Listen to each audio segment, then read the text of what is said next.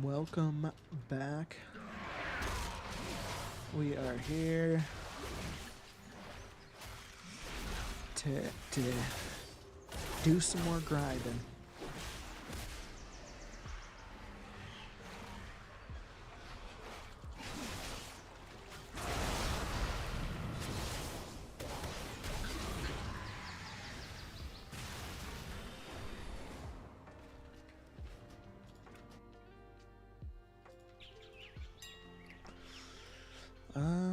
Okay. So I haven't taken a look at the mailbox here recently. So I could stand to take a look at that.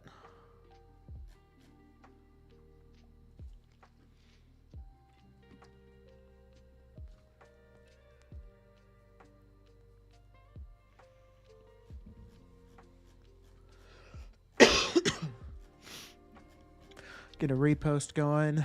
See how feasts are looking right now, price wise. I've been trying to, for the most part, not post feasts unless they're like greater than 132 to 133-ish gold. Worth, at least. And I've had some crazy good sales so far with the Draconic Vials, so that's been kind of exciting.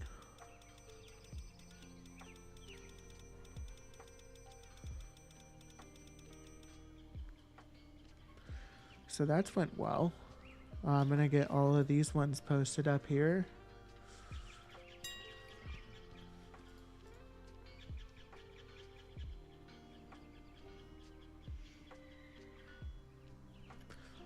So 132.50. Okay, so I will post the banquets at that price point.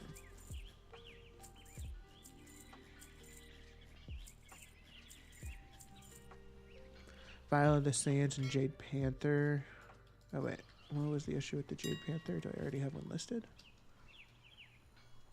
Oh no, maybe its price is too low. Damn. How does somebody post it at that price? How is that profitable? Royos, what's going on, my friend? Good morning. How are you doing today?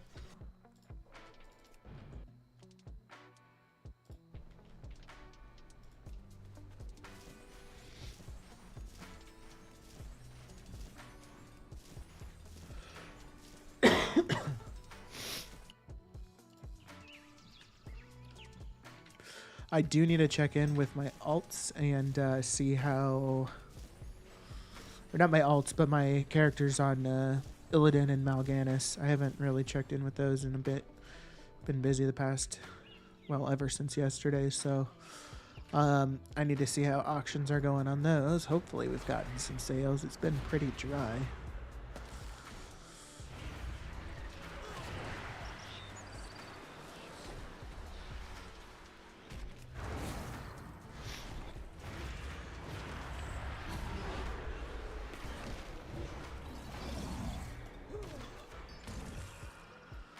And we're at 25, so we're getting close to being able to do some more soul openings.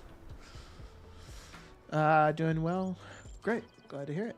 I'm also doing good. Today's a holiday in the US. It's Easter. Well, I guess it would just be a holiday if depending on religion, I guess, right? But whatever. So, did some little holiday stuff this morning with the family, or actually just with my wife and friends. And now we chilling.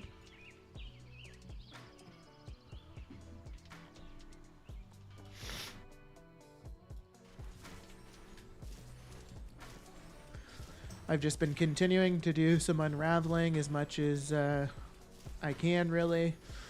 And I'm just going to convert all the Rousing Frost into Awakens, and I'm going to craft those Awakens into Files of Tepid Versatility. And I'm essentially just waiting till reset so I can get a fresh round of knowledge points. because I'll be able to put a bunch of knowledge points into resourcefulness, and I'll make the file of tepid versatility crafting much more lucrative. So I figure I might as well just continue doing my process for acquiring the rousing frosts, but at the same time, just wait to actually use them until I get those knowledge points. But one thing I do want to take a look at today, and at least try, because it's been a little while since I tried this, but there is a 2x4 farm you can join in to that is for rousing frost, and I don't really know how many rousing frost you get, but I'm keen to try it, and it'll be nice because I can see how many rousing frost I get, number one, but then any rousing frost that I do get, I can just use for my file of tepid versatility crafting. And that'll make the farm much more valuable than just doing the... that'll make it much more... crafting the rousing frosts into... or converting them into awakens and then crafting those into files of tepid versatility will increase the value of the rousing frost 2x4 farm by a ton. So that'll be nice. Easter is Monday for you? Okay, gotcha. Yeah, I think there's a good amount of people that have tomorrow off in celebration of Monday or of Easter. But the actual holiday was today. Are you going to add the tepid and the vial crafting to your sheet? Yeah, I definitely am. I've actually already gotten the vial crafting like pretty much squared away. I'll pull my sheet up actually.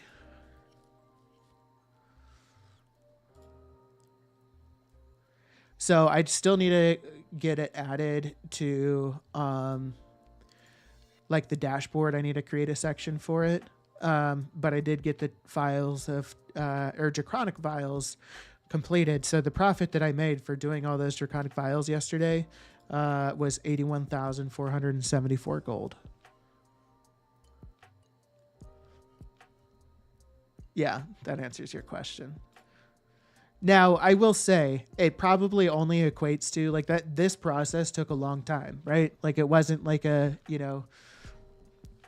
1 hour thing. This was probably like a total time investment, probably equals out to like a 20 to 25K gold an hour type of process. So there's certainly better gold farms, but this is a at least once you get to the draconic vial crafting side of it, it's a virtually AFK farm. But yeah, definitely lucrative. So thanks. Yeah, I was really happy with that, and definitely want to keep doing it because that profit is pretty awesome.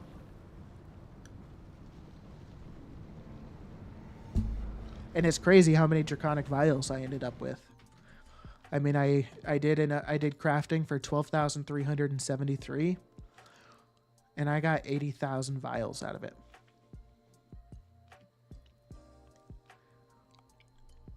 Now, obviously, this crafts 5 at a time, but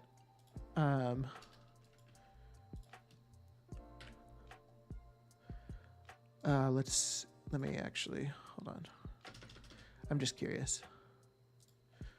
12,373 equals that times that. So we multi-craft procced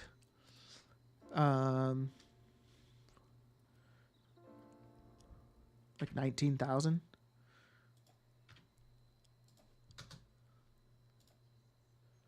So we multi-craft 18,812, and then let's see what that value is.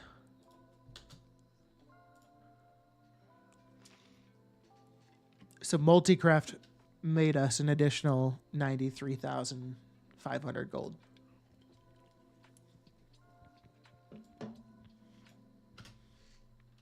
That's cool. All right. So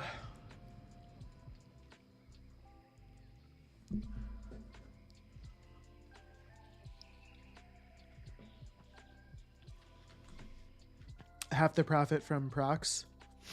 Um, well, so the total sales, like the total value of all the draconic vials was 401,000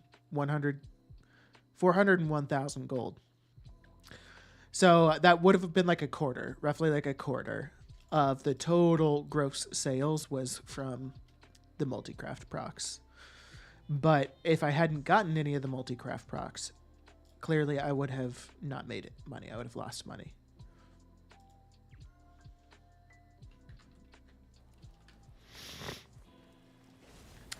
So yes, what I want to do real quick actually is take a look at the value of deviled eggs. Oh shit, they went up a lot. Okay. That kind of, I'm sad to see. I mean, I'm happy to see that, but I'm also sad to see it because I posted all the deviled eggs that I had on the auction house last night for like, before I logged off for. So it would be worth right now just crafting these.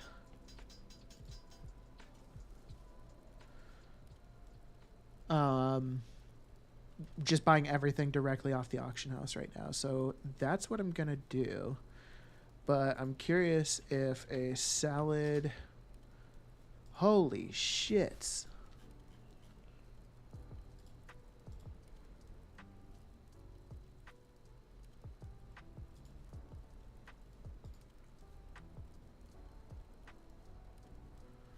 Salads on the side are expensive right now, hey?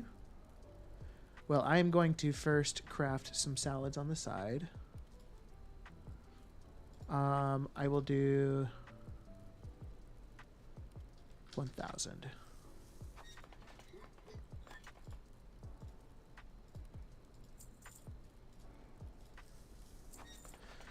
And then once these are done crafting, I will see if the deviled eggs are still as profitable. If they are, then I will begin buying this stuff and craft deviled eggs.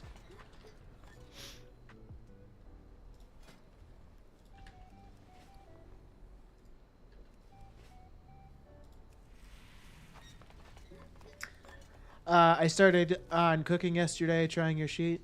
Sweet. You'll have to let me know how that goes for you.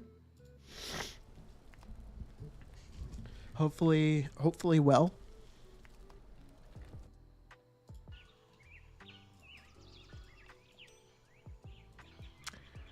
I might as well just post all of it.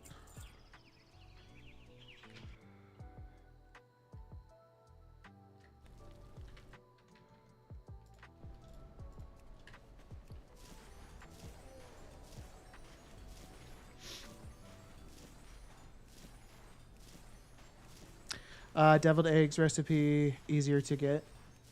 Do you already have it? I kind of thought the deviled eggs recipe... well, my initial thought was the deviled eggs recipe was a pain in the ass to get because I thought the only way to get it was through Siskura Vaults. But what I ended up doing, which was much easier, was just getting the pet Roland and then learning the deviled egg recipe off of that. You got it yesterday? Okay, nice. Yeah, deviled eggs seems solid. I have so the reason if you noticed, I have assorted exotic spices as one of the things for crafting, and the reason that I have that here is because my experience so far with deviled eggs is sometimes in order for it to be profitable or to maximize profit, because otherwise it's not very profitable, is to craft the assorted exotic spices yourself. So that's why I have that on the sheet. So that might be worth looking into. But yeah. All right. I think I'm just gonna. Do I have quick hands? Yeah, I do.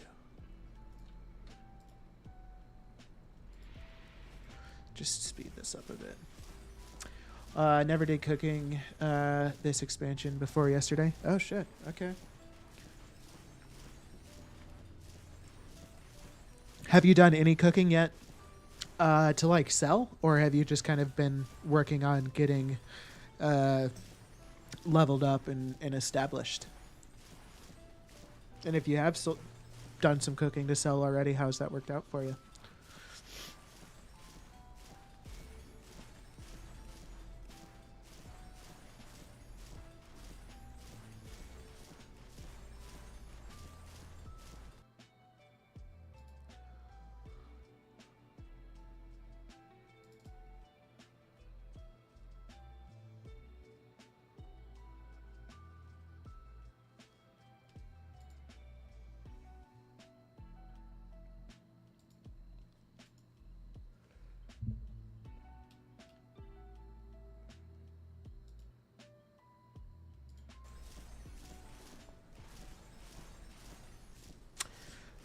TR Sikek, hello, welcome in. Thanks for chatting. Hi, what's the easiest way now to get gold? I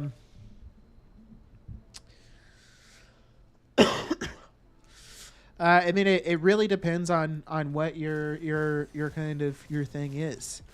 I mean, I make like probably like 1 million gold a week, roughly. But it's taken me some time to kind of build up my process to be able to make that. So that's probably not the easiest method. But like easy methods of making gold are not going to be as lucrative because more people are doing the easy methods to make gold. But if you want to like give me some, you know, like what, like tell me like what you do or what kind of content you enjoy doing or anything along those lines, I'd be happy to try to give you some advice at that point. Jab Cup, what's going on? Welcome in, my friend. I'm doing great. Thank you. How are you?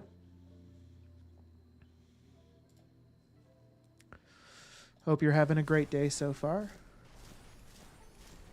Have been getting recipes before. Lucky I have tunes on most realms, so got them cheap. Flipping recipes where I made most of my gold before. Gotcha. Okay, right on.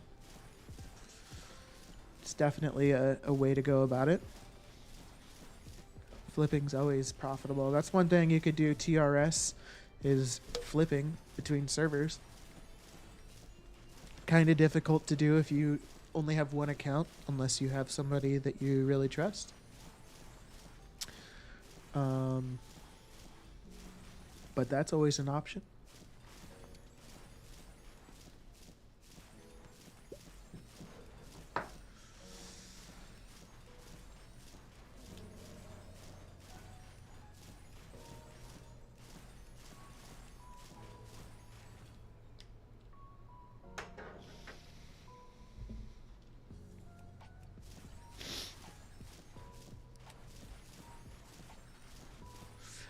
That's my daily chore. 12k gold to keep my second account free. Yeah, I feel that.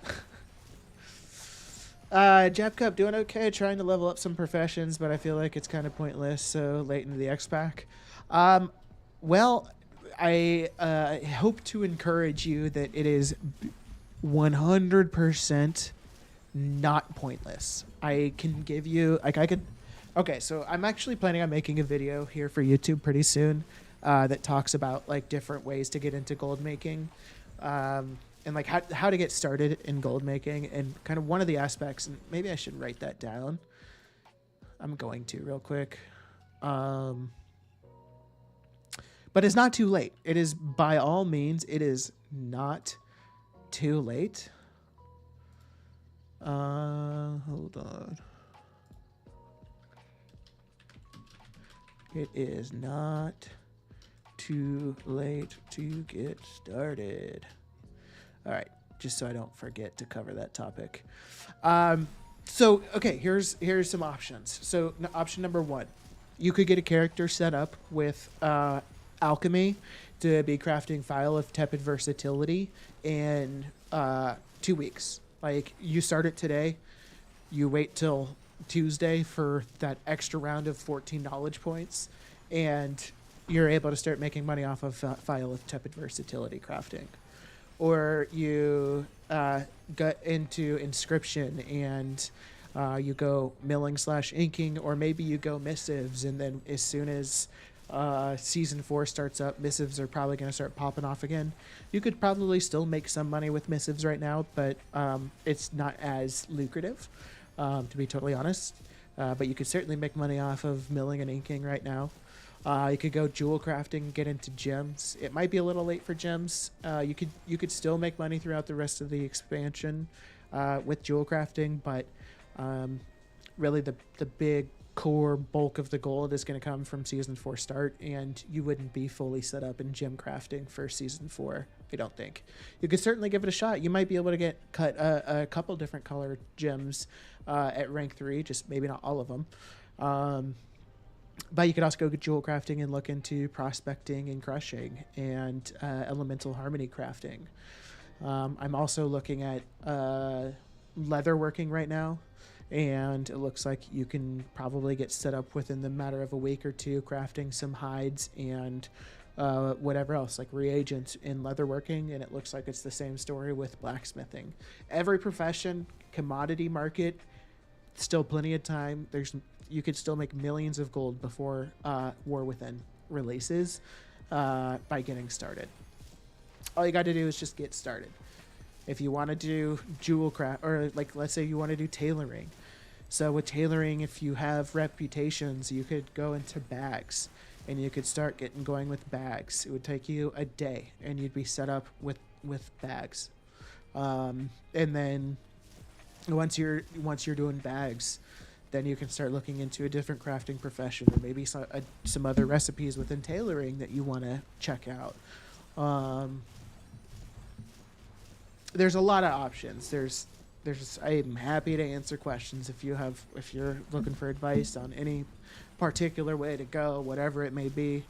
I'm happy to give advice in that regard, but I promise you it is not pointless to get started right now.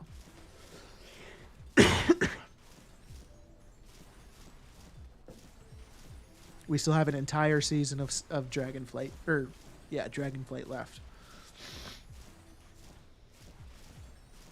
Bravanza, what's going on, my friend? Welcome back. How are you doing today?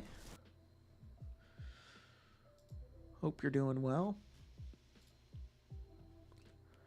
Just over here trying to motivate Jab Cup to jab the fucking auction house and get some cash. I'm doing well. Thanks for asking. It's Easter today, so I went to church this morning and went and got lunch with some friends, got some good pizza, grocery shopping, took the dog for a walk.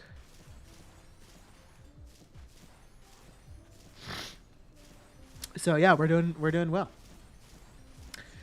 Touche. I guess my biggest holdup is the rep grind for all the factions for the respective alts. Also, this is coming from a guy who only came back to the game like a month or two ago. Okay, fair enough. So then, yeah, well, let's change up the strategy a little bit. So with a lot of the commodity stuff that you're gonna be like, if you kind of like mirror like what I'm doing gold making wise, then for the most part, reputations are not a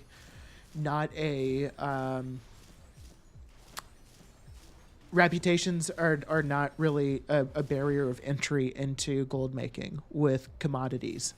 It most certainly is if you're like getting into enchanting, or if you're getting into gear crafting where like recipes are locked behind reputation. But I think the only really recipes that are locked behind reputation right now for commodity markets that I had to work to get was the tailoring bags. You're not going to need reputation to get into any commodity with jewel crafting or, well, you know what? I think it's been a while for some of these professions, but I really don't think that most of them are going to have any sort of barrier of entry with in the sense of reputations.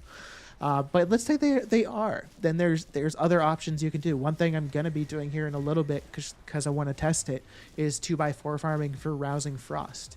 So that might be something that you could look into. It doesn't have any sort of prerequisite anything that you need to do in order to do this, other than I guess just be one of the classes that's good for 2x4 farming. You also, if you have alts, like let's say you have like 4 or 5 characters that are like level 70, then you could just knock out world quests on each of your characters twice a week, and you'd make pretty solid money just doing that. If it also kind of matters what your goal is, like if your goal is just to,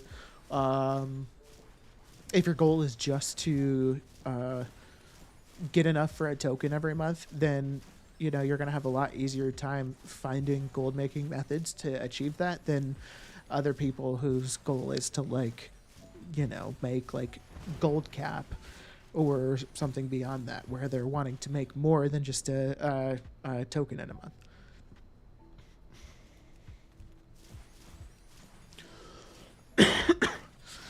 Can we see you make... Oh, wait. Can we see you make a shot on the hoops, please? Yeah, absolutely. 1 second. That made over 3 mil in 2 months just doing wilder cloth and reagent bags. Nothing impossible in this game. For sure. Yeah. Couldn't agree more. All right, I'll make a shot. Let's see if I can get it first try.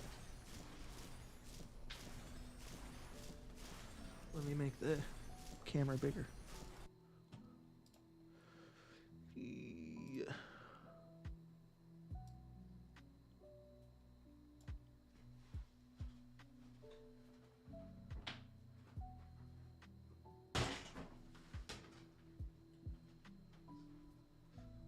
First try, baby.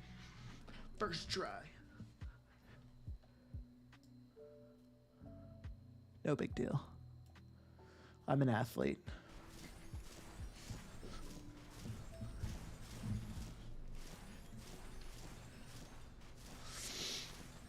Hell yeah.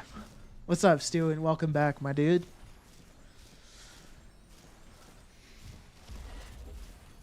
I spend a lot of time on the basketball hoops during my workday. If I'm on a call or something, I'll just shoot some hoops while I'm muted. It's pretty fun.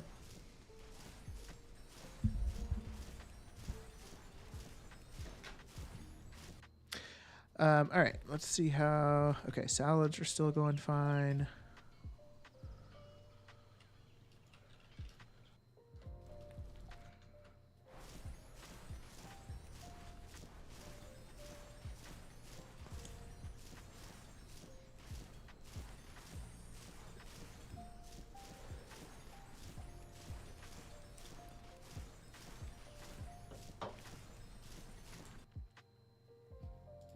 I just want to finish up this wilder cloth real quick, and then I'll move on.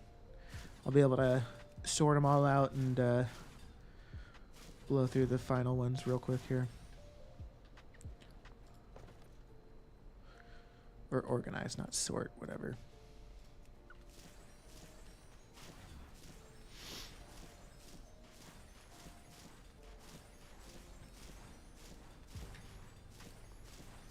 But to be totally honest with you, Jab Cup, I like kind of am envious of. I'm envious of anybody that's like kind of getting started in the gold making game, just because like I thought it was a lot of fun, like, and I still love it.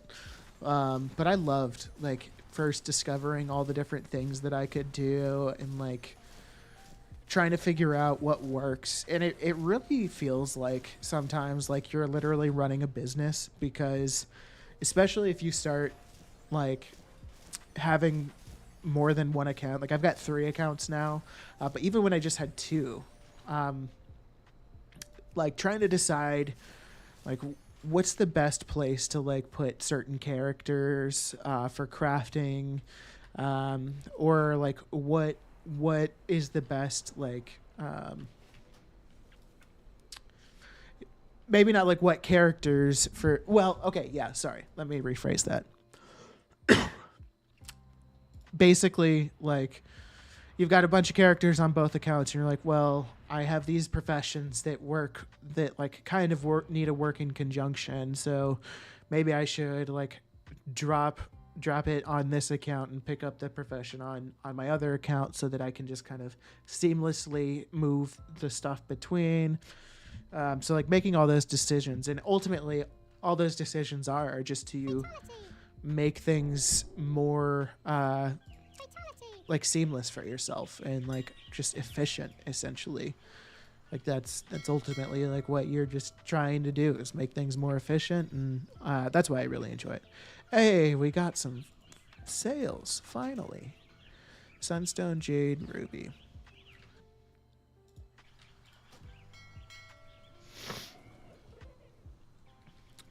There's Jade, Sunstone.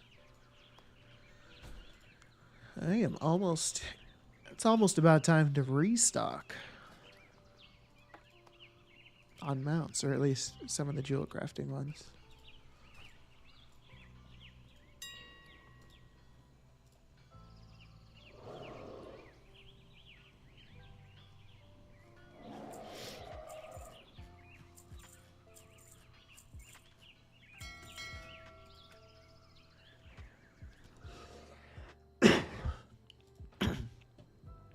All right, I'm happy I'm getting stuff reposted because I've kind of neglected these two servers for a bit.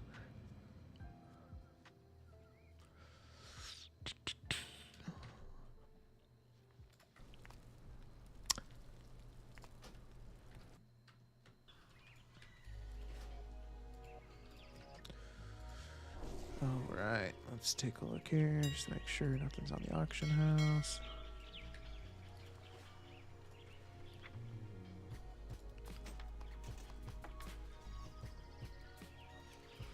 Nothing crazy so far.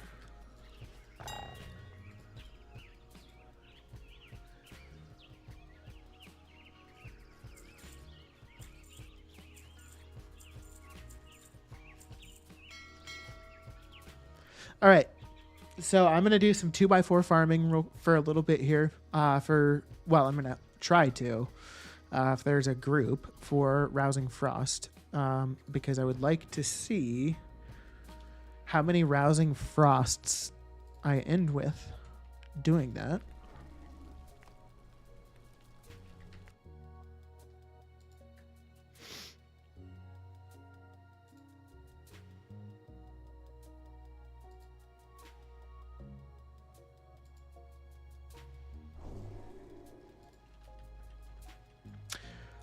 So let's see if we can find a group.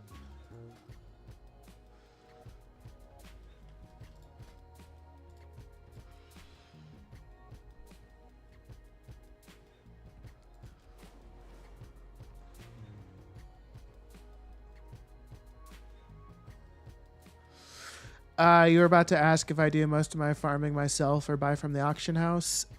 So no, that's actually a good question. I in most cases, I actually do farm. Or I'm sorry. In most cases, I do not farm. I almost exclusively buy from the auction house. However, on occasion, I will farm for like certain things, and that's only like for the most part, just because like I sometimes enjoy farming. Like it's a pretty laid back, easy thing to do, and if it can like make or break like me farming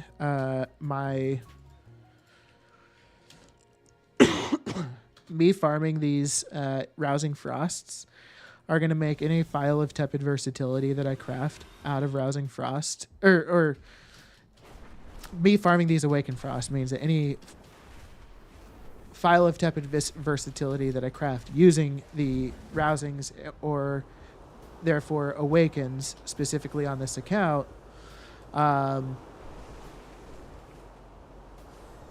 it just makes the profitability like that much higher, because the most expensive crafting reagent, I think, if I remember correctly, for tepid versatility is the Awakened Frosts. Sorry, I had a lot going on there. I don't know if my brain said the words that I was intending to say. But we out here. All right, so I want to make sure I'm in the right spec. So if you are going to do 2x4 farming, one of the best classes you can be, you'll like almost always get an invite, is a hunter. It's because, well, hunter or in a lot of cases a druid. But I think hunters are even preferred in a lot of cases just because of barrage. And then you just need to have the right pet. So let me dismiss.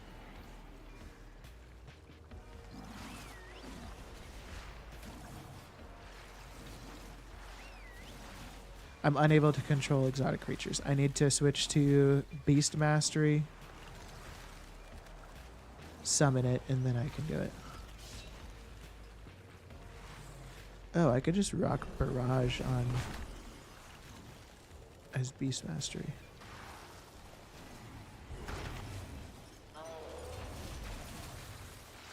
Is that Horde? Yes, this is Horde. Normally it wouldn't matter, but I have, or we're rocking War Mode on. Okay, so now my pet basically can give me water walking. Where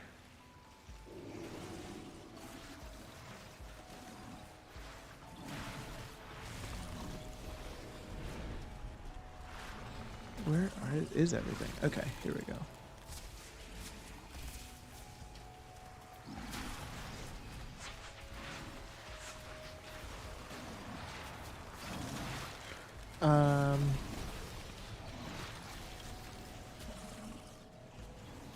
Okay, it started.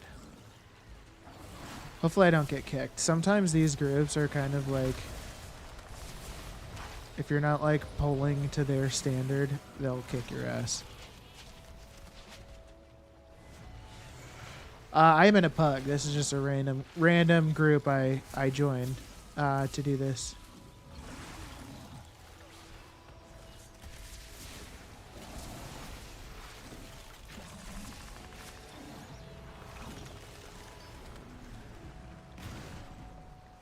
The hell?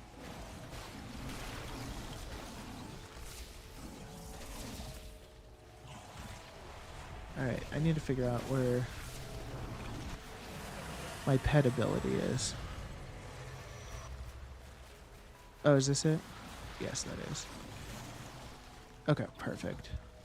Now, if I take damage, it'll break it, so that's kind of unfortunate. I remember in Mists, when Brewmaster Monk was the must-have for a lot of farms, good times. So Brewmaster is actually still a really popular one to have in a lot of these farms because of the AoE,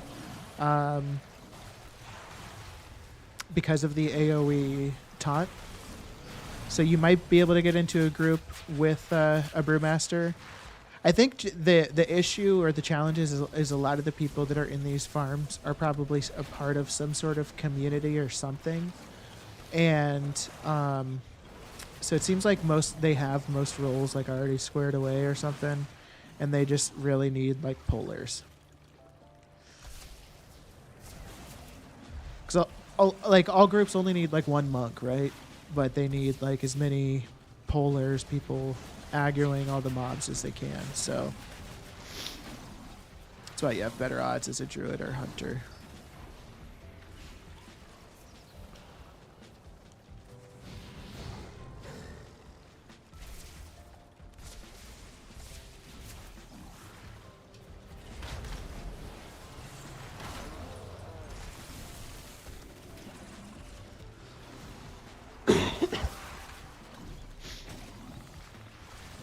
Do I still think selling File of Tepid Versatility is better overall than just selling the Awakened Frost?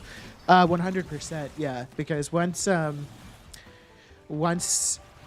I have the points I need into resourcefulness for alchemy, I will be able to like it'll like almost always, depending on the File of Tepid Versatility craft, it'll be profitable to craft that.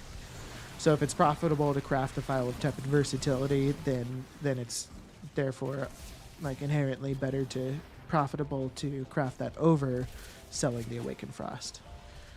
And then I have the added benefit of not having the Awakened Frost as an expense for all of my File of Tepid Versatility crafts. Or maybe not all of them, because, maybe I want to craft 1,000, but only have enough Awakened Frost to craft like 700, so I have to buy some of them, but that's still way better.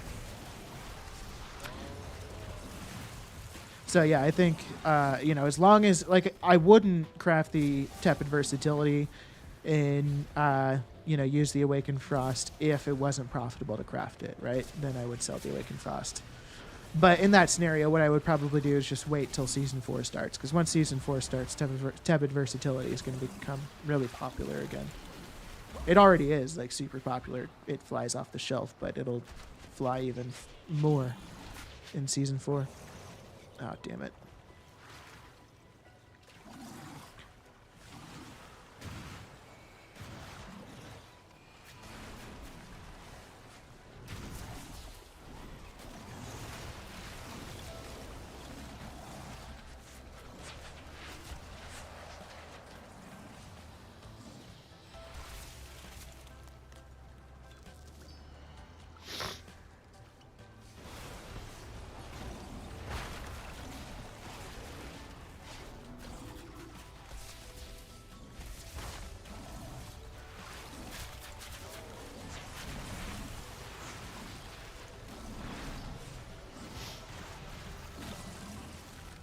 And I guess another thing to think about too, like profitability wise with like doing this farm, is like on my other account I have salads on the side being crafted. So that's an added benefit. Just makes it a little bit more profit per hour.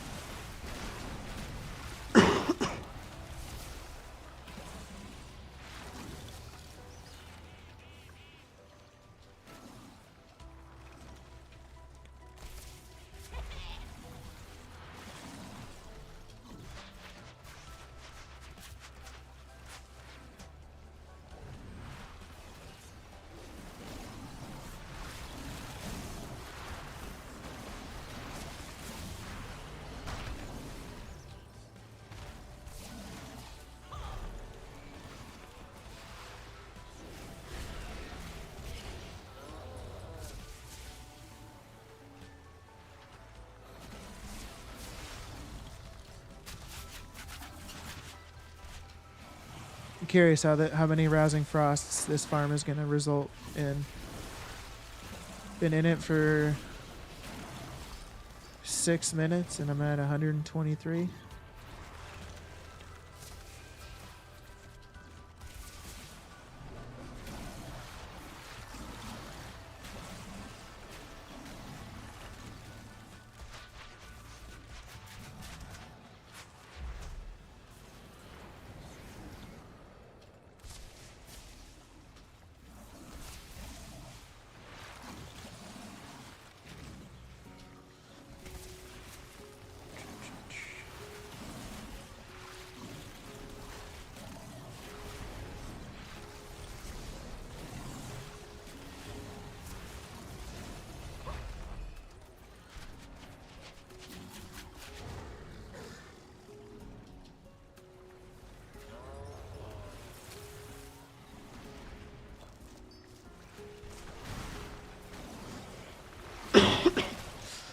Oh, my bad, Legendarism. By the way, welcome in, Legendarism. How you doing today? Is it profit to get the frost or do alchemy with him, or just Oh, okay. Okay, so I think I kind of answered your question when I was answering Royos, but Yeah, my intention is to convert these Rousing Frosts into Awakens and then craft Tepid Versatility. But I'm also just doing this to kind of see, to get an idea of how many Rousing Frosts I get. Because it might be better to... I wonder what would be better. Doing this or doing Murlocs and unraveling the Frostbitten Wilder Cloth from the Murlocs.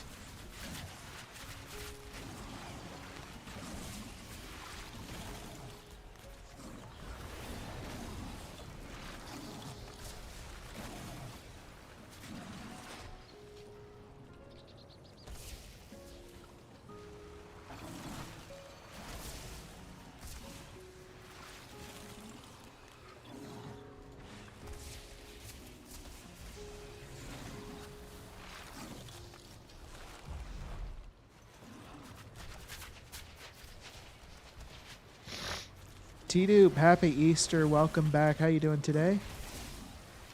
Hope you're having a great day. Power leveled Shaman last night. Holy hell, 15 to 20 levels in maybe 4 hours. Damn.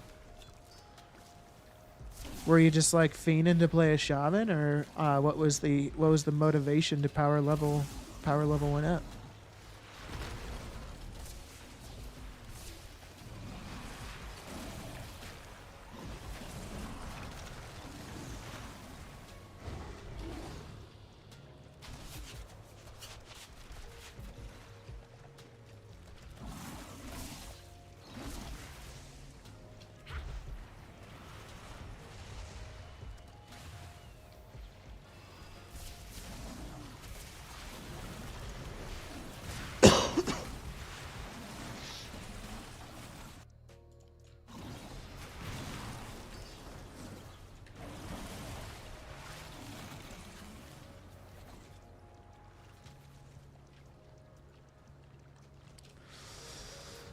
Right.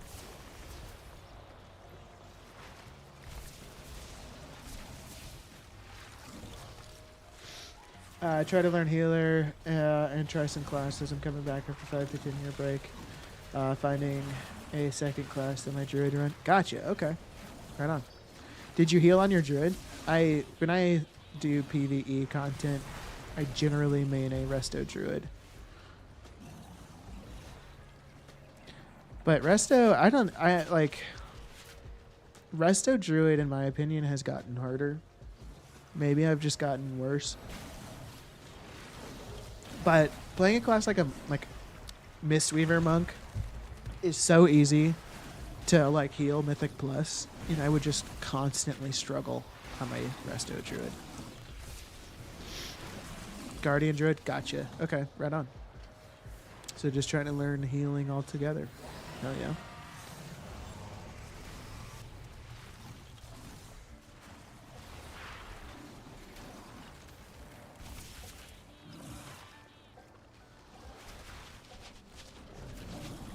Come on. Oh god. I'm in trouble out here.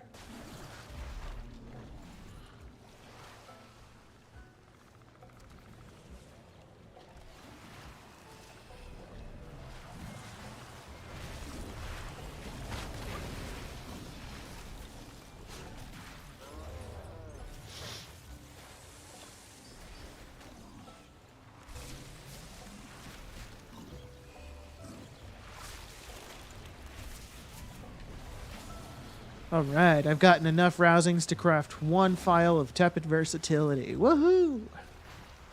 This feels pretty bad.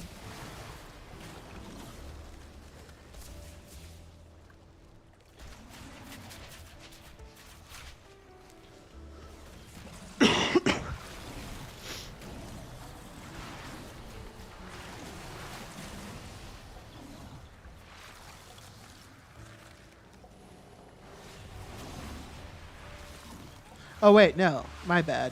I forgot it was 10. Okay. My dumb ass. that. Start of season 2x4, you can easily get 300k an hour.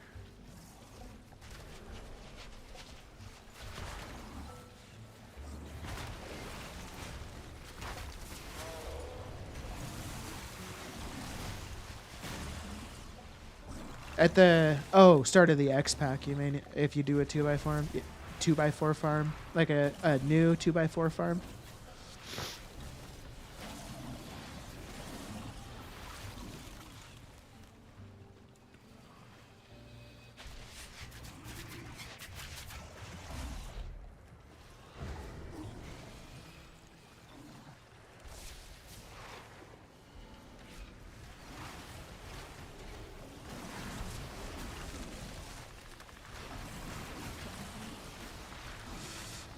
How do I get that water walking pet? So it's just this style of pet, water strider pet. If you get a water strider, you have to be beast mastery because it's like I forget what they call it's considered, but it's like a unique type of pet. So you have to be beast mastery to have it.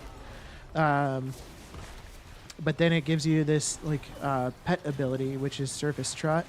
And it just allows you to like pretty much repeatedly cast water walking on yourself. It breaks if you take damage, but it's not a big deal.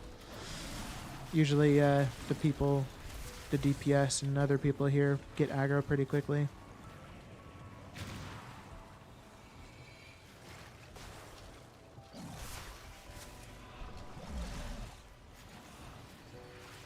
I think the pet also like auto casts it on you every X amount of seconds or so.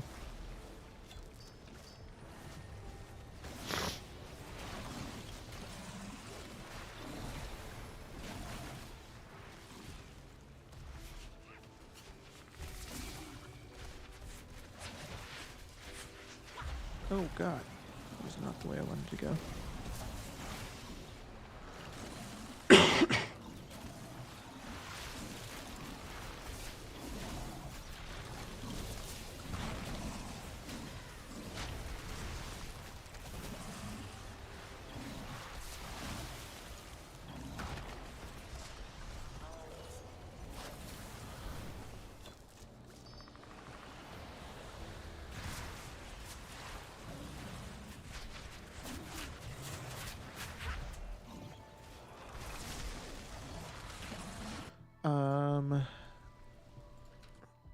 I would like to try to get deviously deviled eggs crafting real quick if these guys will not kick me.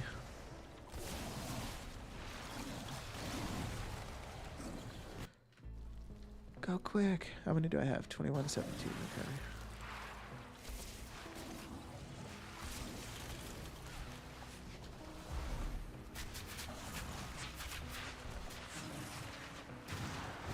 Oh god.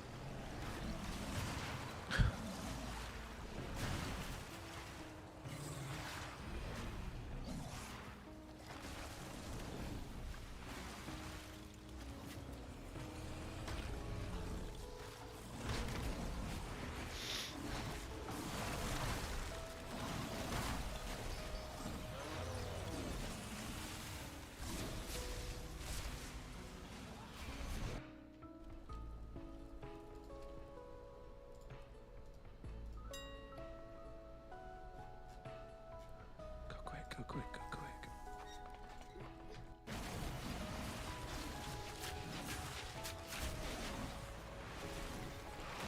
Whoa.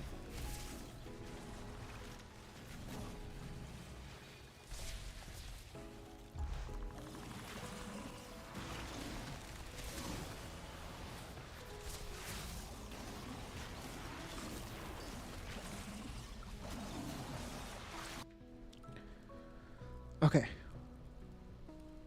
I have how many salads? 2117. Add open recipe 2117. Create shopping list.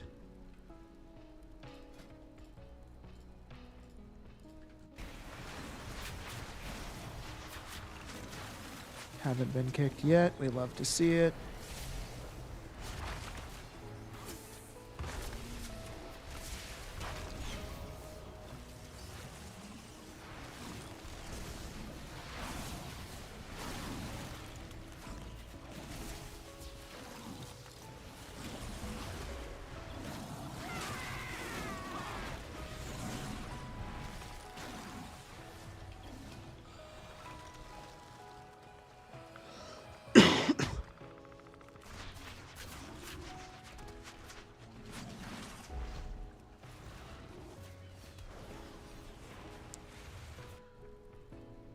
Okay, I got the eggs.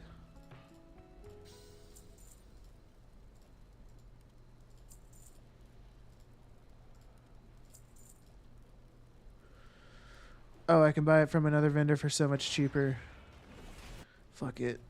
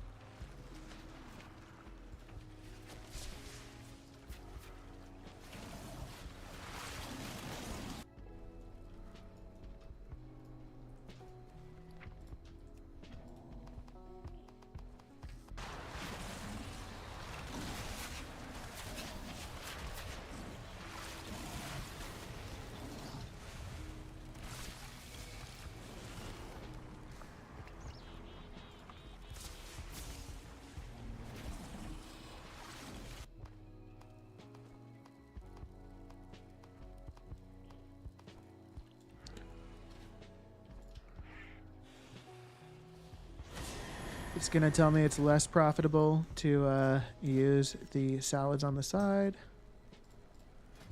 But that's because it's considering that I paid them on the auction house, which I did not.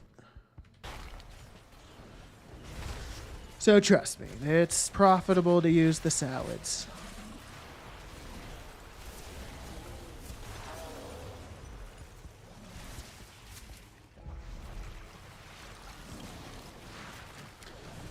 We're at 377 so far, 20 minutes into it.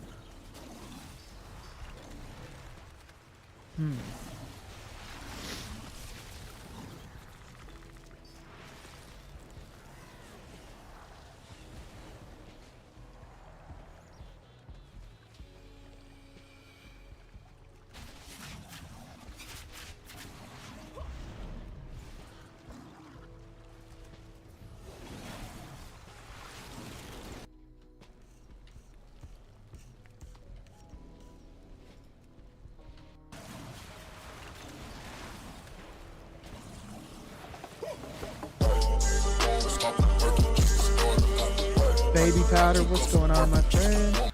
Thank you for the raid. Welcome in, everybody. Welcome back, Baby Powder. Thank you again for the raid. Shout out Baby Powder. I don't know how to do this.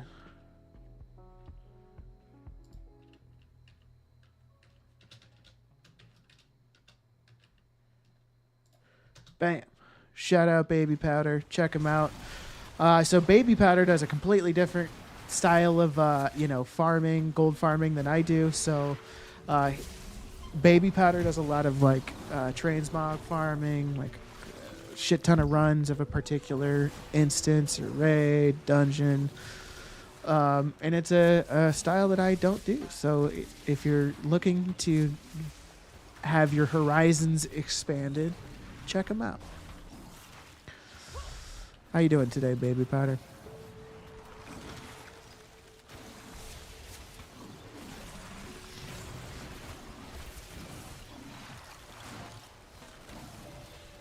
Happy Easter to you too. Thank you.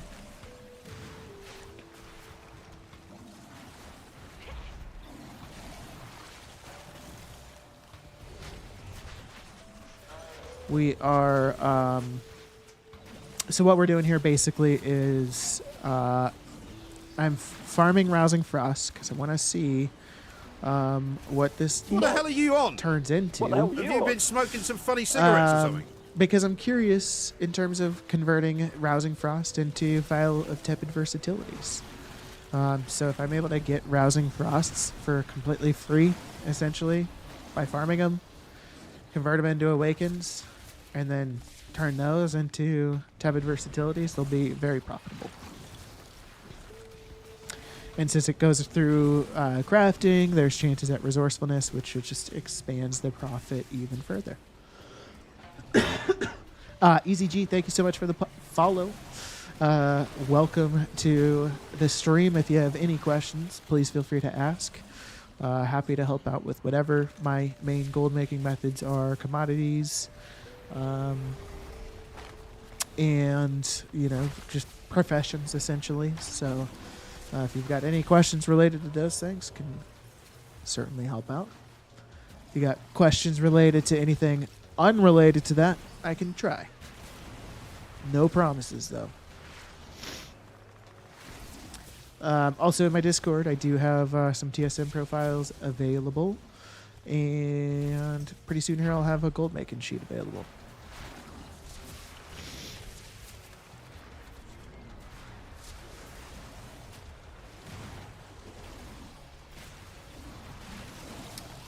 How do you make gold? Would depend. What is gold?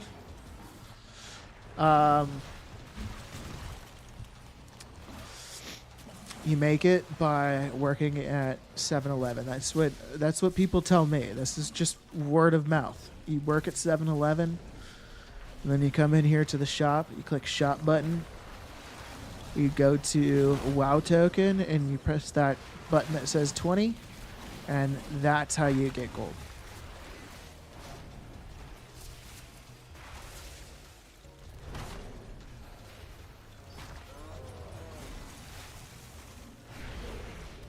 Who is gold?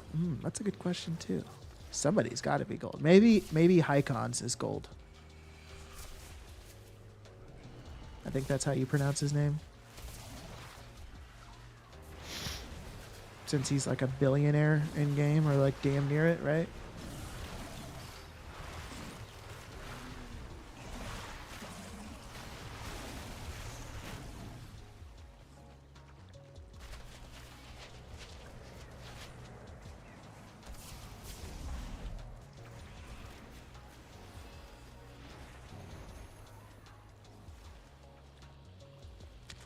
You've always said it was Hickons. Hickons. Yeah, I mean, I could be wrong. He's probably the only one that knows how it's supposed to be pronounced. How is it spelled? It's pronounced, or it's spelled Hikons, right?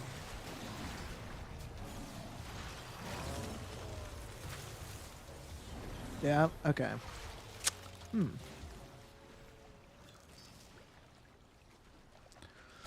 It's a mystery.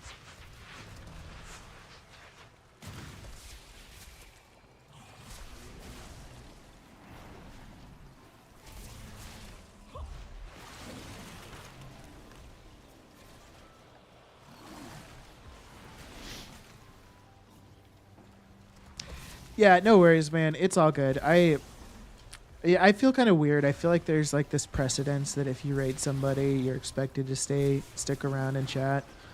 But in my opinion, like, you raided somebody, you just finished streaming, like, the last thing that anybody wants to fucking do is sit on somebody else's stream and chat. Lurking, cool, no worries. But yeah, not a problem. Do your thing. Take care. Thanks for the raid. Hope you have a great rest of your day in Easter.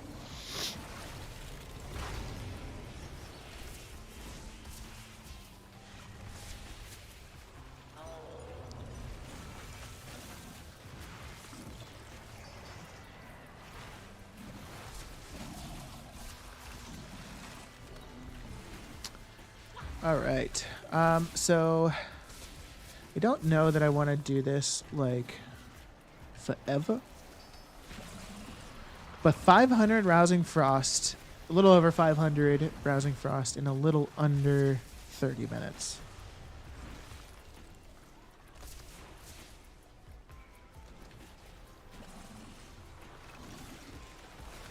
It's like 5,000. So maybe like 10k an hour in terms of rousings.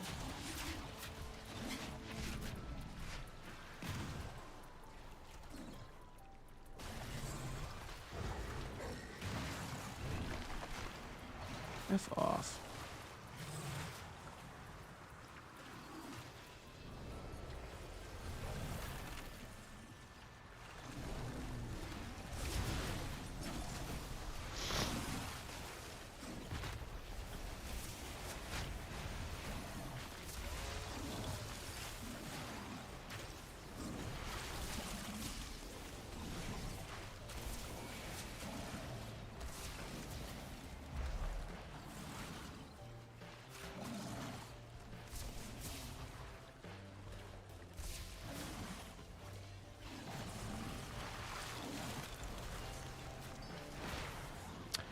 I would also kind of like to do Murlocs, though, to be totally honest, and see how much Rousing Frost I end up from doing Murlocs for, like, a certain amount of time.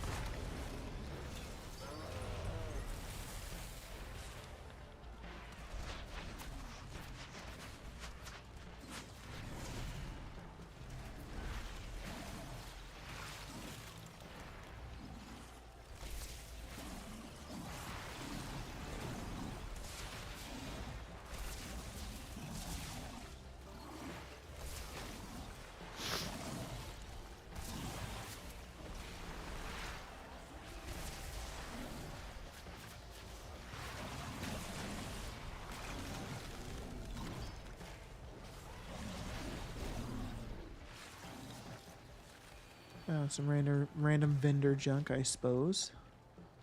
Always take that.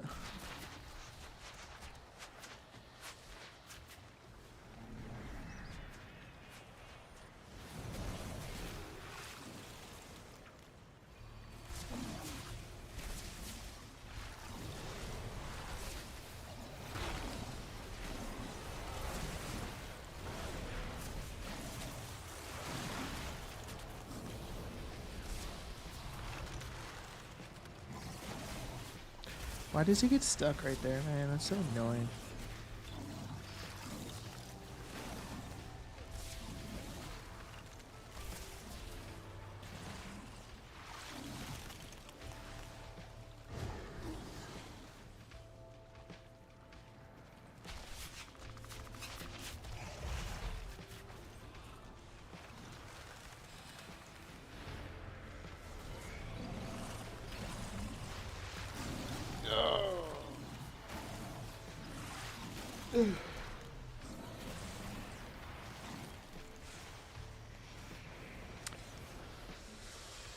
It's a good day to sleep, hey?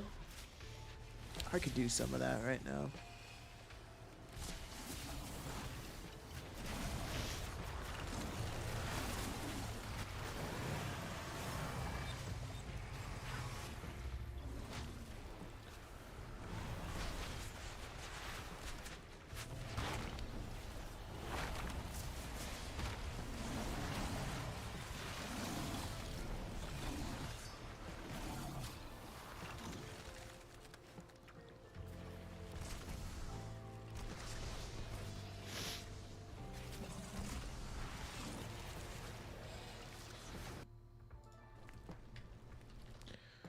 Okay.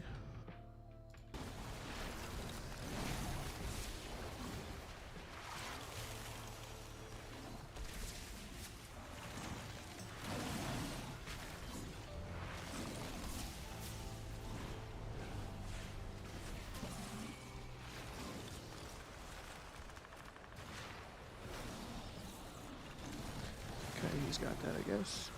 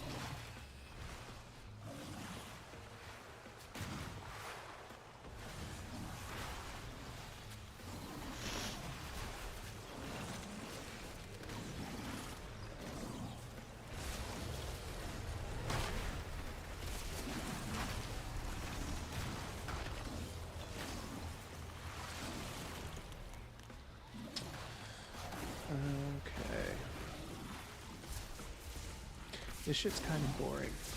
This is why people don't do it. It's like this 2x4 farming is like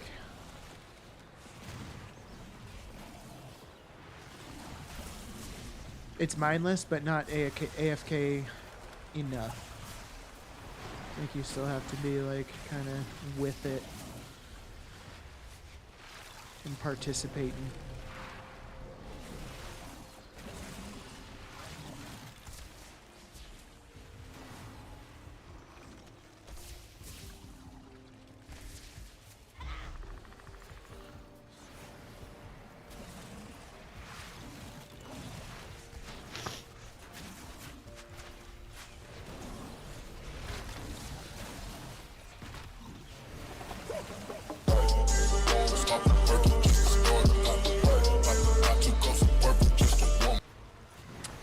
What the hell are you on? Scully Wooly, thank you Have so you much been for smoking some funny cigarettes or something? Right. It's very kind of you. Poppins, Dez, what's going on? What the hell are you on? Extreme. Have you been smoking some funny cigarettes or something? Thank you so much for the for popping in. Totally foul. Thank you for the follow. Rui, what's going on? What the hell are you on? What the hell are you Have you on? been smoking some funny cigarettes or something? Sheesh, y'all are crazy. David, what's going on? What the hell are you on? Thanks for Have you been coming smoking in. some funny cigarettes or something? Naomi, hello, welcome in. Scully, again, thank you for the raid. Thank you for the follow. Very kind of you. What the hell are you Let on? me get you back. What the hell are Have you you on? been smoking some funny cigarettes or something? Yeah, got you back. I've tuned in. I initially got the idea to stream on What the both hell are you YouTube, on? What the hell are Have you you on? been smoking some funny cigarettes or something? YouTube and Twitch at the same time. From watching yours, I saw the follow or the viewer counts. What the hell are you on? I was like, oh shit, What the I need to hell Have you look been into smoking that. some funny cigarettes or something?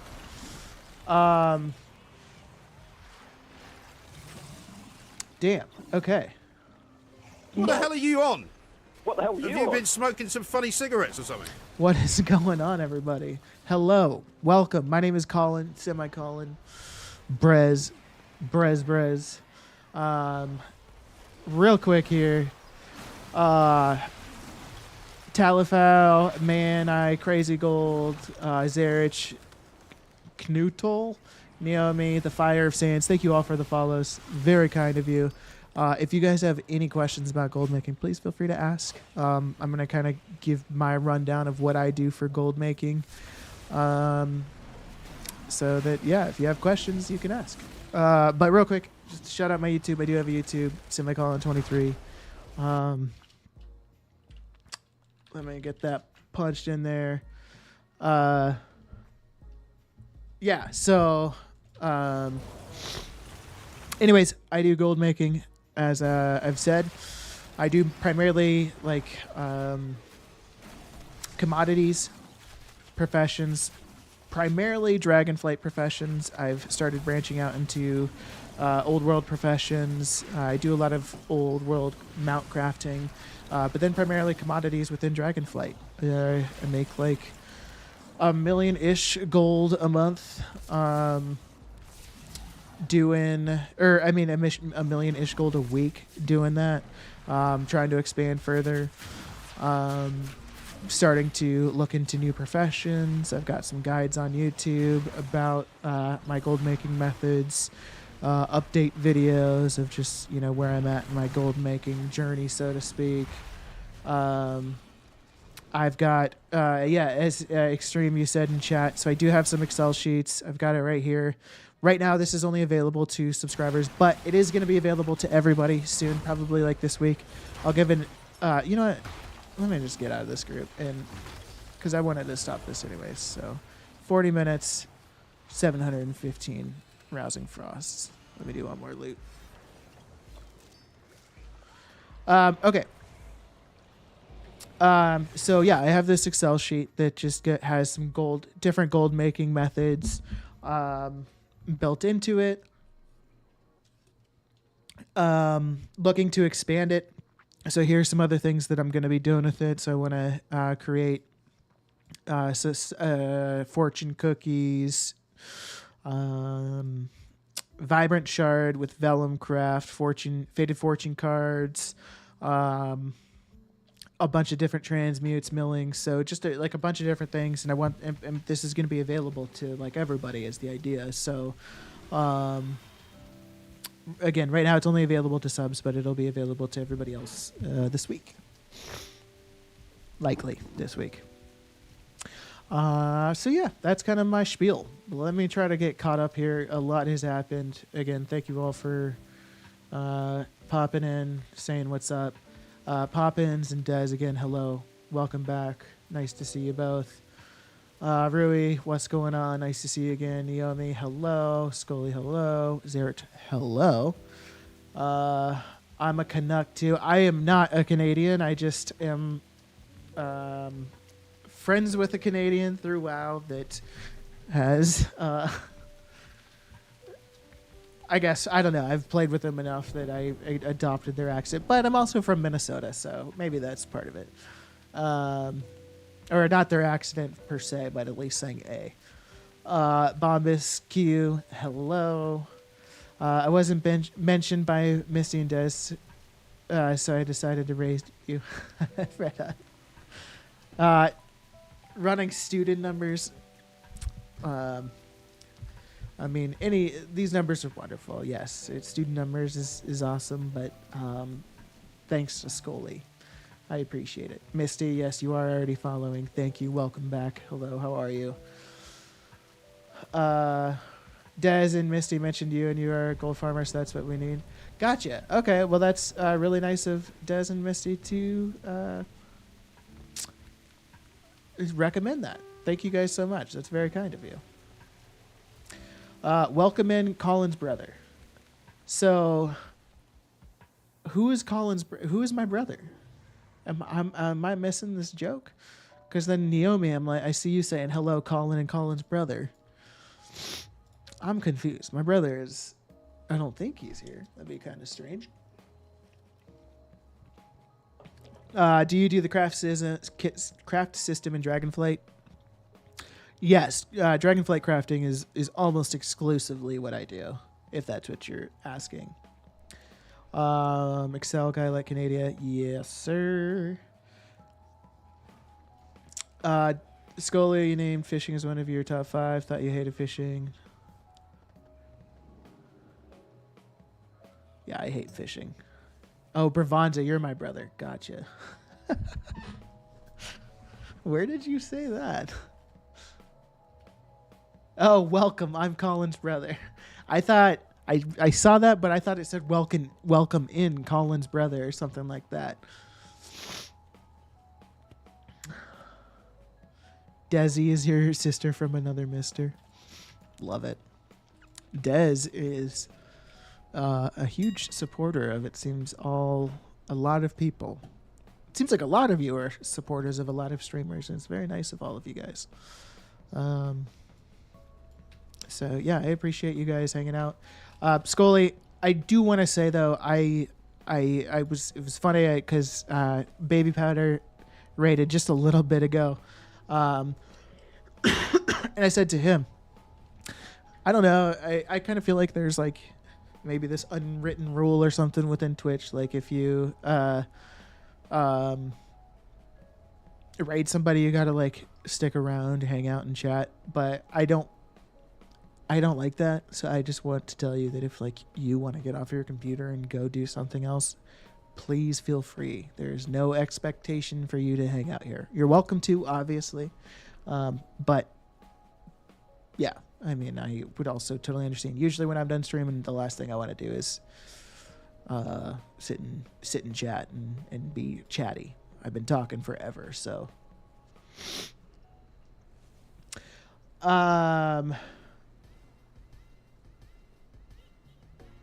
Where is it? Did you do a YouTube video on it, Dragonflight Crafting? So a couple. Yes, I did a video specifically for Inscription, and I did a video specifically for Inscription and jewel crafting. And then I did a video that talks about craft sim, and that can kind of be applied to all Dragonflight crafting. So yeah, you could check out my YouTube. I did link that earlier, and then I just did the command for the gold guide. That's a video or link directly to the inscription jewel crafting video. But yeah, I've got a couple of options on there. No, not really. I will not watch you long XD, but I'm still playing the game. I only stream between 2 to 3 hours every day. And when I'm not streaming, I always tag on. Okay, right on. Yeah, that's usually what I like to do as well. I work from home, so a lot of times I'm just browsing Twitch for any gold streamers. There's not a lot of gold streamers though. Like there are definitely times when there is not a single gold making streamer live on Twitch. It's kind of depressing because I always like to have something on in the background, kind of playing and potentially getting new ideas from. So it's not too exciting when there's nobody live on Twitch making gold making content.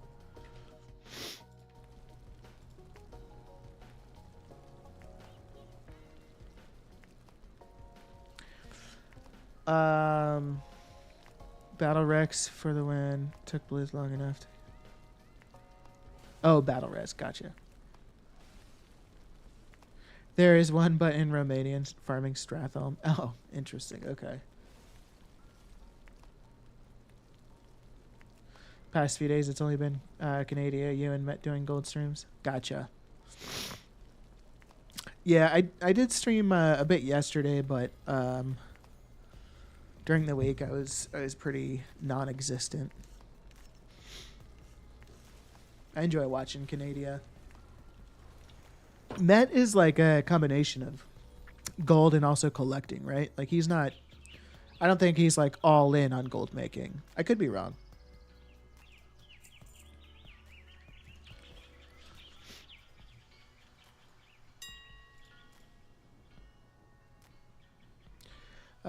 Draconic Vials went down 30 silver.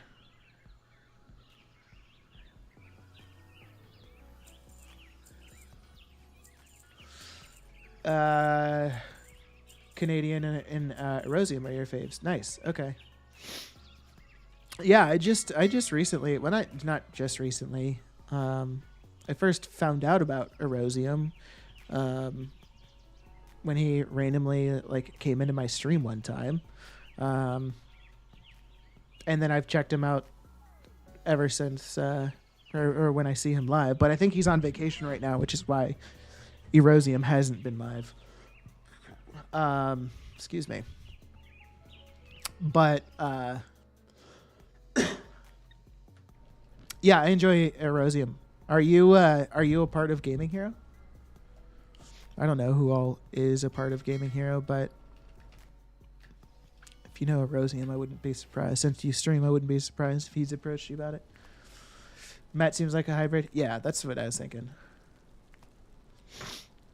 What's gold making? I like baking cookies. Maryland cookies are the best, by the way. What's gold making? So it's where, I don't know. I can't even try to think of something witty. It's where I waste my life creating an artificial fake currency that I value, and sometimes seemingly put more time into acquiring than actual real life dollar bills. That's what gold making is. I basically only watch 2 streamers, Scully for WoW and Jason Players for No Man's Sky. Gotcha, okay. I haven't played No Man's Sky. I heard that game was like a mega flop when it first came out, but maybe it's recovered.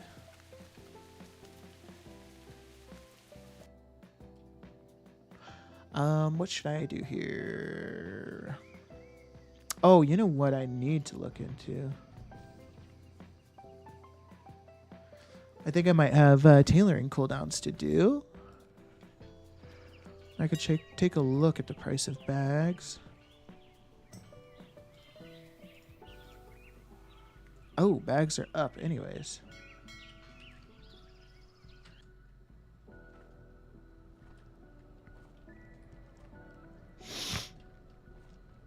Man, I crazy gold, am I a troll? Yeah, it seems like it, but that's okay.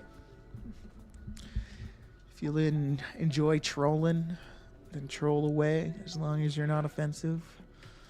I don't think this character has tailoring yet. No. I need to check into that though. Oh, hi Kai. Okay, hold on. Let me close the door.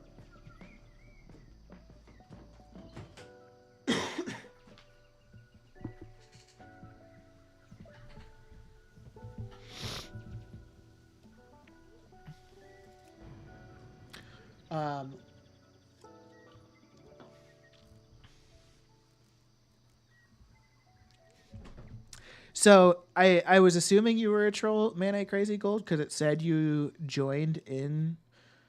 You were a raider from Scully Wooly, and Scully Wooly is a gold maker, so that's why I'm assuming you're a troll. Well, maybe you're not. I don't know. I just met you.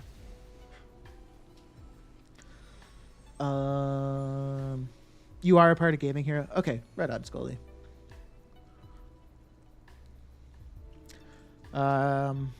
Swear advice. Can you make gold in No Man's Sky? Oh, interesting question. Gold making is another way to play the game we love. Must we come from raiding guild if we are not toxic environment? Yeah, for sure. Yeah, okay, we could definitely do tailoring cooldowns. Awaken Frost went up 10%. Love to see that. I am on NA.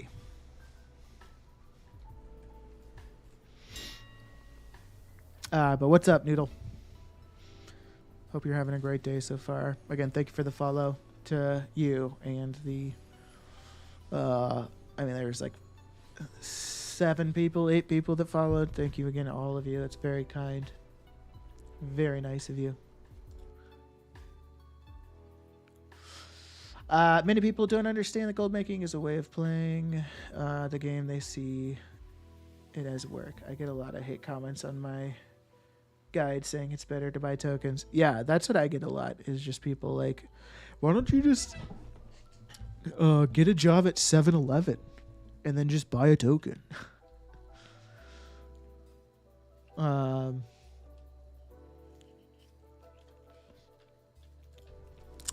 Which is like, yeah, I guess, and that's like that's the thing, right? Is like that some people, like, I guess, just can't understand that, like, I guess some people would enjoy the process of making gold.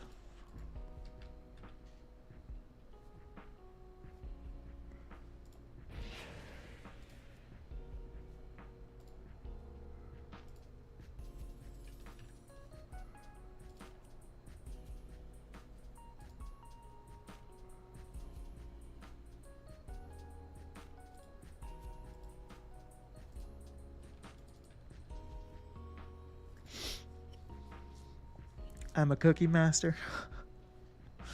Manny has a YouTube channel as well of gold making. Who's Manny? Oh, okay. So Manny is definitely just a troll. Gotcha. Okay.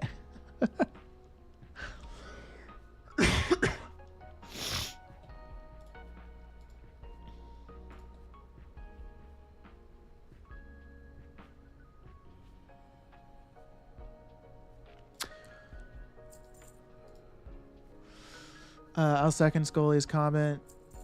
Gold making is a play method, and the people that do it, like the Zen feel of mining, Irving fishing, and running dungeons for raw gold and transmogs.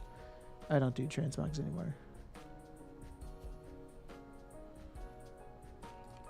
Yeah, I feel that. I used to. I mean, I enjoy doing some, like, just going out mining. I used to do that all the time back in Last expansion, I really enjoyed mining. Now the mining I do is just I have 2 characters go around and do ghost iron ore, and then I convert that ghost iron into bars, and then trillium, and then living steel. My main reason for like the reason I enjoy gold making, number one, is I enjoy just like I don't know, like it just feels like WoW's market is like it's a real market, like I don't know what the hell you would call these people, but like people have like studied WoW's like market and like learned how it works, because it's like such a similar market to like, you know, like real world shit, just in like the way it operates at its core. So like I enjoy it. I think playing with the auction house, checking your mailbox, seeing that you've got like a shit ton of sales, like that's fun. And then like the additional side to it for me is like the fact that like gold making for the most part is a solo content type of game. Like you don't really do gold making with other people unless you're like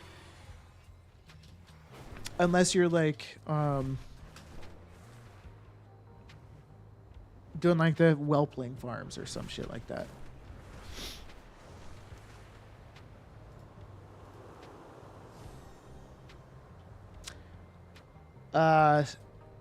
I mean, I'm a firm believer, David, that every single profession in Dragonflight right now is a good profession for gold making. That's exclusively what I do. I don't do very much farming nowadays. I almost exclusively just do Dragonflight professions. I've been doing a lot of cooking recently, and that has absolutely been lucrative. But I make a shit ton of gold off of jewel crafting, tailoring, inscription. Pretty soon here, alchemy. So I think all of those are very lucrative.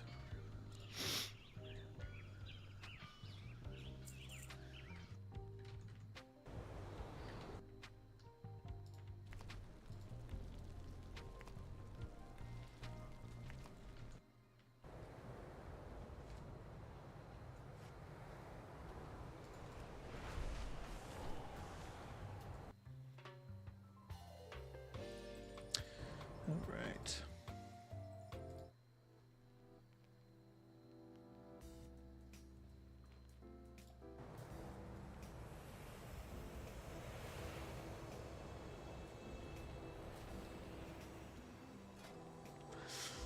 For anybody that celebrates it, happy Easter today.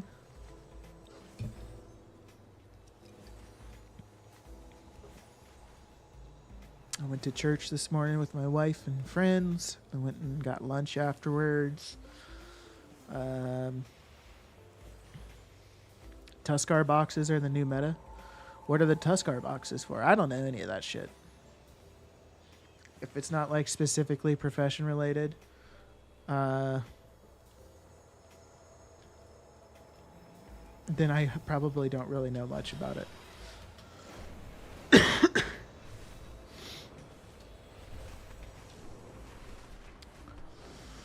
Happy Easter to you as well. Was church good? Yeah. I'm not a very religious person, but church I go to is basically just holidays and just to support the people that run it and everything like that. But it was good. It's renown related, extremely fast gold, and can be done daily. Interesting. When you get the rep to like 26, you get the ability to see tackle boxes, good loot, and gold from them. Oh, interesting. I was not aware. Okay. Happy Easter, Naomi.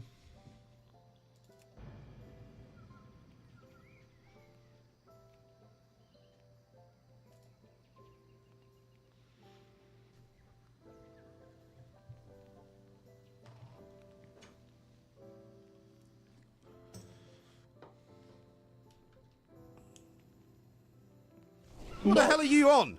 What the hell are Have you you on? been smoking some funny cigarettes or something? Same as ice fishing. Sadly enough, that dropped a lot. But at the start of Dragonflight, ice fishing was 600k an hour easy. Damn, that's wild. By the way, thank you, David E. Gervais, for the follow. Appreciate you, my friend. You probably heard me say it to everybody else, but if you have any questions about gold making or anything, please feel free to ask. Happy to help out with whatever.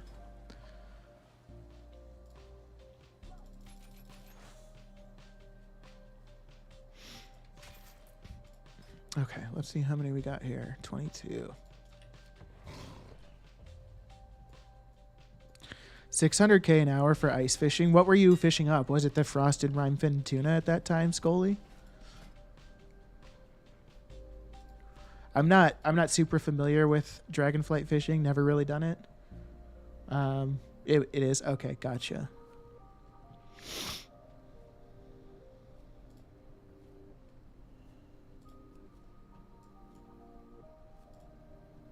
Oh, Wake and Frost did go up. Okay, I gotta go. Hit follow before I leave. You all have fun. Thanks for hanging out, David. Thanks for tagging along. Thanks for the follow. Hope you have a great rest of your day. We'll catch you later. All right, so I have quite a few characters that I need to go through and do this crafting on. But then I'll have a lot of bags. And bags are fairly profitable, so definitely worth it. But I do think I am going to run and grab a drink real quick. Because I am running out of driggity drank. And we do not like that.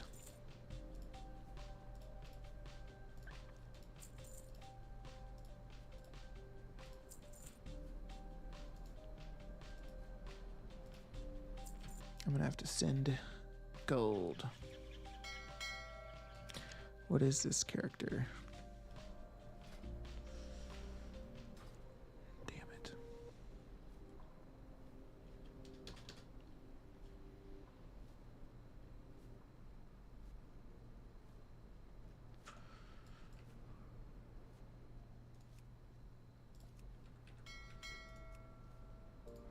Man, this shit pisses me off. All these fucking channels.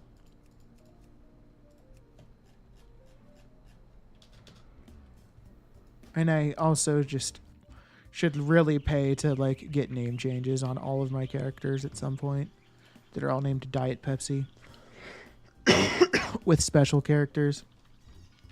I should undo that really.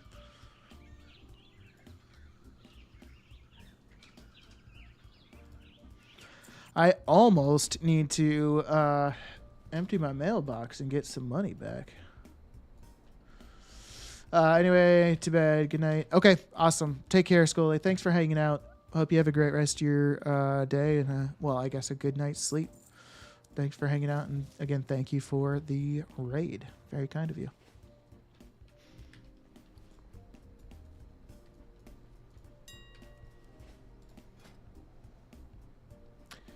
You guys are stuck with me now, hey?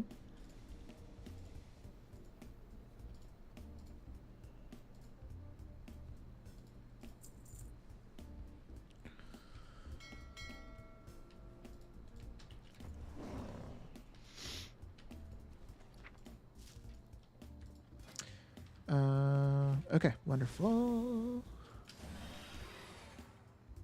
Is there a flight path I can just take right there? Oh, damn it. Wouldn't say stuck.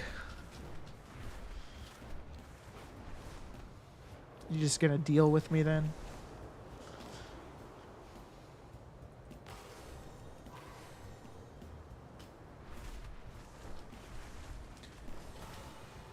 Down to your last 100 mil. I have, yeah, I don't have much gold left. I got 392k on this guy, and then I'm gonna have to empty my mailbox.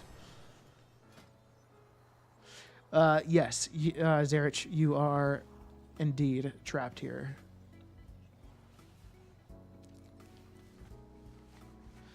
But 10 gold caps in the mail. Pfft. Yeah, right. If you empty, call my name. I'm lurking. I'm not. I'm not emptying right now. Don't worry.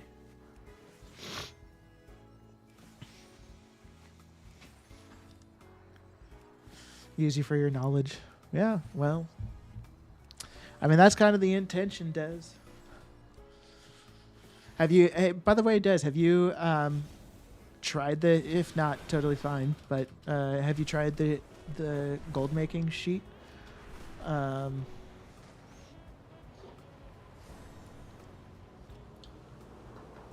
So I'd be curious to hear your thoughts.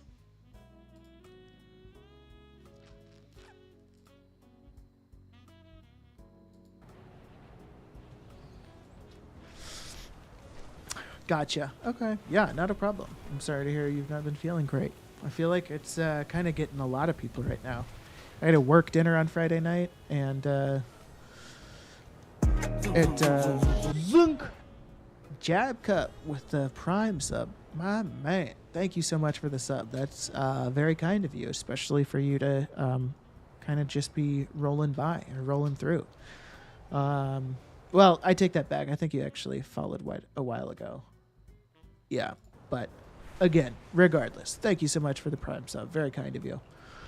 That actually does now give you access to this bad boy right here. So you can use this to get some insights into gold making with crushing, prospecting, unraveling, and cooking so far, with more to come.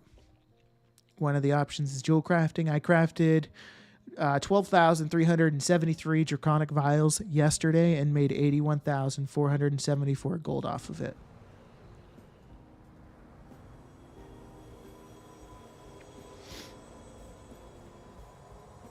So the big, kind of like thing with this draconic vial crafting was getting the draconic stoppers for 4 gold each. The vendor in Dragonflight or Valdraken is going to sell them for 5 gold. If you look on the auction house, they'll probably be between 4 and 5 gold. But if you go to the vendor in the Onaran Plains, you'll get them for 4 gold each. And you can get any sort of crafting material you use that you can buy from a vendor, from that vendor in Onaran Plains. There's quite a few of the vendors around the area, mixed about, I suppose. I don't know what to say, how to call it, but how do you make so much profit from Draconic Vial? I'm at max and no profit when crafting them. So, what the hell are you on? What the hell are Have you you on? been smoking some funny cigarettes or something?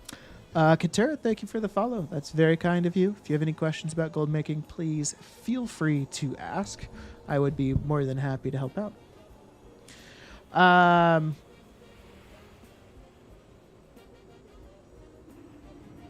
Oh shit. Hype tree. Katera, thank you so much for the Prime sub as well. Holy shit. You also now have access to this sheet. It is in Discord. In order to get access, all you need to do is make sure you have your Discord linked to Twitch, and then you will automatically get a role, assuming you've joined my Discord channel, and you will have access to the Sheets channel where you will have access to the sheet. So let me try to get caught up here again, but Katura 33, thank you again for the follow and the sub. Very kind of you.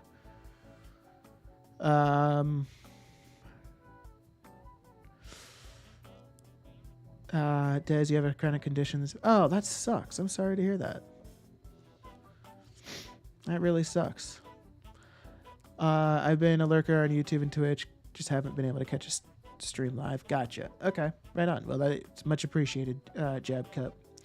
How do you make so much gold from Draconic Vials? I'm at max and no profit when I craft Draconic Vials. Great question. Yeah, so let's take a look. Is this like elevator music? What the fuck?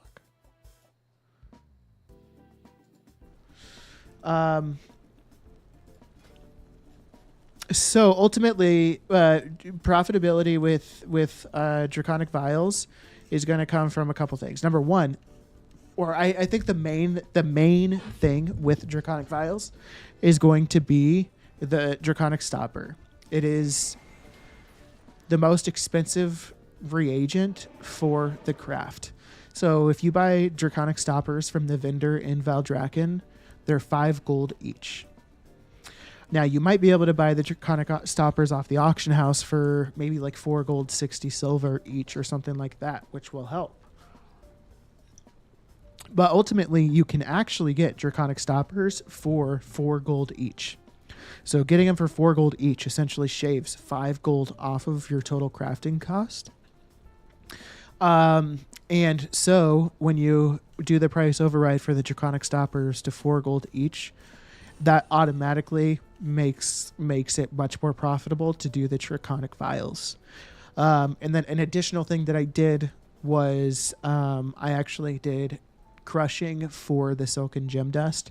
So I got the Silken Gem Dust for a bit cheaper per gem dust than what they cost on the auction house. You could, I mean, it wouldn't be worth farming Rousing Fire. If you had Rousing Fire, you could use your own Rousing Fires. If you wanted to farm Rousing Fires, you certainly could. Like if maybe you were doing a BOE farm in Emerald Dream and Rousing Fires was just a byproduct. But the main thing is just that the Draconic Stoppers and getting those for 4 gold from the vendor. And that the same vendor that you get the Draconic Stoppers for, they sell all of the crafting materials that are purchased from a vendor. That this one vendor sells all of it at a discount. So like if you ever do ink crafting, you can get your iridescent water for 80 silver each as opposed to 1 gold each by going to that one particular vendor. There's a lot of these vendors throughout the Dragon Isles, but I just know of this one in this one spot, basically. Silly question, does the goblin racial affect the stopper price? Yes, that's exactly, so that kind of just leads into, or that's in conjunction with your question, Boom, Biscuit. So that's all it is for me is I'm a goblin. I'll just hop in real quick on that character and just show you guys. Makes it a little bit easier.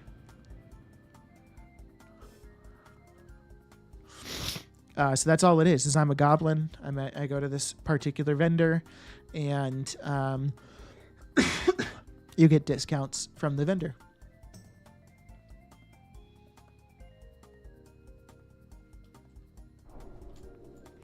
Oh, damn it. I brought him here.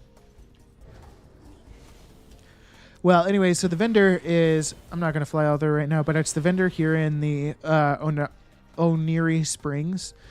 So there's a Hearthstone. So, like, I pretty soon here I'm going to move my mage out here, and I'm going to set my Hearthstone to this place. And then there's a vendor right outside the inn. And that's where you get all the shit for cheap.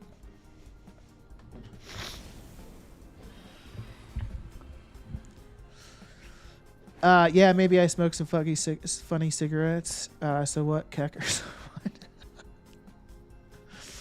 Yeah, true. But then why people craft? What did?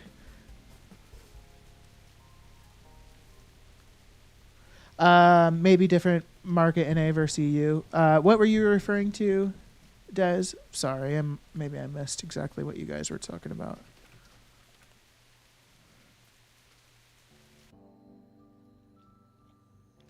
I think most people don't realize that you can get the Draconic Stoppers for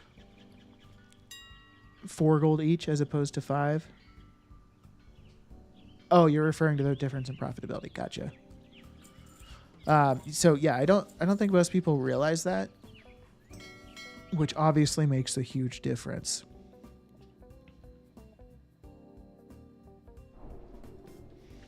It would still probably be profitable even if you just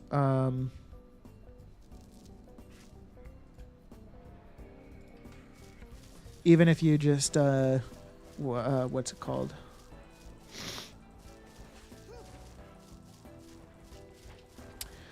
Even if you just bought the Draconic Stopper off the auction house for like 4 gold, 60 silver each, you'd still probably see some profit. It just wouldn't be as much, obviously. Pro tip, flirt with the vendor and you'll get a discount.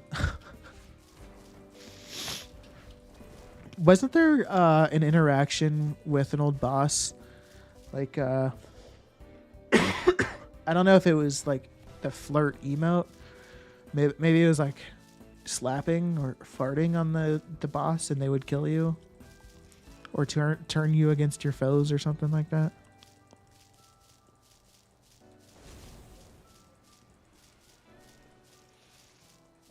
I know. Maybe it was Nyalotha that did that. Queen of Shara. Okay, that's right.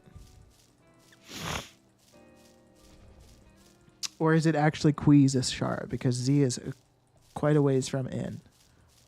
Okay, so it is Queen Ashara.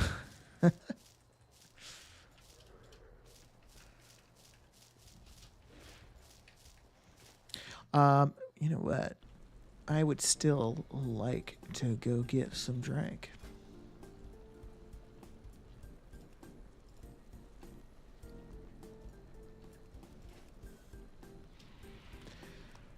Okay, yeah, I'm gonna go get a drink. I'll be right back.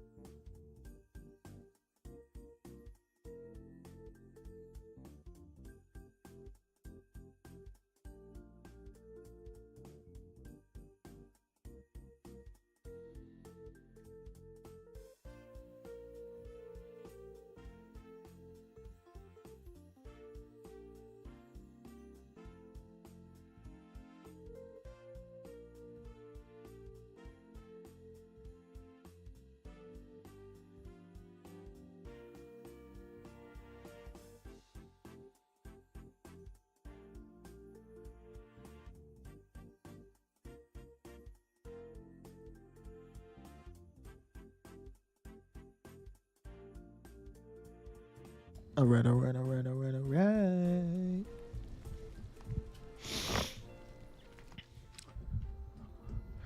All right. So, anybody have any solid sales over the past few days? I'd love to hear about it. I'm always interested to know what people are selling, because then maybe that means that I can dip my feet into that market, if you know what I mean. I'll just get my toes a little wet.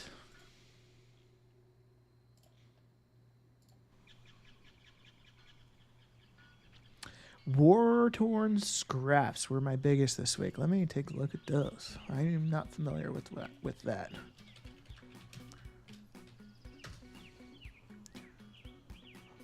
Found on the corpses of various monstrosities within Naxxramas. Interesting. What am I drinking? I am drinking a seltzer water. I am all about the seltzer water. Let me ask you, do any of you drink seltzer waters? Like the one I'm drinking is Kroger branded with some lime in it. Because is there a difference between drinking a seltzer water and normal water? Like if I was dehydrated and I drink a seltzer water, is there any difference in that compared to just drinking an ice cold glass of water?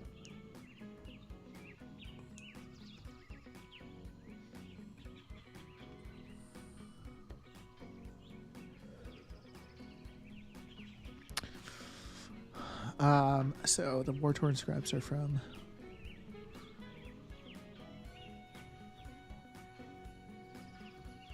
Depends on what flavor the plastic bottle is giving it. Luckily for me, I am going to be consuming aluminum instead of plastic.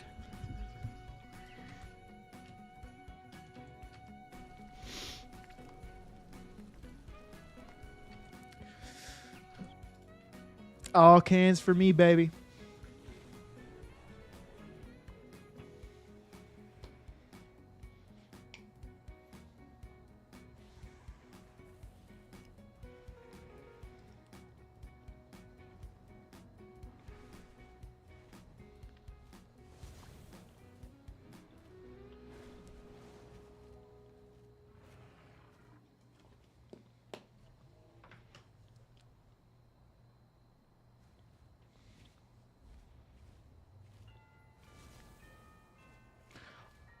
According to the NIH, courtesy of Google, sparkling water is as hydrating as regular water. So drinking it may help you reach your... Fuck yeah. Hell yeah. Then I drink a shit ton of water every day. My mom would be so proud.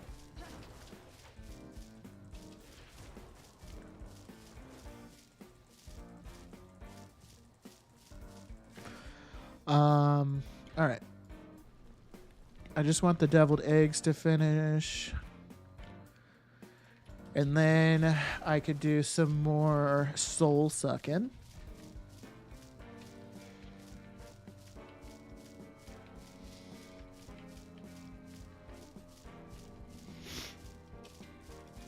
It kind of sucks converting Rousing Frost into Awakens, though.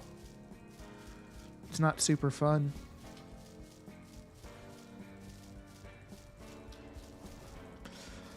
Would you recommend starting to level secondary professions now or waiting till War Within? So just to confirm, when you say secondary professions, are you referring to like cooking? Or do you mean like just setting up a new tune with professions? So cooking, I would say, is absolutely worth it. Archaeology and fishing, no. I don't know if those are ever worth it except for fishing at maybe the start of an expansion, like Scully was referring to earlier. But cooking, I think, is absolutely worth it. It doesn't take much, because cooking doesn't have cooking doesn't have knowledge points or anything like that. It's really easy to level up. It's really easy to get the max tools. Because like the chef's splendid rolling pin doesn't even require metal to make. So 100% worth it. And there's lots of profit to be had within cooking.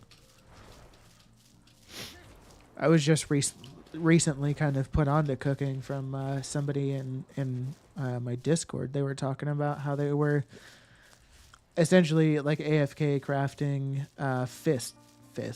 feasts, and it was working out well for them, so I took a look into that, and now I've been doing a lot of cooking and making a lot of money. Hell yeah, that's awesome, Des. So my recommendation would be to look at the recipe for deviously deviled eggs. So to get that, probably the easiest way is just going to be getting the pet Roland. It takes maybe like a couple hours to go through the process to unlock. And then also do the Iskar feasts once a week until you get all three Grauls. Well, specifically, as of right now, at least as far as I know, really the only main feast recipe to get is Graal's Veneration. I think. Let me double check. Yeah, Graal's Veneration. But so you might have to do the feast for 3 weeks until that one drops for you. But even just like right now, like for example, salads on the side look like they're super profitable. So you could just do salads on the side. But one important thing for the cooking is a lot of times to make it profitable, you kind of have to do several layers of the cooking. So like if you're going to do Growl's Veneration, let's see here. So Growl's Veneration requires aromatic seafood platters and thousand bone tongue slicer. Those are going to be two of like the most expensive ingredients to this craft. So often, or like almost always, it's going to be worth it for you to craft the aromatic seafood platter and the thousand bone tongue slicer prior to, and then use whatever you get from that crafting to use in the grand banquet of, or the Growl's Veneration craft. And then in most cases, like you'd probably want to craft the salads on the side because you're going to want to use that in basically every single craft of aromatic seafood platter, thousand bone tongue slicer, and Growl's Veneration.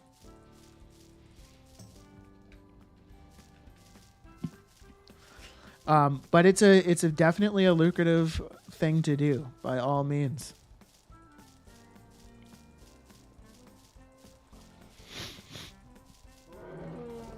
Now it's easier. Semi-quest in the cavern for Roland. Yeah, so that's what I did. And it's definitely easy to get Roland. It's just time consuming. Like it was just a pain in the ass doing the 30 rats portion of, or the 50 rats portion of it. It was just annoying, but it was an easy process.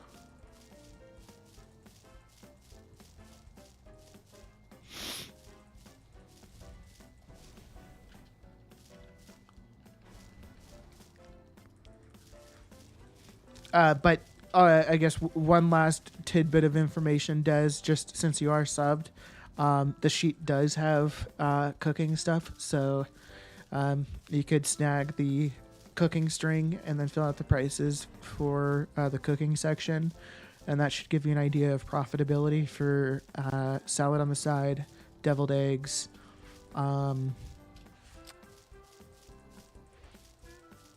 actually, I don't know if deviled eggs is on that yet. It might not be. But salad on the side and Growl's Veneration at the very least.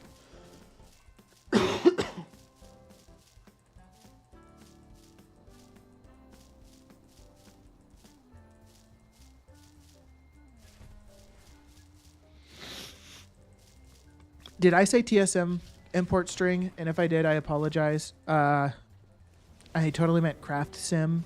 Or not even craft sim, auctionator import string. But if you'd like me, I'm happy. I can show you real quick how to import. Okay, yeah, my apologies. It's not a TSM string. It's just an auctionator shopping like list essentially. But I'm happy to quickly show you how to import it if you'd like me to. Because I want to, obviously, I do plan on making a video that kind of covers the sheet and how to do all that stuff eventually, or pretty soon here too. Like once I make that video is essentially once this sheet is going to be available to everyone.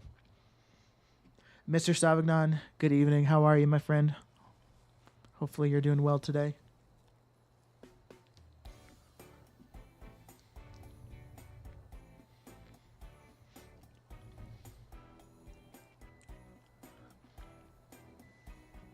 Can you give me about 15 minutes? I have a canine kiddo, a pill, and a put ham in the oven. Gotcha. Yeah, for sure. Not a problem whatsoever. Just let me know when you're back, and I can show you how to do that real quick. It's a very painless process.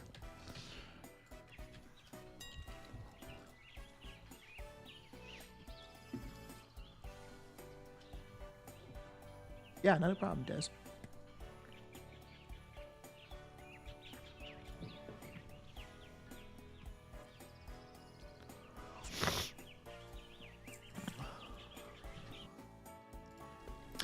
Mr. Savignon, you're doing well. Love to hear that. I'm doing good. Thanks for asking. I am. It's Easter. I don't know if you celebrate Easter, but if you do, happy Easter. We're doing good. It's Sunday. We're chilling.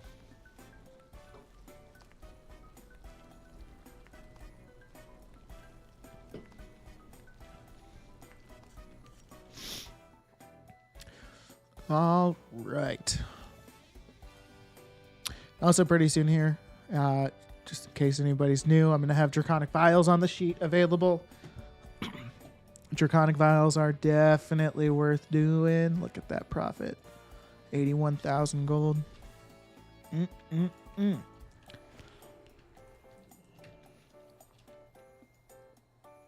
I had exactly 1,000. How unique. I didn't finish doing my bolts, did I? I don't know who I did them all on. Dang it.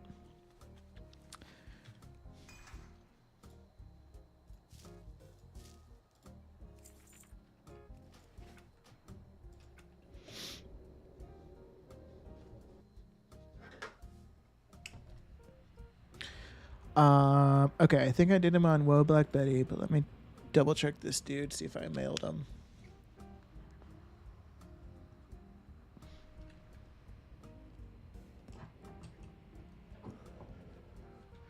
Think I might do a quick hoops break here in a minute. Just get some blood pumping a bit.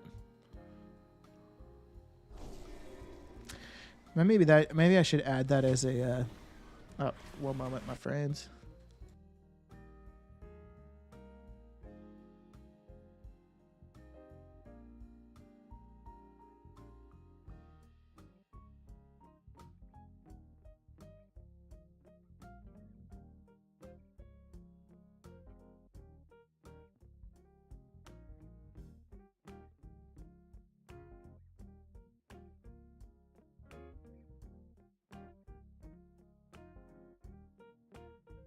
All right.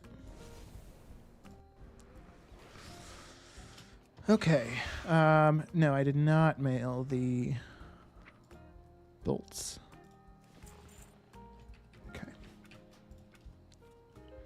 Let's continue getting these bags made, or these bolts made, so that we can make bags. Got quite a few deviled eggs getting going. Oh shit, we had a big sale. Kypyrum rocket and a Mechanahawk. Oh yeah. Fuck yeah. Let's get those reposted.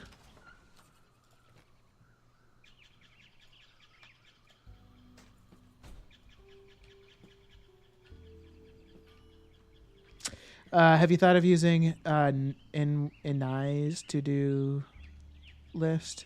Keep everything on track. I'm not sure what you're talking about, Royce, to be totally honest.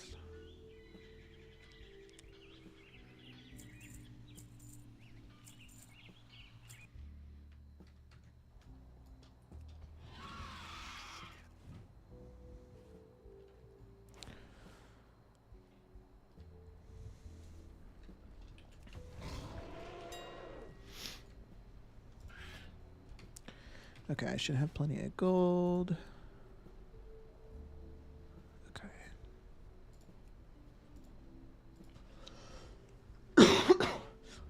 In Curse Forge in-game to-do list. Oh, interesting. So is it like would I have to go through and create the to-do list, or like how does that work? Does it create, like, does it tell you what to do? Like, how does it know?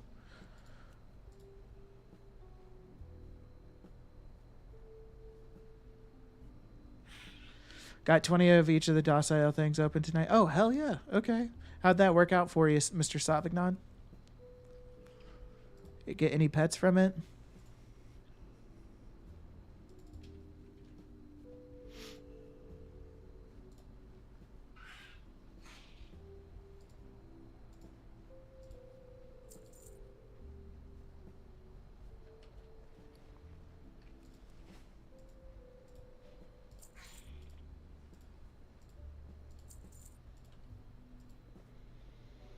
Make your own list. Gotcha. Okay. Yeah, that's probably something I should do. Or at the very least, maybe have create like a to-do list, like on one of my Google Sheets.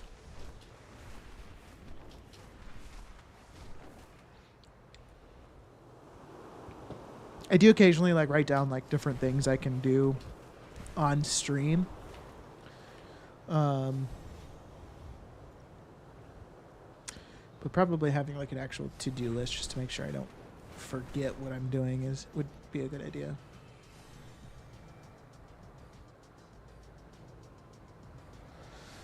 Not sure yet. Going to open them soon.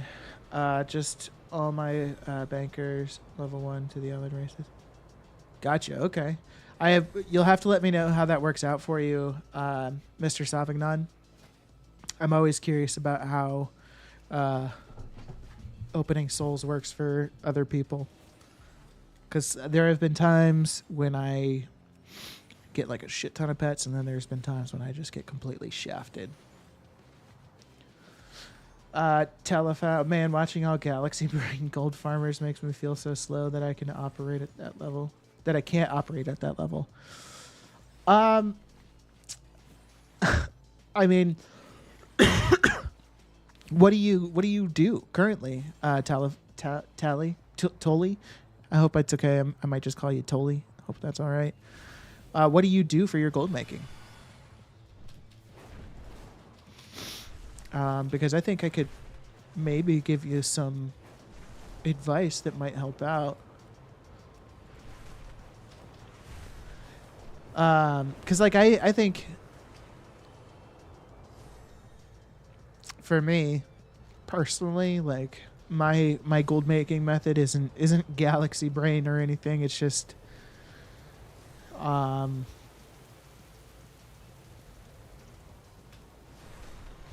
just being in a lot of different markets, and just I mean, after doing it for a while, you just start to get like you start to understand what is profitable right now, what's not. Thule, gotcha. Okay. That way, if I'm jumping from tune to tune, I can go back and know where I am. Tick and flick. Yeah, that's a good point, Rose. I might have to look into that. I'm trying to find what works best for me. There are so many options. Gotcha. Okay, so Thule, if you don't, What the hell are you just on? to probe a What the hell are you Have on? you little been bit smoking more, some funny cigarettes or something? if you don't mind, are you not currently like doing much in terms of gold making? Have you like if you are doing anything, what are you doing? Because I will give you some advice. Absolutely, I just want to try to get a better understanding. I love giving advice, by the way. This is like that's why I'm streaming. So, yeah, happy to help out. McDool, thank you for the follow. That's very kind of you. If you have any questions related to gold making, please feel free to ask. I am more than happy to help out.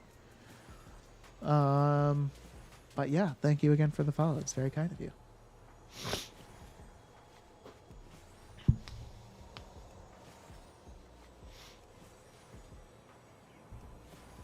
I'm kind of all over the place. I started doing the Nox farm to sell all that stuff, and I picked up Inscription and realized there isn't much of a moneymaker at the level I have it.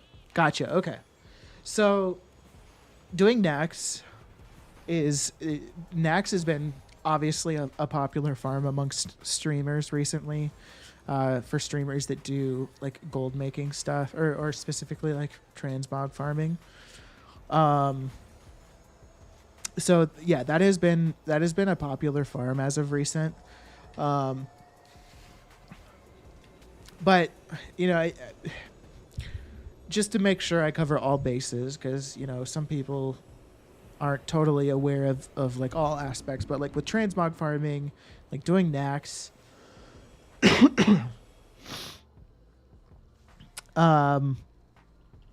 you know, can be very valuable in the sense that, you know, you might get something that's extremely valuable, but it's just very unpredictable sell rates.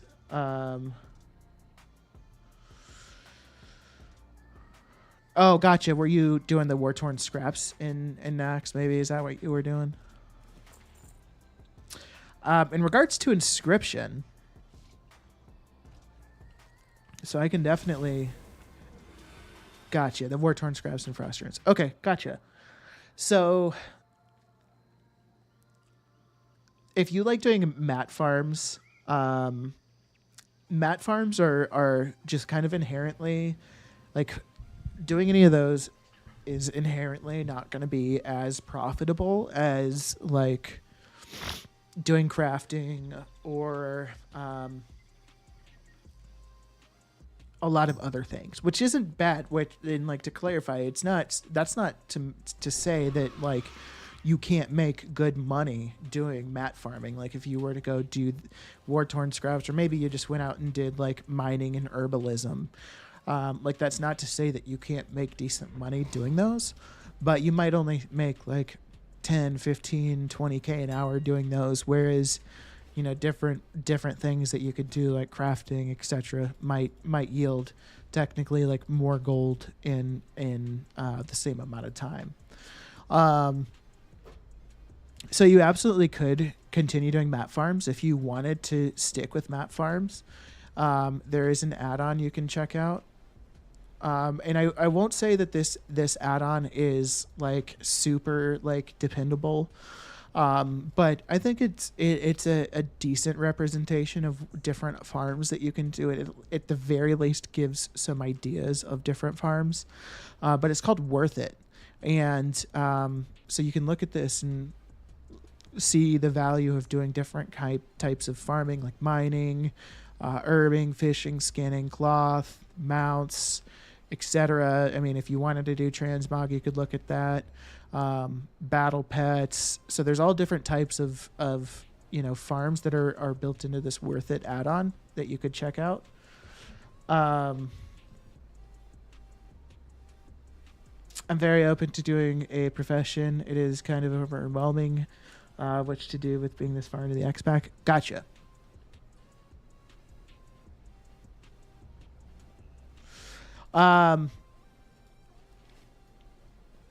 So for crafting, I totally understand that it's overwhelming, especially if you've played WoW pre-Dragonflight and are used to like what crafting professions used to be like. Then looking at them now, I'm sure is kind of like a mind fuck. But like you mentioned inscription. So let's just take a quick look at inscription. So you have several options to go with an inscription. So number one, to break down Dragonflight and professions, there's a couple different routes you can do with Dragonflight professions. Route number one is going to be gear crafting. So if we look at gear crafting, that would be like going in jewel crafting, going into the setting tree, and you'd be crafting jewelry. So you'd be crafting necklaces and rings for people. So there's gear crafting, and then there's commodities. If we're looking at commodities and jewel crafting, that would be like draconic vials, elemental harmonies, glossy stone, shimmering clasp, frameless lens. So these are like crafting materials. So I exclusively go the commodity route of crafting professions. I don't go the gear crafting route. And the reason being is the gear crafting route requires you to do, you to be watching trade chat. You're competing against other people in terms of what your like commission's going to be. You're having a spam trade chat. Watch the crafting order board for something to come through. Hopefully it's a legit crafting order. I don't do crafting gear crafting, like I said. So commodity wise, again, you mentioned that you have jewel crafting, inscription. So you have a couple options just right off the bat with commodities within inscription. So you could just start off, get all like the initial bulk of knowledge points, and just pump out rune mastery, undercutting or understanding flora, and flawless inks. This right here would allow you to start doing ink crafting, and ink crafting is almost always profitable. Just to look at my bank tune here, I have 17,773 burnished ink right now, and it's worth 542K. So, this is just ink crafting. All you would have to do, literally, again, is just get that initial bulk of knowledge points and put them into these 3 spots right here. And then eventually, if you have any extra knowledge points, fill out this spot. So that would be one route to go with an inscription. Another route would be archiving. You could go down and go into missives. And so missives right now, for example, aren't necessarily going to be the best option. But once season 4 launches, missives will most certainly be pretty good again. And then looking at rune binding, you could put points into rune binding, just this first notch, and then wood carving, the second notch. This will give you skill towards crafting runed writhe bark. And runed writhe bark oftentimes can be a super profitable craft as well. So that's what I would start off with. And what I'll do as well... Oops, I didn't realize my caps were on. So I just put that link in chat for the gold guide. It's an in-depth guide specifically on jewel crafting and inscription. I made like 6 million gold in a couple of months from just jewel crafting and inscription commodities beginning this past December. So it's been very recent that I did that too. And so if you'd like, you could check out that video, and it kind of goes in depth with both professions and what you can do.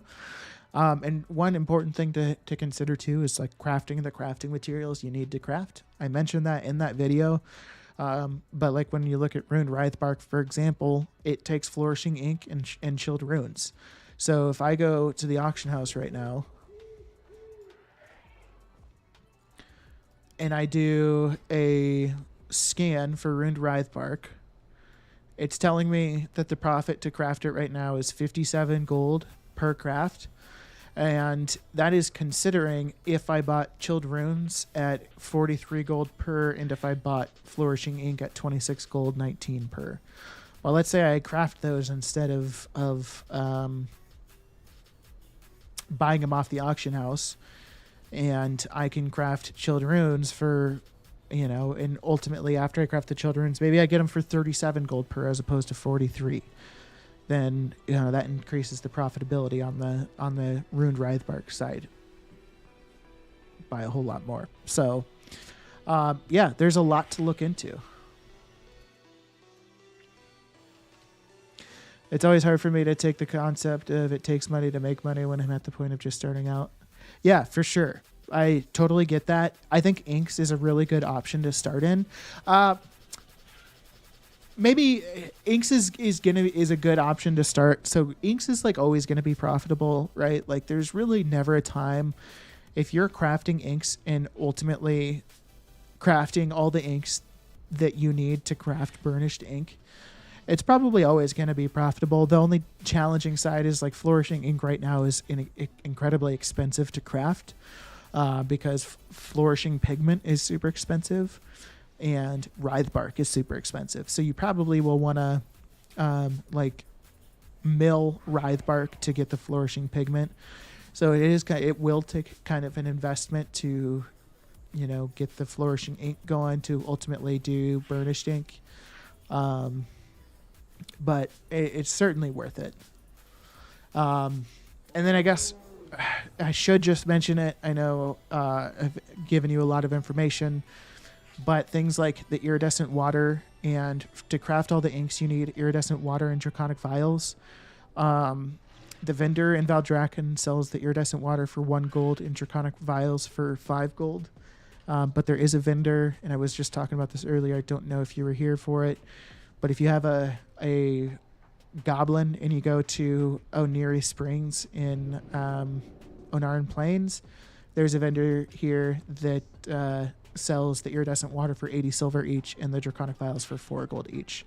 So definitely worth it because that will increase the profitability exponentially. Excuse me.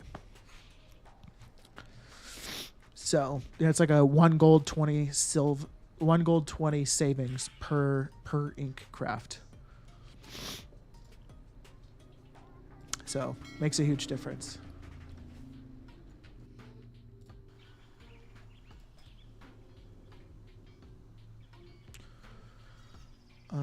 All right. So hopefully that gives you kind of some initial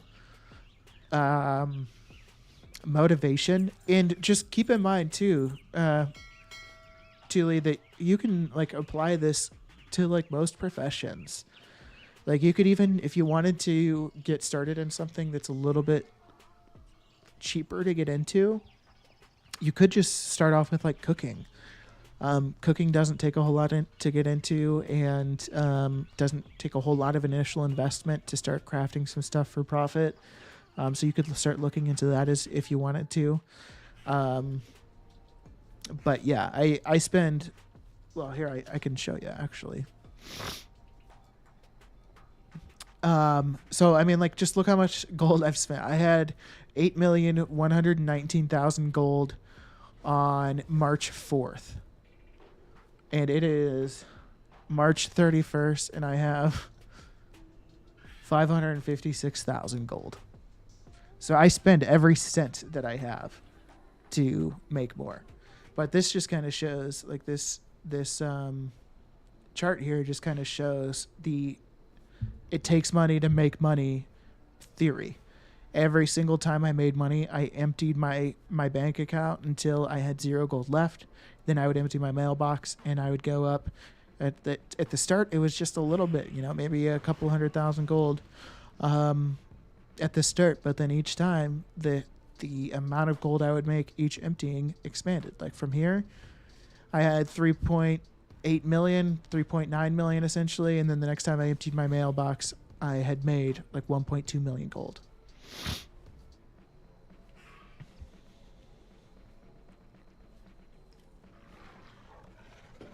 So again, that's just like the theory of it takes money to make money.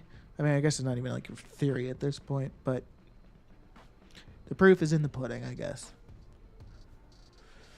The hardest part I found in the beginning was the first big investment of like 150k gold for one run of items. Slowly build yourself up. Don't go big too fast. Yeah, that's some great advice, Royos. So whenever I talk about like getting started in gold making, get started on doing something. Like start doing inks if you decide, and just keep doing inks until you're really comfortable with it, and until you're like your body or your mind like naturally just wants to find something new, because you'll eventually get to a point where you have too many inks. Like you've crafted so many inks that you're not going to all sell them all within the next day.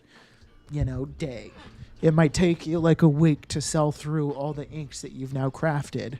So it wouldn't really be worth putting time into crafting more inks.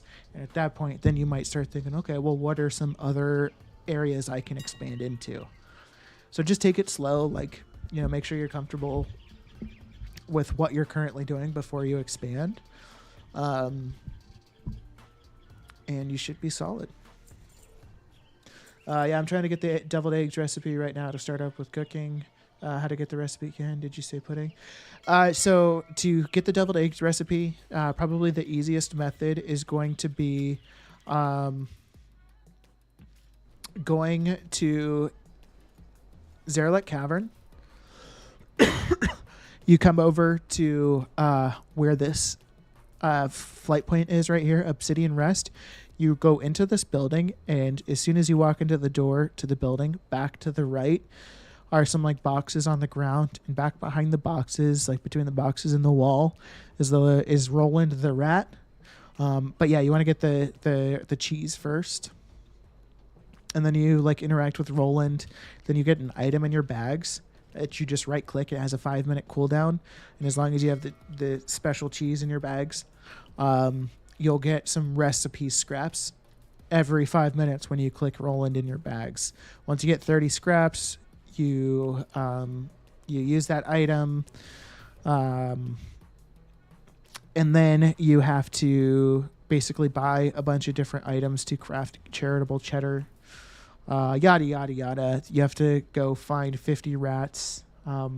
If you'd like, I can get the link for the process on how to get the rat Bravanza, and I can send that link through or to you, and it'll be like a Wowhead link. Yes, that is the match for the deviously deviled eggs.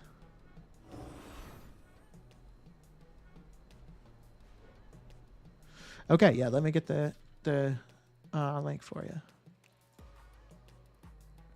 Yeah, Zarich, I thought you had to specifically go through the Zerlek or the Ziskura Vault or whatever to get it, but you do not. You can just get the pet. There it is. So that's the, and if you go to the comments, that the link should just take you to the comments. And it's just the process for getting the pet. I actually ended up following one of the videos that's linked to this Wowhead article. But you purchase the Fine Age Cheddar, you go to Zerlek Cavern, you pick up the recipe rat, you get the war torn or the ripped recipe scraps. Once you combine those, you get a recipe for charitable cheddar, and then you have to craft 50 charitable cheddars.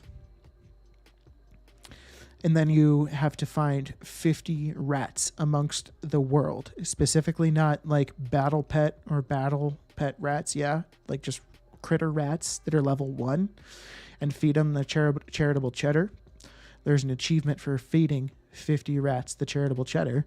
And that achievement gives you Roland the recipe rat. Once you get Roland the recipe rat, you can summon him, and then you can mouse over him and right click. Well, when you mouse over him, it'll actually show you the little book like he's a trainer, and then you can train the charitable cheddar recipe and deviously deviled eggs from him.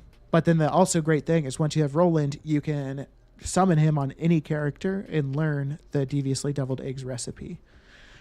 So you could theoretically have like multiple characters if you have multiple accounts crafting deviled eggs.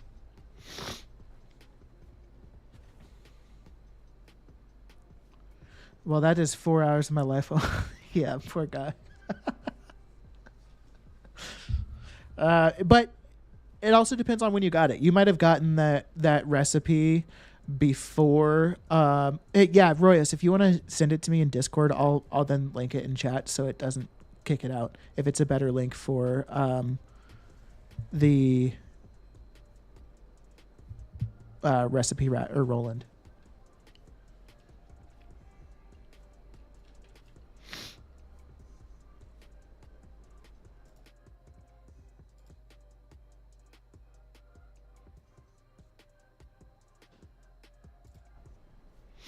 I don't think I got anything from you, my dude. I can't even see that link that you sent. I don't know why. Welcome back, by the way, Des. Not a problem. So yeah, real quick, Des, I do want to make sure I don't forget. So I wanted to show you how to do the auctionator stuff. So you do have the auctionator add-on installed. Is that correct?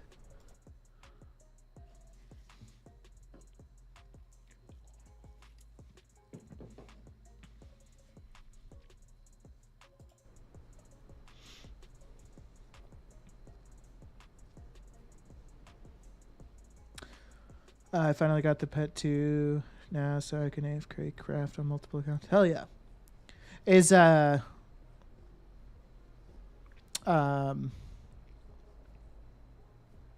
think you're on EU. Is the deviled egg recipe profitable on EU?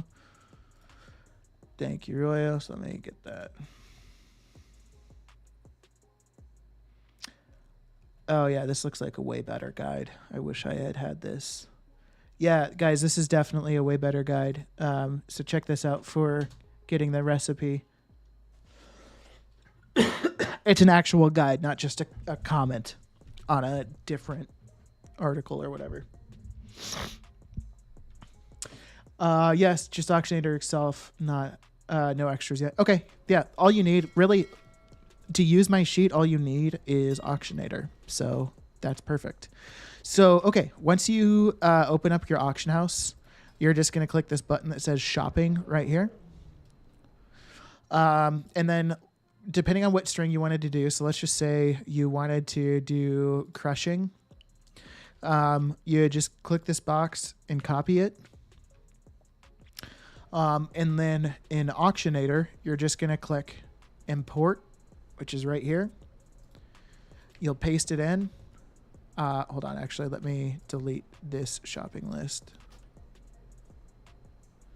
Hang on a sec, was in a different tab. No worries. Let me know when you're ready. Oh shit, silken gem dust has gone up a lot.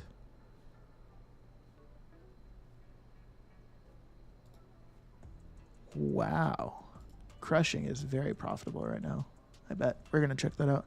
Okay, I'm in the auction house and auctionator tab. Okay, wonderful. So, so you would just come to the sheet in the auctionator shopping strings tab. You'd select whatever, particular thing you're wanting to do. So I'm just using crushing as the example. So you'll just need to copy that to like your clipboard or whatever, control copy it. And then, you'll click the shopping tab. And then the way to import a sheet is you just click this button here that says import, or import a shopping list, I guess probably is a better way to say it. You click import, and then you'll just paste that in. And then click import again. So that's going to import the shopping list. Now, there's one issue, which is there's a lot of additional items in this shopping list that we do not want included. And we also, currently, this is a temporary shopping list, and we probably want to make it permanent as well. And so I did try to include the instructions for this step in the sheet. So you can always go back and reference that if need be. But you'll first click the pencil where it says import a temporary, and then you can name it whatever, probably just like crushing. And then you'll hit accept. So that'll make it a permanent shopping list.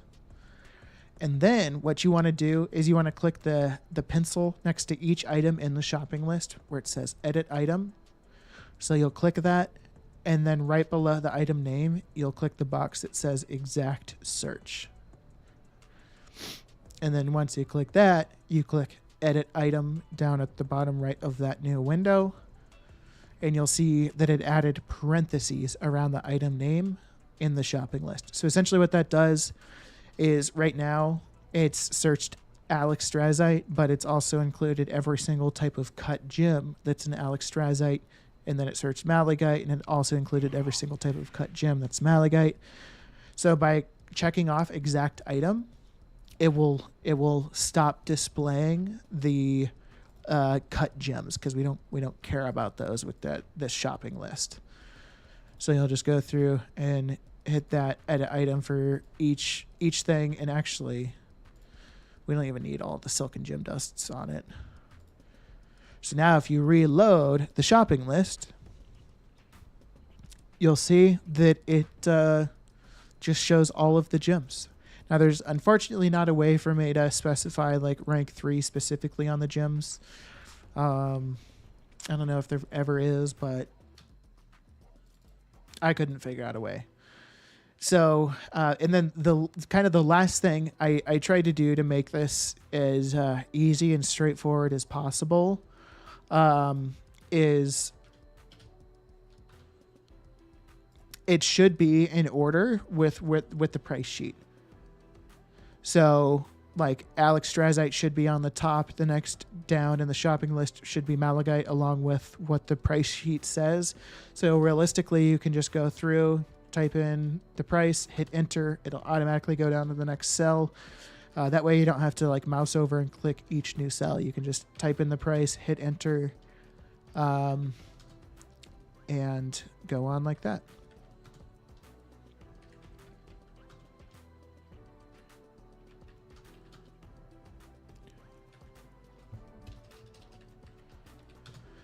So let me know if you'd like me to, look at crushing right now. If anybody's on NA,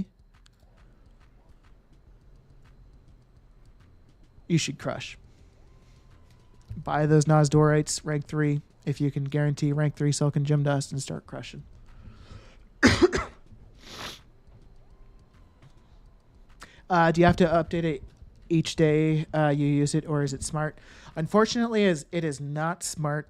I think there is technically ways, like I think Blizzard has made it so you could reference their site for prices, but the challenge with it is you'd only get a price update once per hour from Blizzard's API, and obviously prices fluctuate a lot more than that. So that's why I've broken the shopping list or the price sheet into multiple different sections.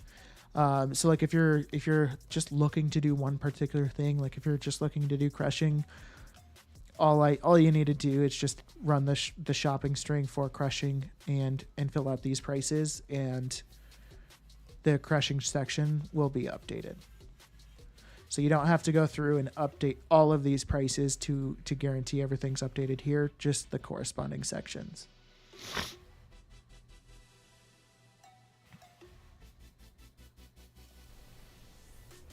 But yeah, crushing is really profitable right now. That's kind of crazy. Yeah, please check it out. And if you have any issues, let me know. And one big recommendation, I think I am probably going to add a note about this on the sheet going forward, but you want to make sure that you add in both decimals. Like if something is, let's say something is one silver, if you put 0.1 like that, that is technically 10 silver. So if you were putting in that something cost 1 silver, you would want to make sure you put 0.01. Otherwise, all the math calculations on this sheet are going to think that the item that you're sourcing is 10 silver as opposed to 1 silver. So that's an important thing to keep in mind.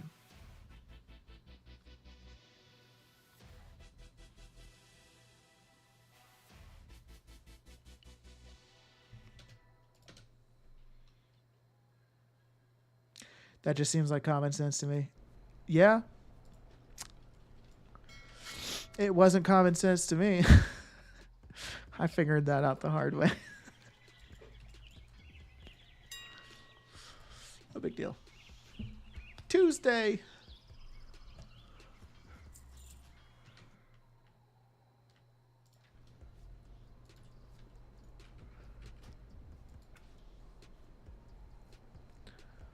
Nothing could possibly go wrong with that. Yeah, exactly.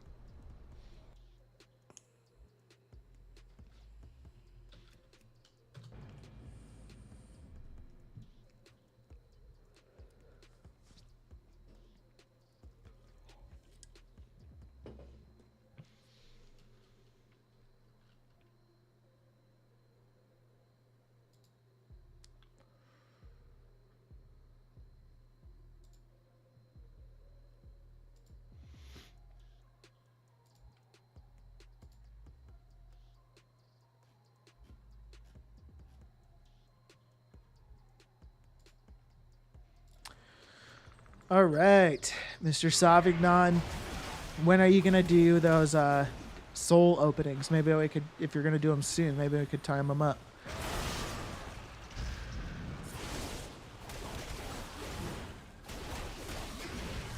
I got 26, 27-ish. I could open. I could do them now. Okay, so and you said you have 20 of each.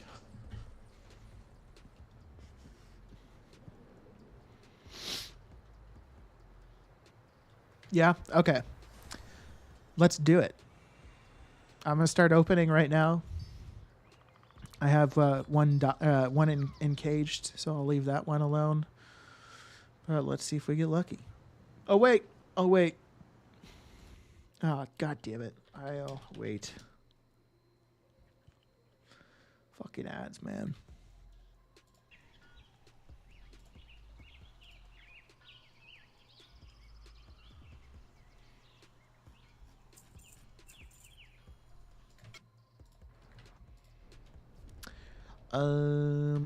I still have not finished doing my bags. I did 10 of each yesterday and 0 pets to streaming luck. Damn, that feels bad. Sorry, Royos. I don't know. I've felt pretty unlucky with the pets recently. It hasn't worked out too well for me.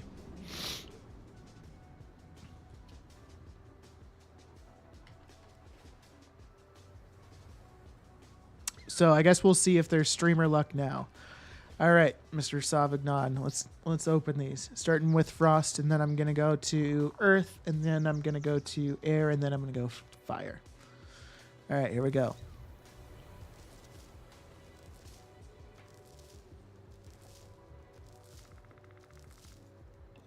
Scope, what's going? Hey, we got a pet. We got a pet. We got a pet. What's going on, Scope? How you doing today, my friend? Oh, it's Monday morning for you, huh? That sucks.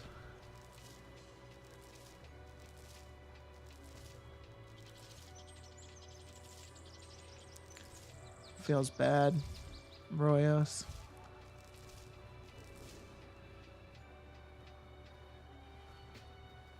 No frost pet. Closing.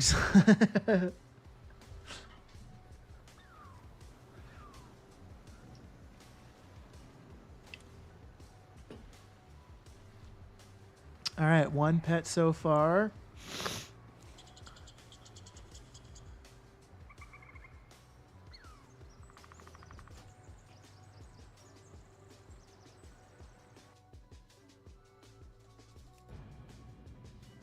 Next, we got Earth.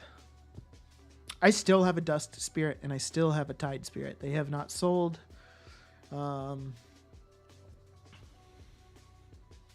But that's okay. They'll sell eventually.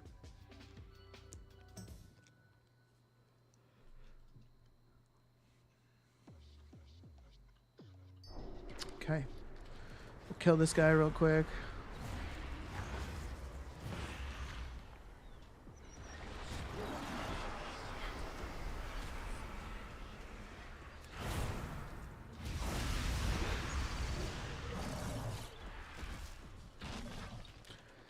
All right. Earth and Soul time.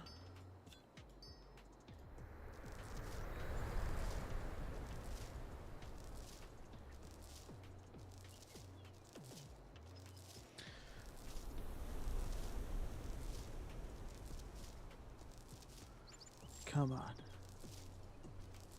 Come on.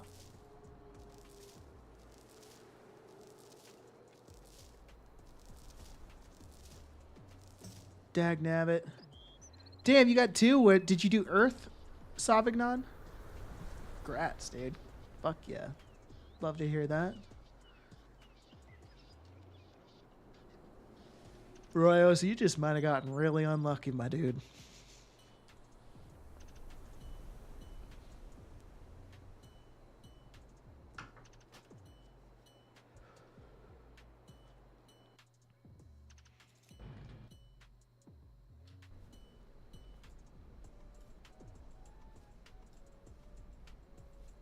No more help for you, too. Bit jealous, perhaps.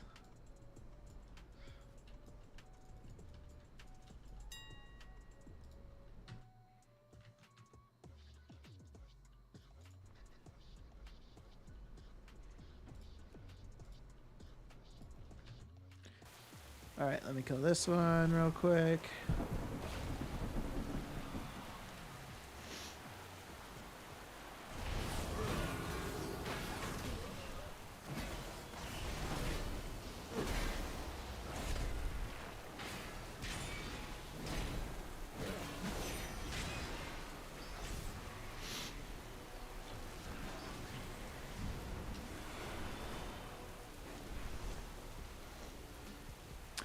Oh, riggedy right. Airy Soul time. I would love to get a gusty spirit. That would be wonderful. We would like that.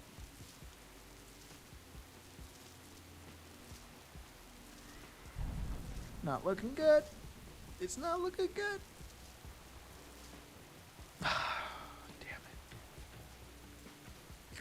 XO, what's going on, my friend? Welcome back. Quick random question. So, popping out of lurk mode for a minute. Is there any point me still using Auctionator if I've just installed TSM2? Damn, Mr. Savignon. Congrats, dude.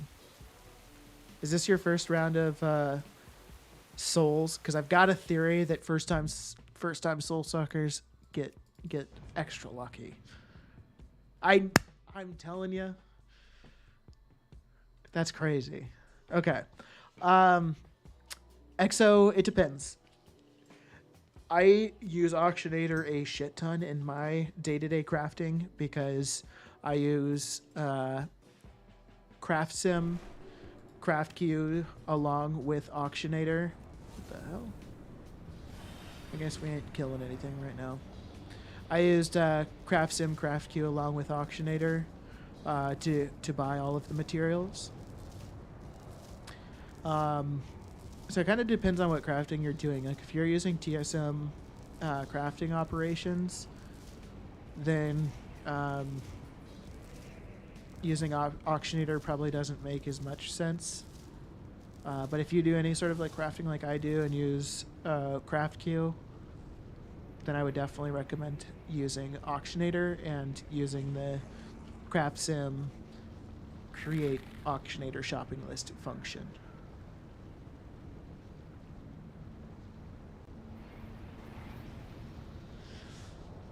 I'm doing no crafting at the moment. I just installed it for the Worth It add-on you mentioned. Gotcha. Okay. Yeah, I mean, I would say if you don't use, if you're not like routinely buying stuff out the auction house, then yeah, you certainly don't need Auctionator. Because I use TSM for all of my selling side of stuff. So all I got was a Tide Spirit, Mr. Sauvignon, 2 Dust, 1 Gale. That's huge. Congrats. That's probably, I'd be curious, what are those selling for on your region? Or your server, I guess, even more specifically. 200K? Fuck yeah. Yeah, not a problem, XO.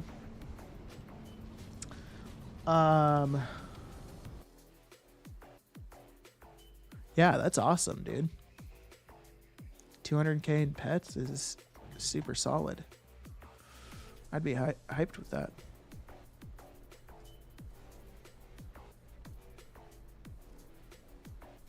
AFK plus placement, couple of nights, get 20 of each. Yeah, there you go. Not a whole lot of investment to do that, huh? New craft in 6 minutes. So I'm just gonna do 23.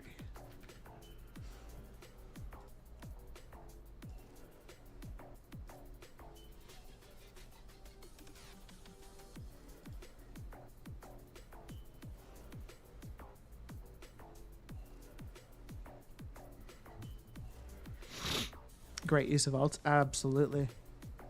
Yeah, you can just like if you're not using the alts for anything else, you might as well just stick them somewhere to do some soul sucking. Even if you don't log into them every 15 minutes, even just like when you think of it and get around to it, it takes 30 seconds to kill the dude and suck their soul. And then at the very least, you're getting those souls that you can then again turn into crafted toys. Des, looking at your shopping list, it seems lucky that fishing is maxed out. Yeah, that is certainly a benefit. I'd be curious how that benefits you. I don't have fishing, so I haven't been able to test it out. So I'd be really curious how that works out for you. Only because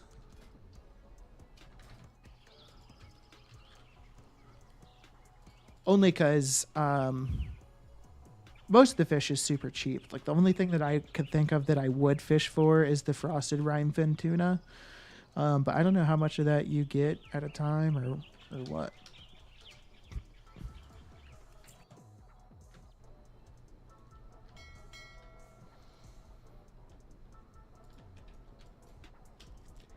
Oh, damn, Mr. Sauvignon, you got 4 accounts. I'm sure that is handy. Do you do the chance on odds for a chance at the flavor pocket? I have tried that, Jab. I have literally never looted the flavor pocket.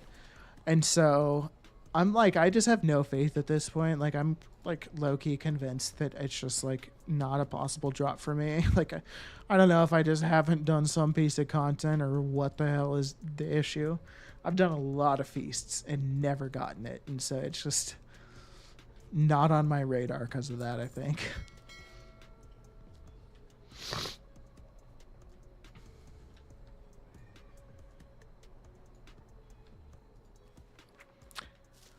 Damn, Royos, you've gotten 6 flavor pockets. It's pretty close to guaranteed if you ice fish, at least in my experience. So, do you have any idea roughly what that would result out like per per like hour of fishing? How many like frosted rime fin tunas you'd get?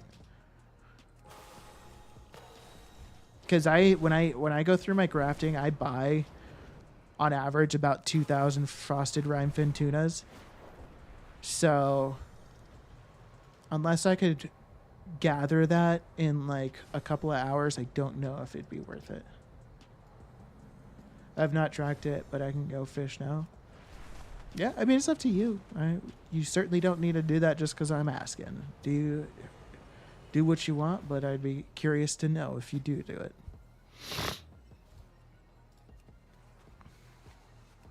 You enjoy the fishing? Okay, right on. I'm starting to lose faith in it myself. I run roughly 20 tunes for the past 4 to 5 weeks and only gotten 3. Yeah, that's brutal.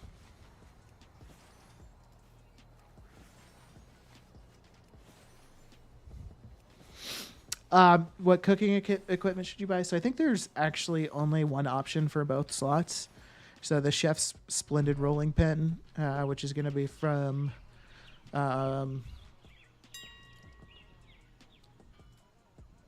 Alchemy, and then that's sad. The price has gone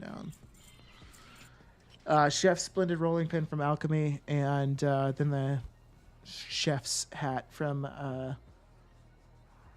Tailoring, I think. Yeah, the enchant is the only variant, so you would definitely want to get the plus 45 resourcefulness enchant for the rolling pin. Which, Jab, I know this is kind of like way after the thought, or way after the fact, but I know you had mentioned that you had inscription and you were potentially having trouble leveling it up. That is one option. The Chef's Splendid Rolling Pin is a recipe that you buy for Artisans Consortium Reputation. But it's really easy to get Artisans Consortium Reputation. You just have to buy an Artisans Consortium contract and do world quests. But the Chef's Splendid Rolling Pin is... you can level up to like... I think 90-something or right around 90 with just crafting the Chef's Splendid Rolling Pin.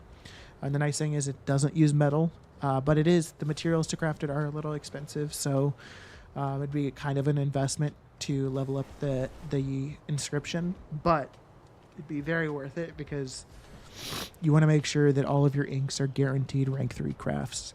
So in case you're not at that point yet, I don't know exactly what the line is to guarantee rank 3 inks no matter what, but you want to try to get there because rank 3 inks are the profitable ones. Which is the recommended enchant? It's just called like enchant tool resourcefulness or something like that. I can pull it up here.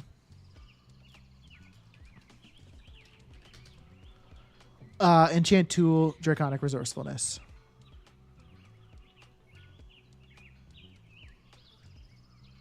Yeah, sorry, that's the Chef's Splendid Rolling Pin is has to be crafted by a inscriptionist.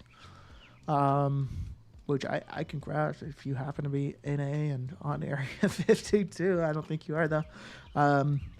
But it's really easy. You could actually probably just submit a crafting order or just spam for a inscriptionist to craft. But you could just do it in profession crafting orders, sorry, for the chef's hat and the rolling pin.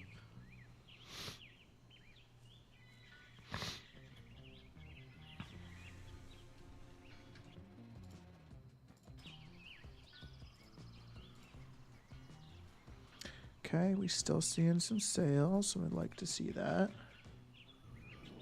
You've never done an order before? Oh my gosh. That's crazy. Just make sure you set it to public order. But it might be worth just spamming trade chat and trying to find somebody to craft it for you.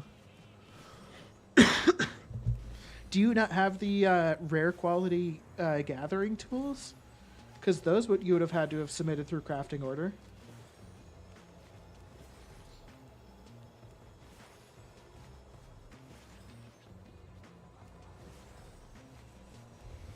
Oh my gosh, you don't? Dez, it is a game changer with those crafting tools. With the rare quality. You're going from, like, your main tool, like your herbalism tool, will give you like 110 finesse or deafness. Instead of the other one that gives you, like, the common quality. I forget how many it gives you, but not a lot. Would probably make a big difference.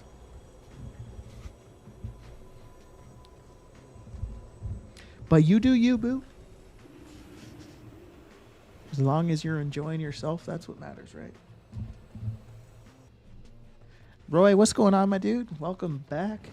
Yeah, but it's green when you get into like 95. Might take more than 5 crests. Oh, gotcha. Okay, so the Chef's Splendid Rolling Pen, you're saying, can get you to like 95 in inscription, but then it might go green for the final 5 crafts up to 100.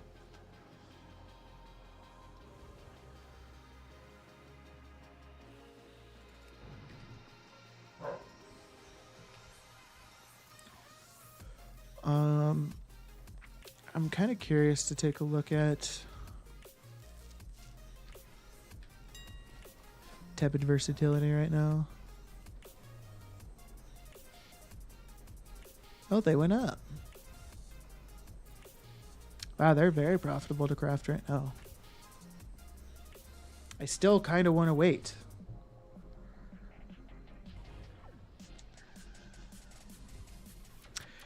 Did I do the math to figure out what my cost per vial is? No, I did not. So let's figure it out. Price per vial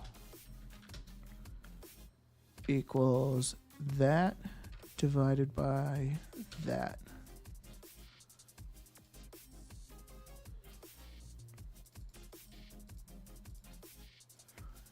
$3.9 gold per vial. It's technically even cheaper to craft rank 3 vials, and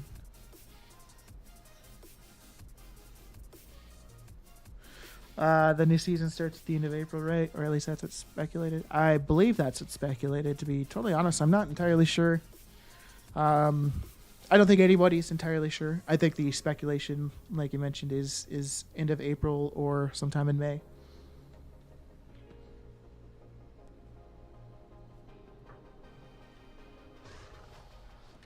I'm like real tempted to do this crafting. I just don't want to, because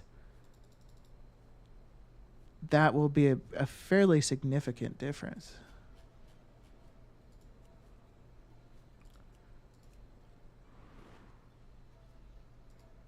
Screw it.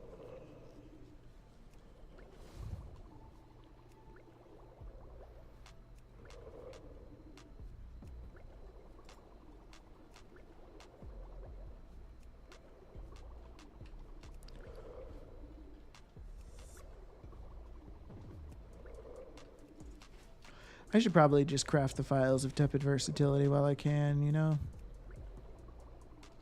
I don't have any more first craft bonuses, do I? Yeah, price did go up crazy. I really should just craft them.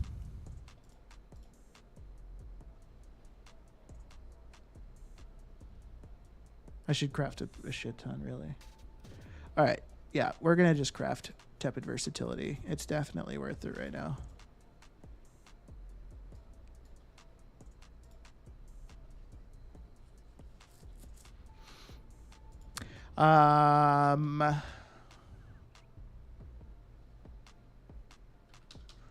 Let's craft 2,000 tepid versatilities.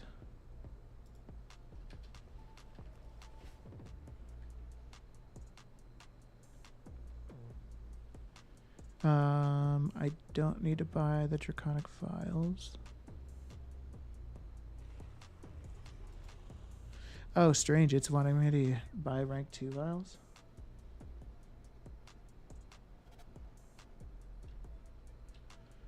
All right, well, let me send some gold and vials. So we are going to be competing on vials all night tonight, Roy.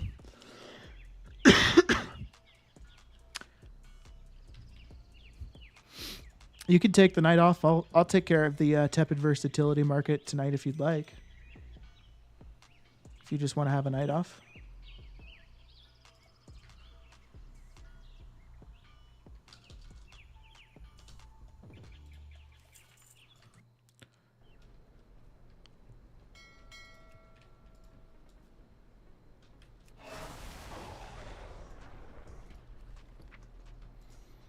You sure, man?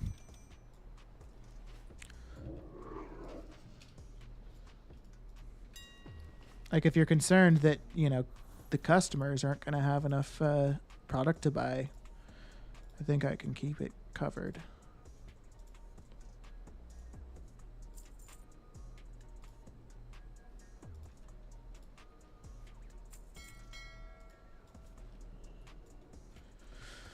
Obviously, I'm just kidding. Just trying to get you to not compete with me. I don't want competition. Price went up crazy. Made 22k. Oh, okay. Damn, hell yeah. How many have you been crafting Royos? It's funny that we got Roy and Royos.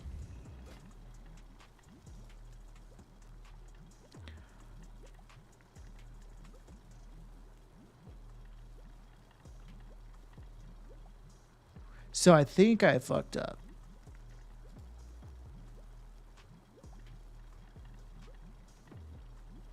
But whatever. I probably didn't need to buy all rank 3 Hawk and Bloom. But it's okay. Do I still have quick hands files? I have one. Just gonna... Oh, 33 minutes to craft. Okay, that's manageable. Ah! Stop.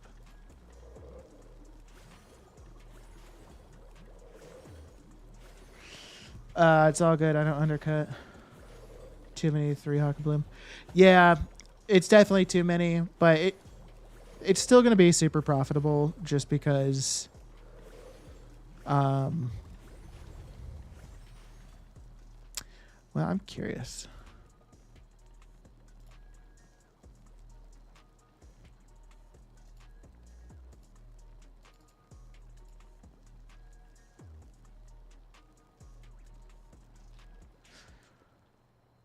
Maybe I'll just go buy the rank 2 Hawk and Bloom and...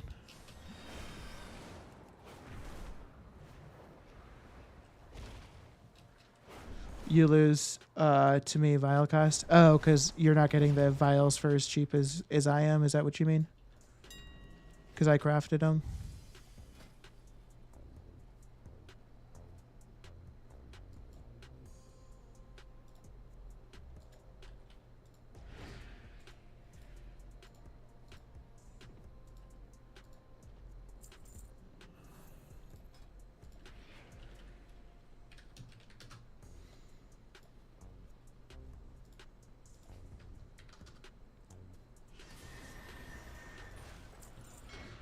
You're still using vials. You bought at 4.7. Gotcha. Okay.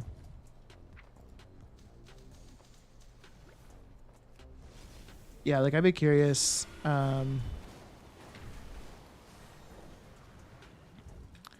I do a price override.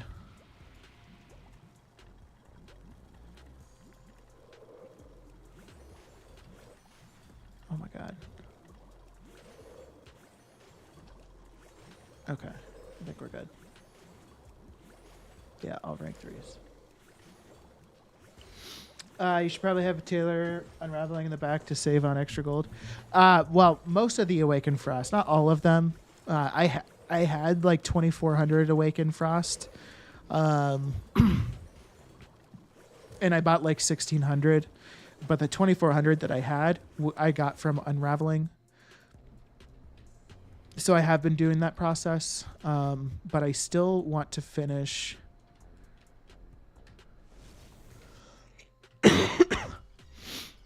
Doing bags, but I am running low on gold. I really need to empty my mailbox. I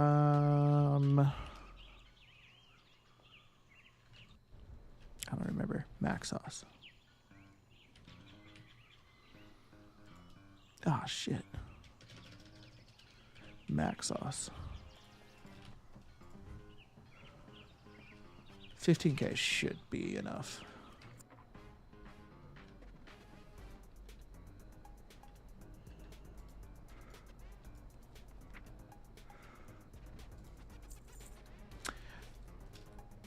I'm here just to open it. Well, I gotta open it in the update video. There's gotta be a whole thing, you know what I mean? What would you consider a good tip for an order with all materials provided?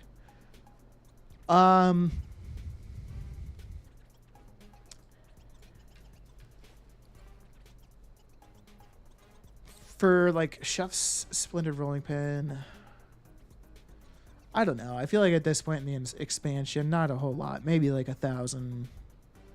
If you're feeling generous, couple thousand gold. But I know that there's like, you know,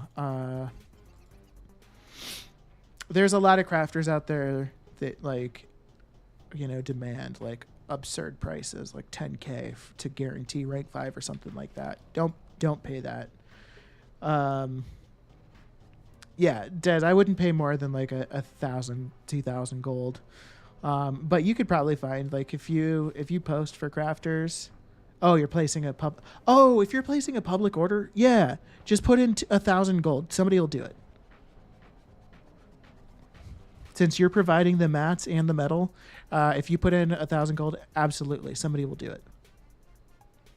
You could even do less. You could honestly probably do like 500 gold, and somebody will do it. You're providing everything. They're not going to lose anything. They're going to try to make money off of any resourcefulness procs that they get off of it. So you could tip whatever, and somebody will probably fill it. The higher the tip, the quicker it'll get filled, is the general rule of thumb.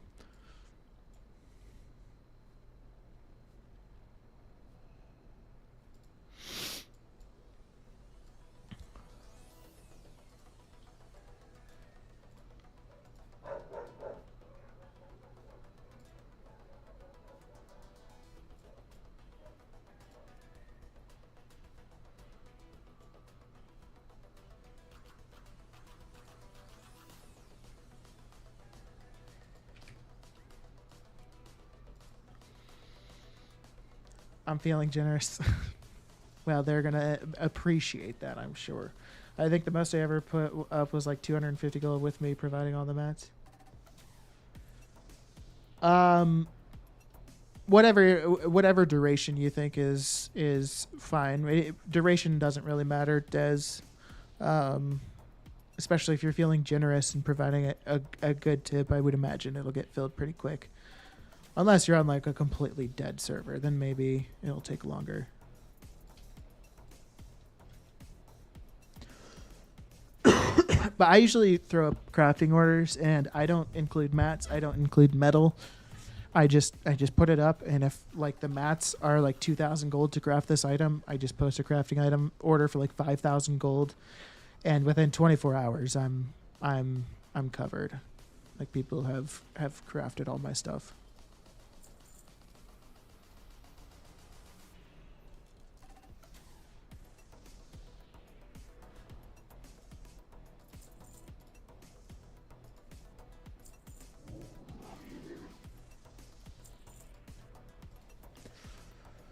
I usually never provide the metal and tip like 7K or so, depending.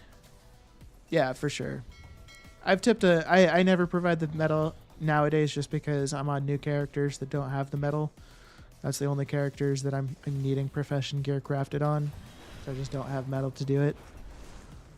But I feel like there are enough people in the game at this point that have just unbelievable amounts of metal. So they just probably don't care. So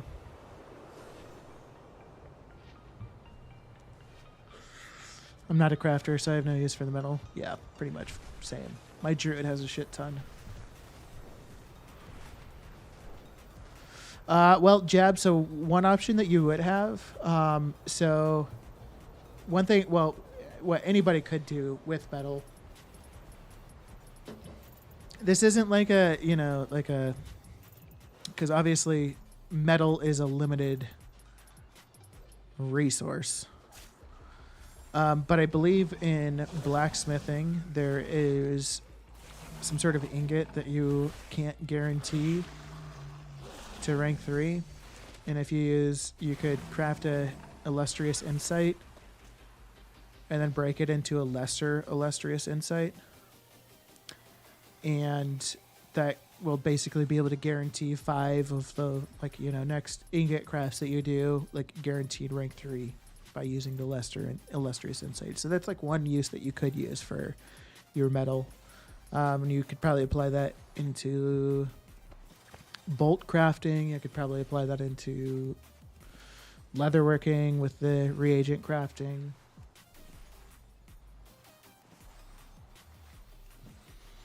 It's exactly why people have way too much extra, so you just buy it from them. Yeah, for sure. Very easy to do that nowadays.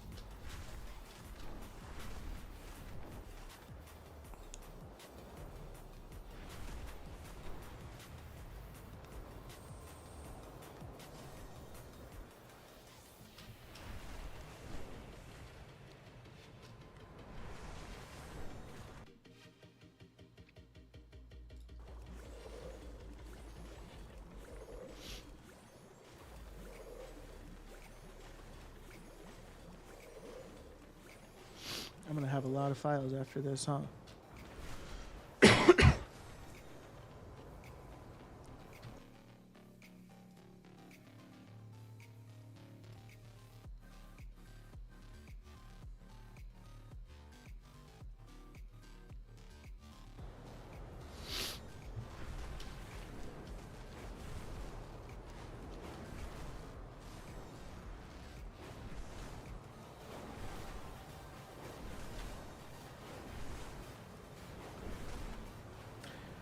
It's about 10,000 gold for the materials to craft all the bolts.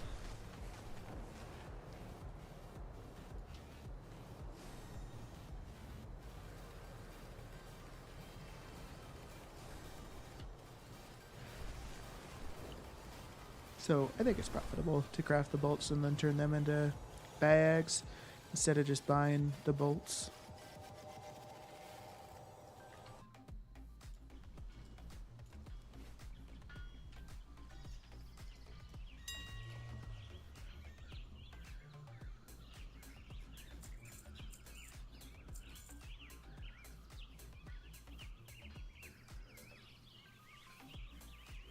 I love selling banquets. They sell like crazy.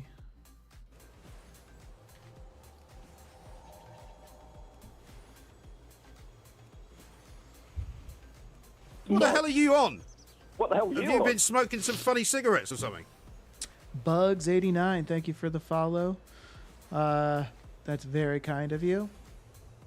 If you have any questions about gold making, please feel free to ask. I am more than happy to help out with anything.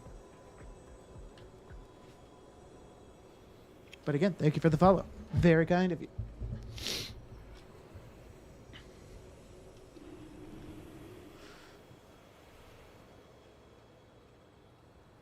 Okay, so you must have done an extra rep grind in an iron plate. Are you a goblin?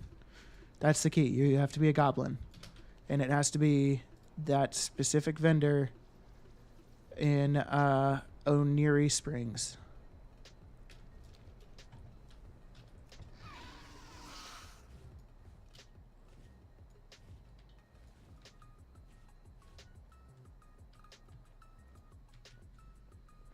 Wait, so you're telling me you're a goblin and you went to that vendor in that town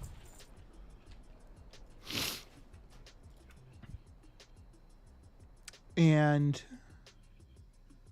the draconic stopper is still 5 gold?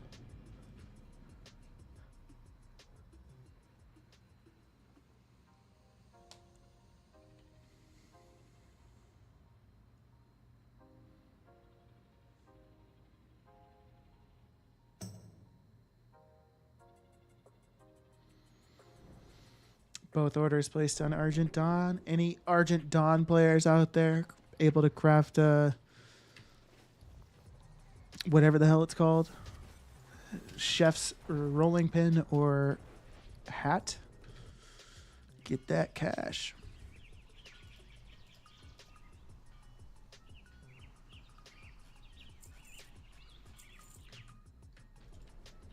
I almost don't have gold to finish doing everything that I need to do. This isn't good. I didn't realize I was so low on gold.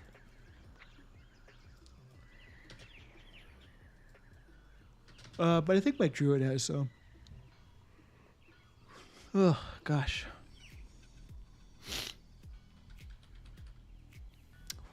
What's my character's name still? Bada bing. So I'm going to send 11k because I think that's just enough to cover. I've noticed with my goblin, the posted price shows the same as the regular, but when the price is paid, it's at the reduced rate. Interesting. With a vendor? So that's like a UI bug then that you're experiencing, Des? That's crazy. I haven't heard of that.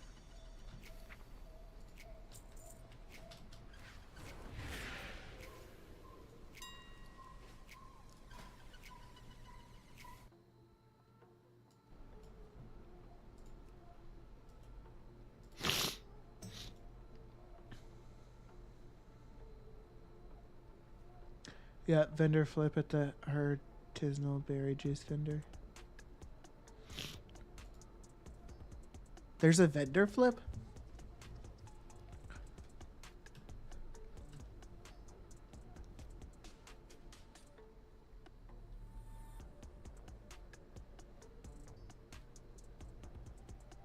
Goblin boosted by any chance? I'll log over and check. I don't think so.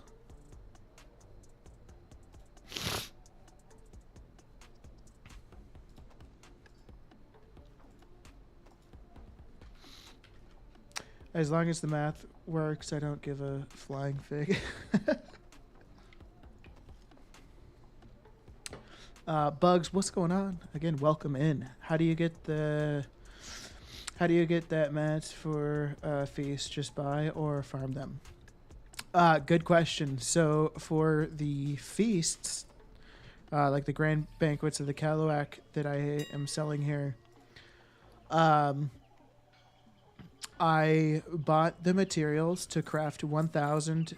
So first of all, it's... I see you're at an ad now. I will wait. My apologies.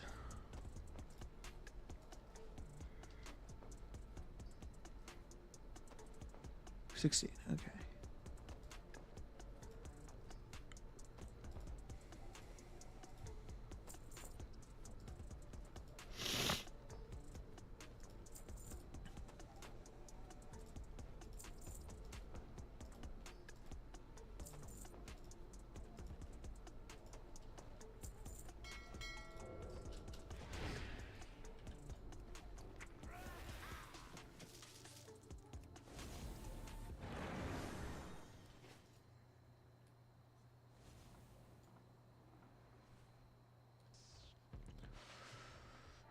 My server, the vendor price for non-goblins is two gold 50 for 5. I can sell individuals anywhere between 1 gold and as high as 4. Damn, that's crazy. That's awesome. So yeah, sorry, Bugs. Yeah, I saw that you went to an ad, so I stopped so that I could finish explaining. But let me just get here real quick and then.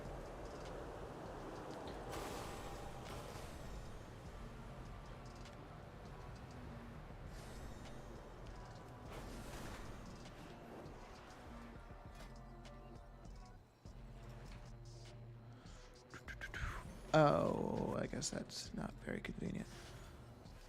All right, 1 sec. Sorry. Let me pull up cooking on this guy.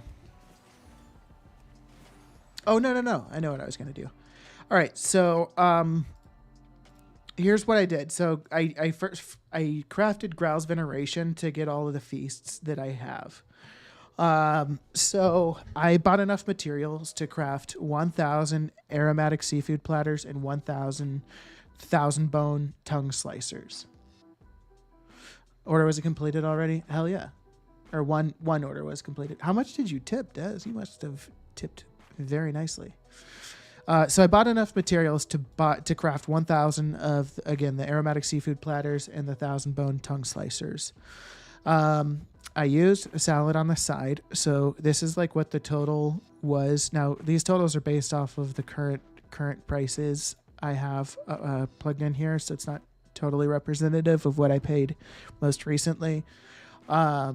But as of like current prices, it would cost, 78,000, basically 79,000 gold to craft 1,000 aromatic seafood platters and basically 80,000 to craft 1,000 bone tongue slicers. From that, the result was I received, almost 5,000 aromatic seafood platters and 4,700 bone tongue slicers.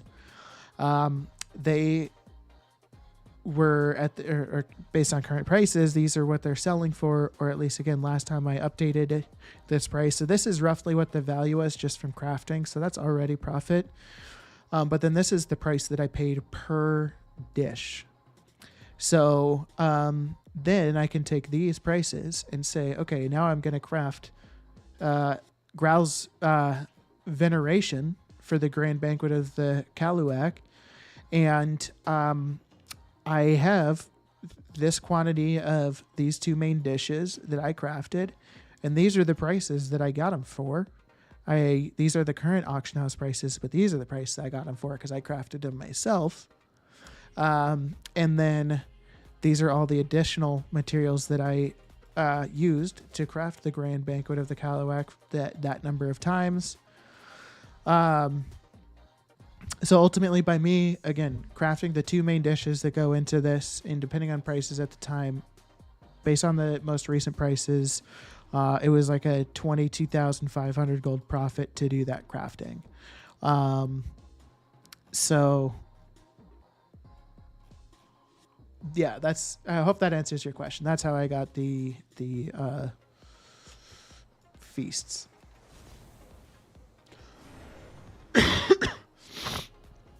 You tipped 1K? Okay, right on. What do I have to do to get my completed order? You just gotta go check your mailbox. And it'll be delivered to you.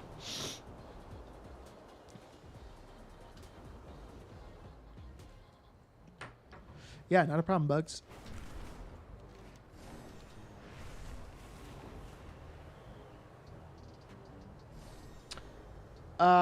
It should be delivered to you immediately. You should have it. I don't know of anything that takes an hour in this game unless it's player to player. But since it was a crafting order, it should be instant. What?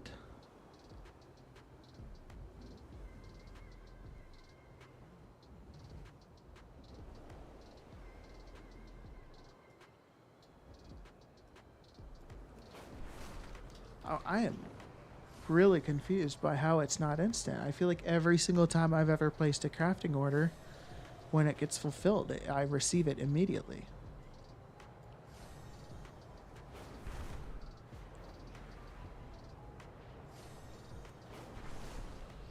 That's really strange.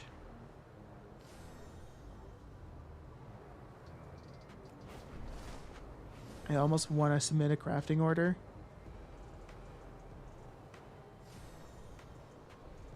Just to make sure I'm not crazy. And like tip something huge so somebody fulfills it immediately.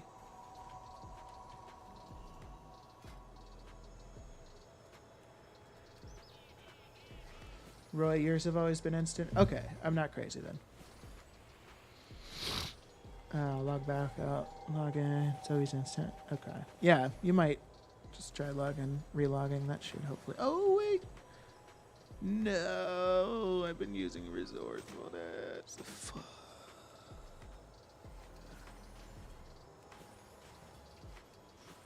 Come on, give me a proc. Multicraft proc, specifically. No, thanks.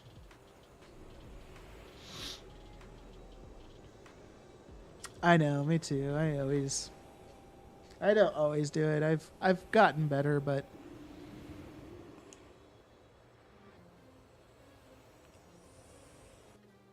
most of these bolt crafters only do bolt crafting, and so they all only have resourcefulness tools or multicraft tools.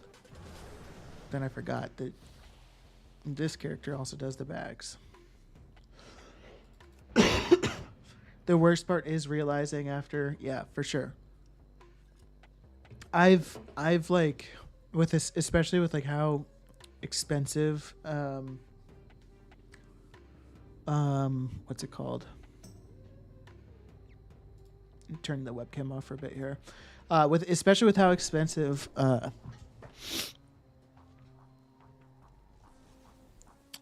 whoa. My brain, man. I have no idea what I was going to say.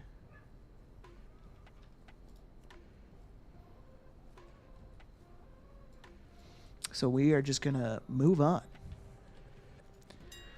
You can't multi-craft a bag, can you? No, sir.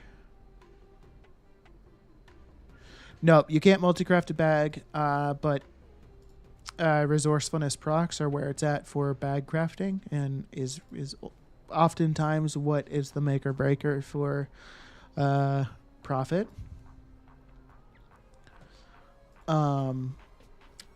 Unless you're crafting the bolts yourself. Because if you're buying the bolts off the auction house, then a lot of times the bolts are going to kind of roughly go in conjunction with what the price of bags are. And so, like if Azure Weave Expedition packs are selling for 1,200 gold, then... Now, this isn't always the case because Chronocloth, or the bolts are a region-wide item, whereas the bags are server-specific. But oftentimes, like if the bags are 1,200 gold, you're going to see that the 3 bolts cost like, basically 400 gold each, and so it costs 1,200 gold to craft it. So you're profiting off of resourcefulness procs.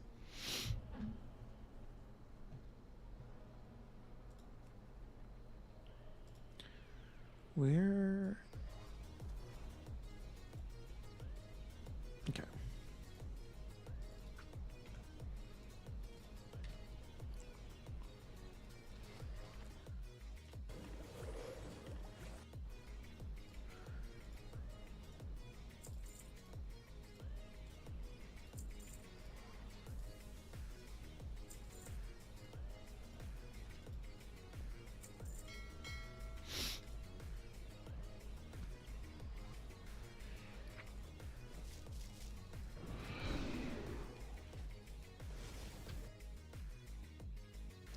Just got Graal's Devotion. I do want to take a look at both of those and see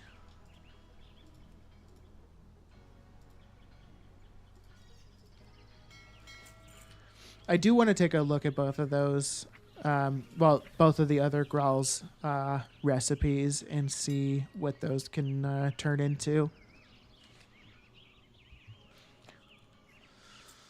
I don't know if they're as profitable. I think part of the reason why Growl's Veneration specifically is a bit more profitable to make is I think people are just kind of lazy in the sense that crafting Growl's Veneration is kind of a tedious pain in the ass because you have to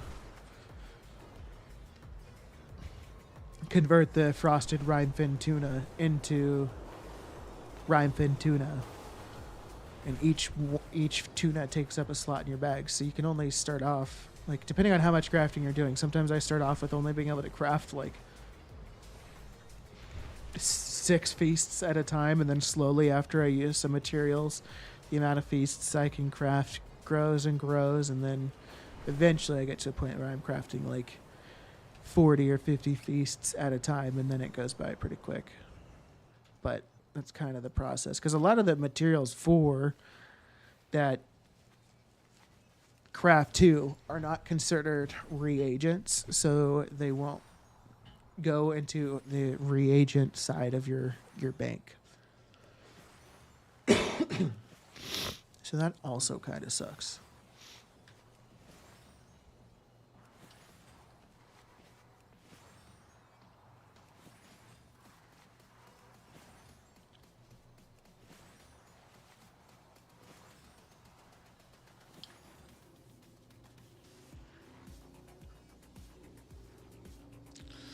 Got your rolling pin. Nice.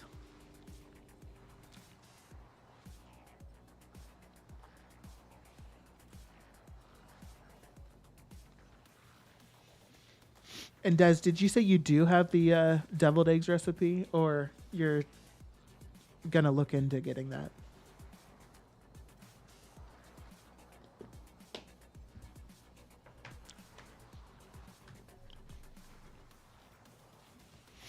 Because that's definitely a good one to look into.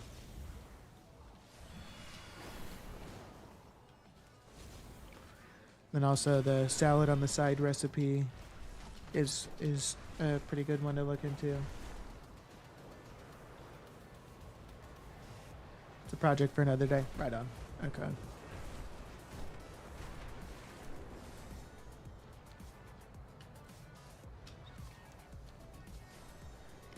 Where do you get the salad recipe? I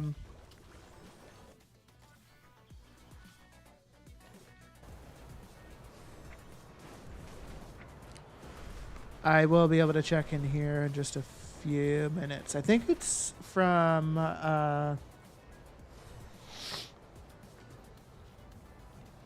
you sure it's from making another recipe? Some of the recipes you get for cooking are just from crafting a certain dish within cooking has a chance to teach you the recipe for something else. But I don't know if that's the case for salad on the side. I think it is like a reputation specific. Or maybe not reputation, but a quest or something like that. Or maybe I'm tripping.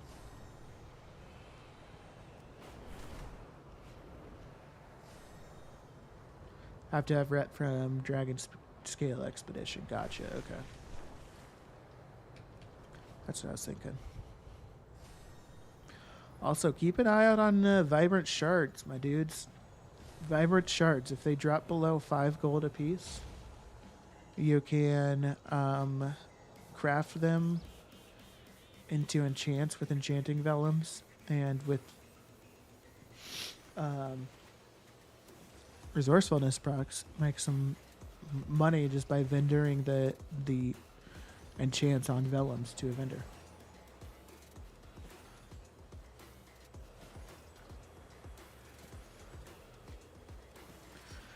Yeah, it sounds like the reputation vendor with Dragon Scale sells it, but I think you have to be renowned, rank 13.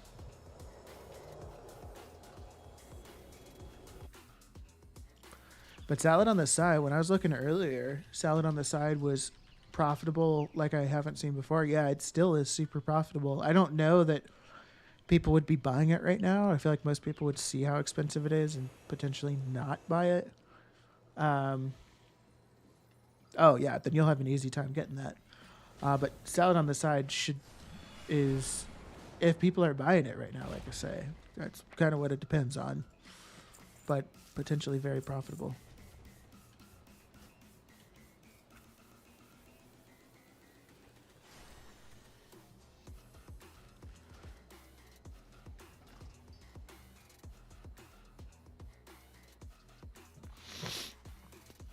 No problemo, Reyes.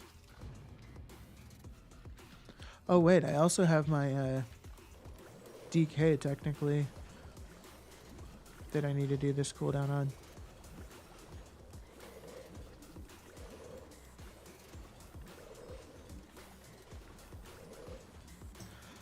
Okay, I'm gonna keep this going. I'm gonna run to the restroom real quick. I will be right back.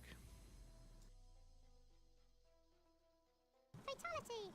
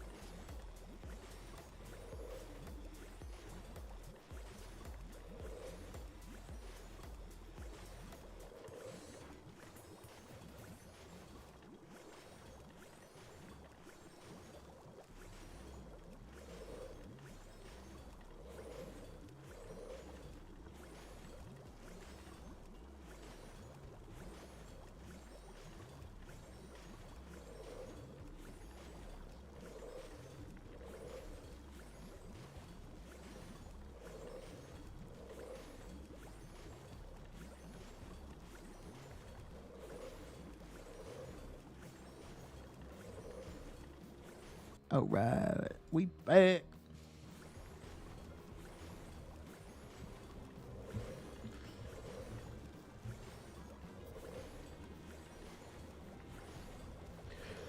Uh, Vibrant shards are 4 gold 97 on my server. Yes, they are region wide. Think about the easiest way to think about it, in my opinion, is like anything that stacks for the most part, like stacks high, Or yeah, I guess like for the most part, anything that stacks is probably on the region-wide auction house. Anything that doesn't stack, like a single item, is gonna be server specific. I think that rule of thumb is pretty much true across the board.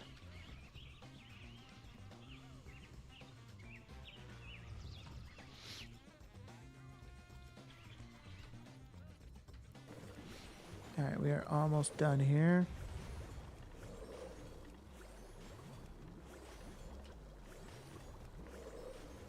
Damn, got a lot of files now.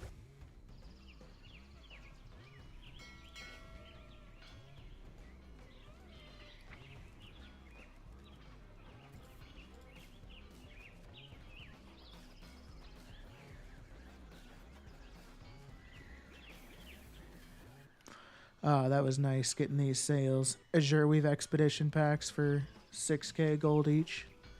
That was wonderful. All right, let's get these Azure Weave Expedition packs crafted.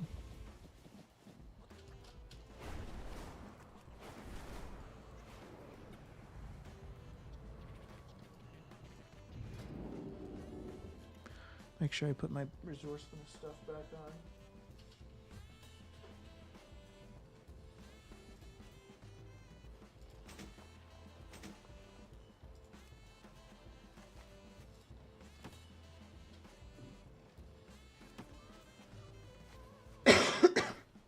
So this is saying it's 489 gold profit per craft. But again, you have to remember that that is calculating based on me getting these Azure Weave Expedition bolts for the current auction house price. I did not get these for the current auction house price. I got them for significantly lower. I don't know, what exact amount. But the profit is certainly more than 489 gold per.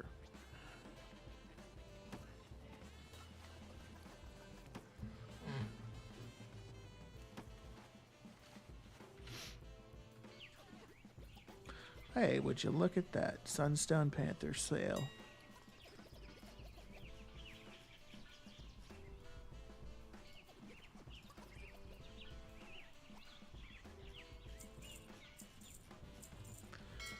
They should go through and buy every other color right now, too. Or maybe I've been undercut on the other colors.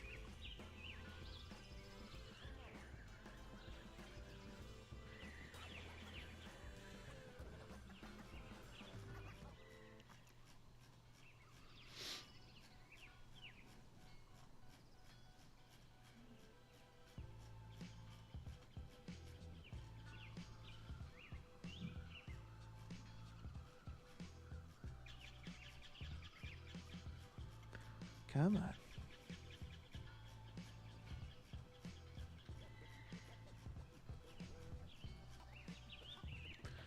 Ice fish for 3 minutes and got 13.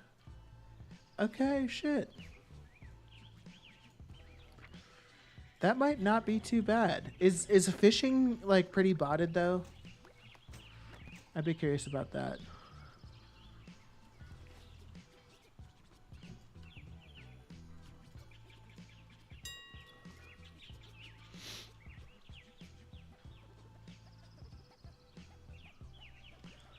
Why don't you park your tune at Biddy Bay? Everything is so close you barely have to walk.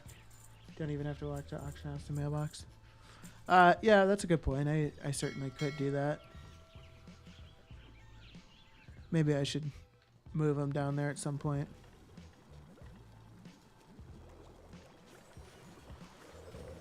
But yeah, thank you for hanging out, Des. I hope you have a great supper. If you do any more time ice fishing, like if for any extended time, I'd be curious to know how that works out for you.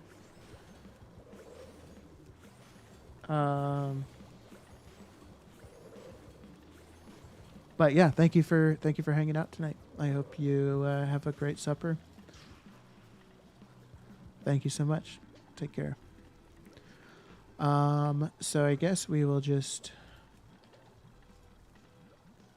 As long as we can guarantee rank 3.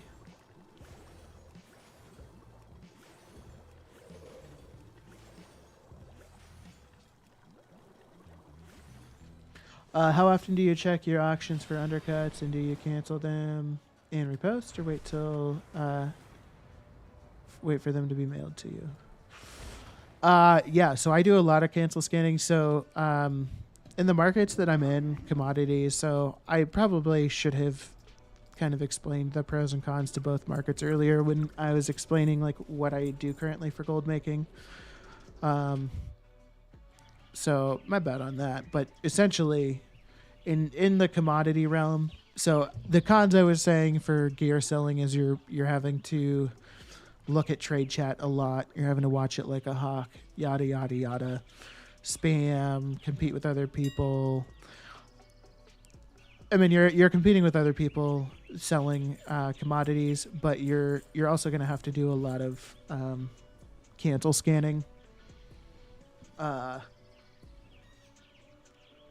Especially depending on like what commodities you're selling. So like the stuff that I'm selling right now, I'm not as worried about like cancel scanning, but like if I was doing gems, like when gems are popping off, then I would be cancel scanning a lot. The other thing too is like I have so much like my TSM operations don't post all of everything that I have when I go through and post. So like I have so many of each item that I don't need to cancel scan like all the time. Like I can go through and do post scans for like 30 minutes and then do one overall cancel scan and get everything. Because if I'm cancel scanning, I'm not cancel scanning to check to see if like the mounts and like the one-off items I have are undercut, like the expensive things. Those I'm not as worried about, but the commodities is what I don't want to be undercut if I can help it. So that's why I cancel scan for those.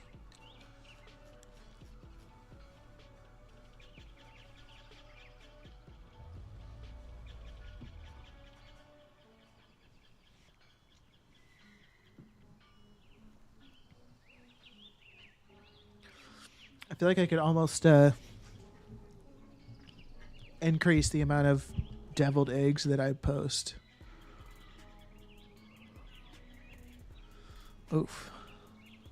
I don't like that it's red on this character. That's not cool.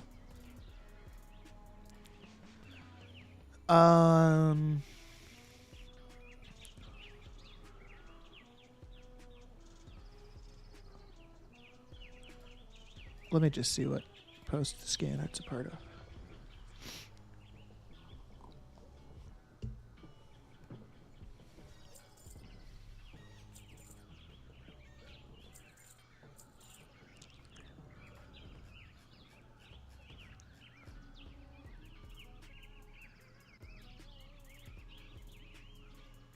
I just want to kind of see how quickly these disappear.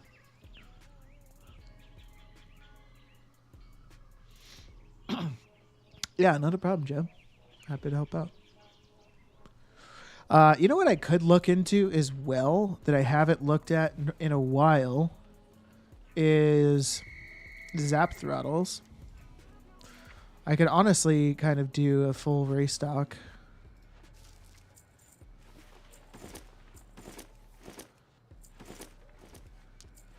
With not jewel crafting, engineering. One thing I also know that I do need as well currently is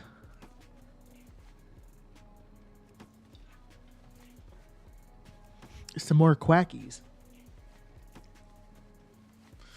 Got the Fathom pet from watching? Hell yeah. Thank you, man. That's awesome. Appreciate you've been watching that much.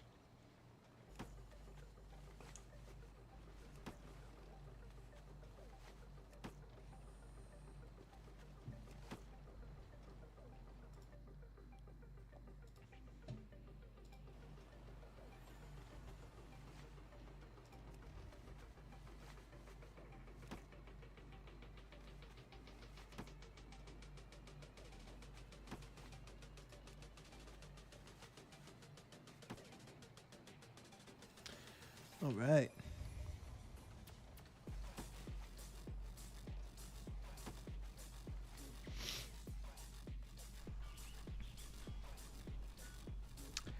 Okay, so maybe they're not always.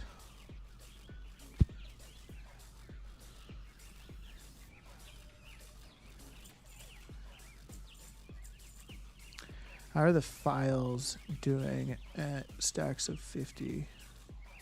Oh, files are very competitive right now, I bet. With the price they're at.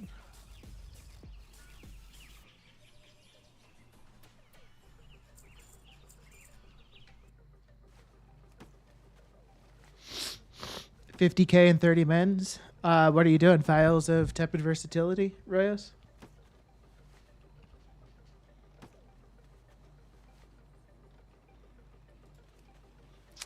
Hell yeah. That's awesome.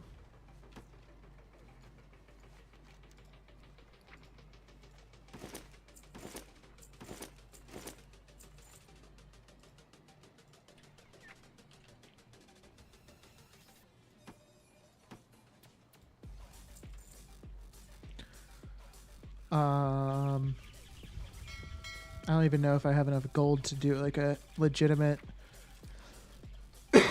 engineering restock. You know what? I do have gold on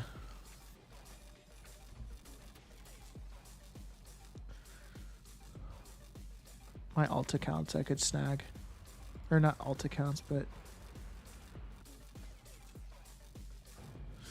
some reason today it's going off. Yeah, we love that, don't we?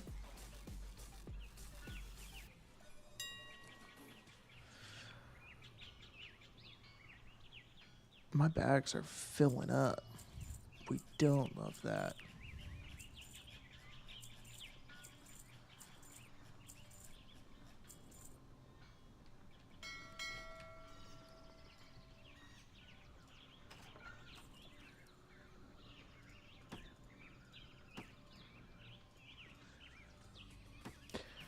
Oh, I love seeing. I'm going to move this. This is one thing I love to see.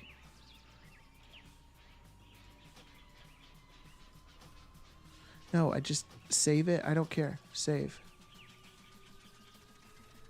Chat.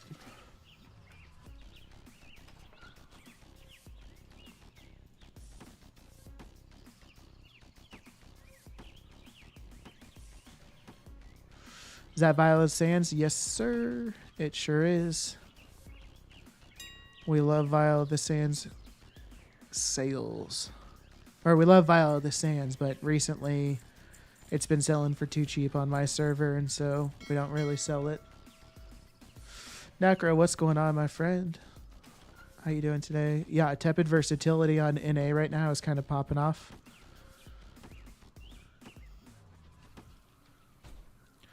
Definitely worth looking into.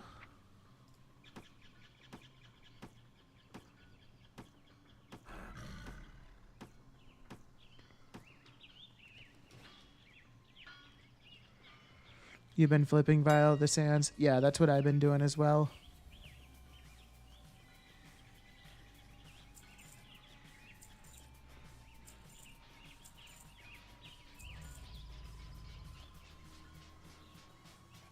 All right, things are looking good right now, sales-wise, eh?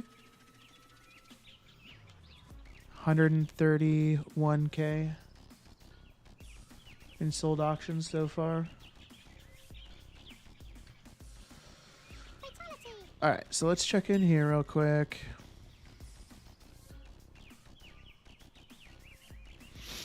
I got 300K on this server, so I can transfer that over to Area 52.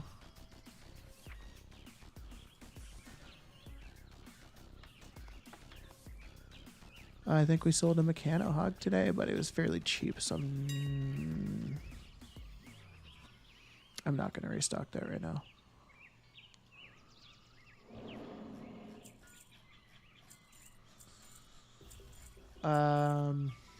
Crazy low on some servers and Panthers. Yeah, I think the Jade Panther right now is like 23K on Area 52. Crazy low. We'll do 280,000.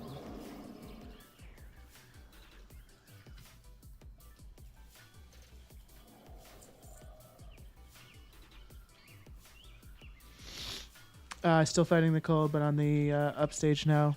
Right on, Necro. Happy to hear that. Hopefully you continue on the up and up.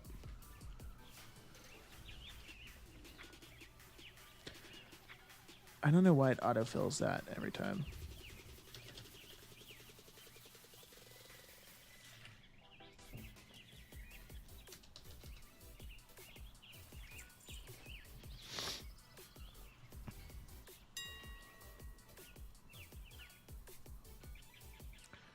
I'm very annoyed that rank 1 inks sell for more than rank 3. Well, just because they're posted for more than rank 3 doesn't mean they sell for more than rank 3. Got 6 assorted for 19.5k. What do you mean assorted? Is that an amount? And I'm just drawing a blank.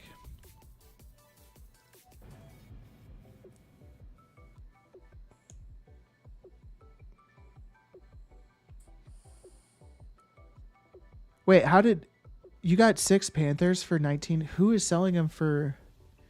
They're literally losing money, right? I know there was talk at one point that you can get the Orb of Mystery or whatever the fuck it's called for less than 20,000 gold, but I have yet to see proof.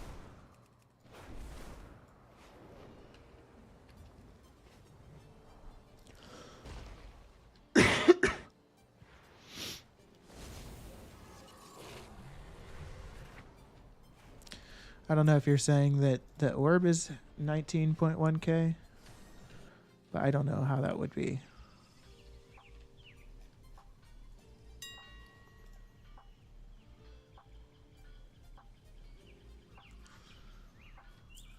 For the to craft the Panthers?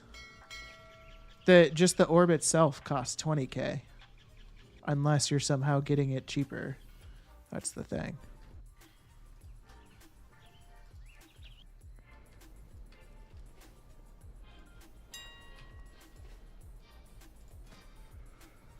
All right, let's take a look at a few things here. Definitely.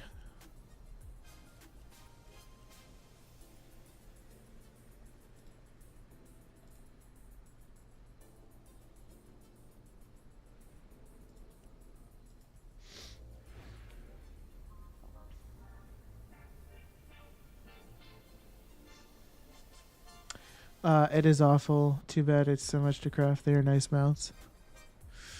Well, they're profitable.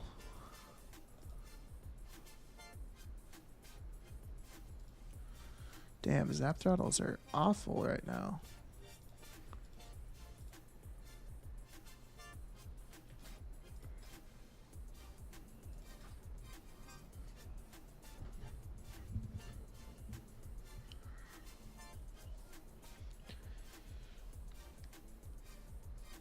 Okay, well, it looks like we don't need to do anything with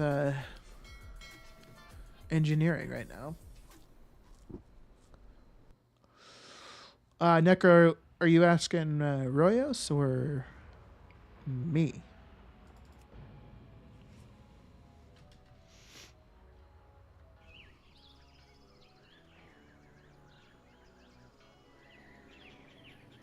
Oh, I'll see if my tailor can make the best chef's hat. Sees the reputation required for recipe. Well, shit. Yeah, I can't make the chef's hat.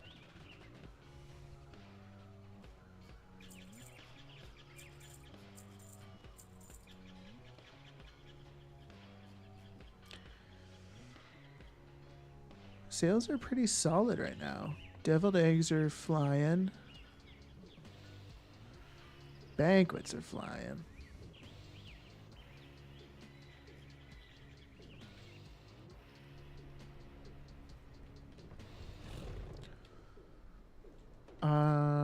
What did I get on this character for?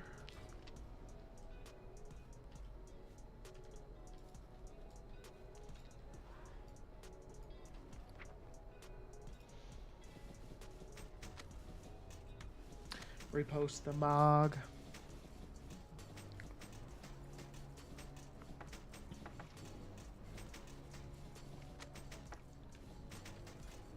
On this dude?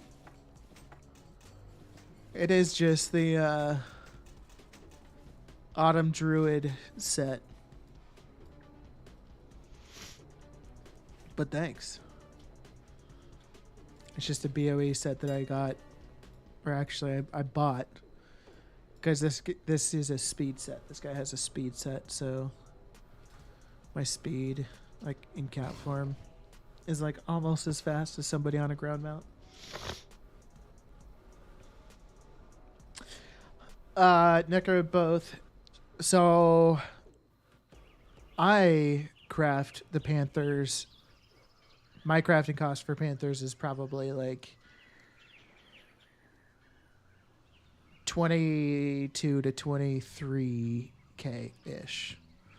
So the most I will sell or the least I will sell a Panther for is like it'll result in me like getting like 1,500 gold ish profit. But that's just on Area 52. I sell Panthers on other servers where the prices are a little bit higher, and on some of those the Panthers result in like a 5k ish profit, maybe sometimes higher.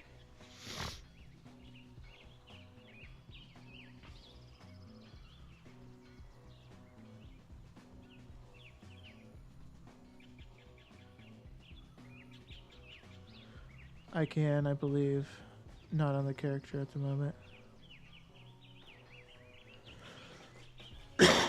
Oh, the chef's hat.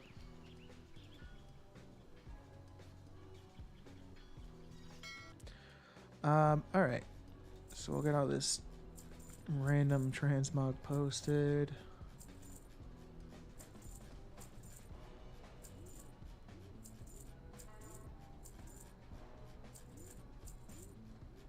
I'm going to be posting this shit for the rest of my life, I feel like, but whatever.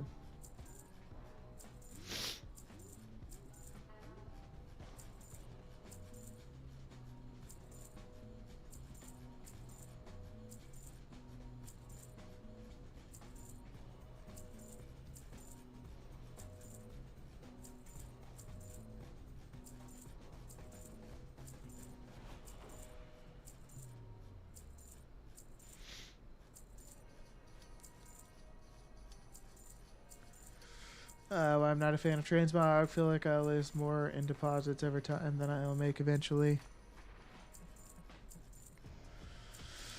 Okay, Colin, I'm off. Have a good evening. Take care, Bravanza. Thanks for hanging out. Hope you have a great rest of your day. Great sleep if that's where you're going. Great work day if that's where you're headed to. Whatever it is, hope it's good for you. Thanks for hanging out. But yeah, Tiffy, Thule, I do kind of feel that. Transmog can be brutal sometimes. I mean, it can certainly pay off, and for a lot of people, it's very, very profitable. But it can be kind of brutal.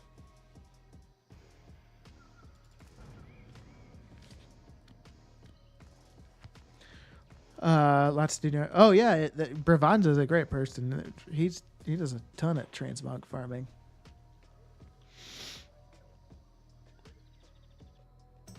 All right, man. Take care. They average 25,000 for the Panthers on my server. I guess it's not too bad, but not good either. Yeah, exactly. That's roughly what they are in my server, Misty. So it works out to be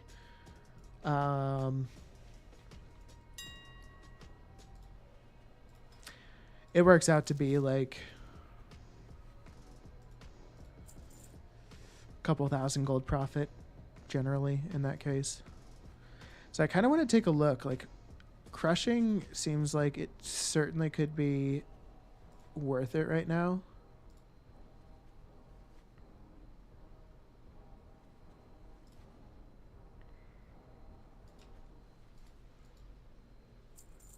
All right, so I just spent 30,407 gold.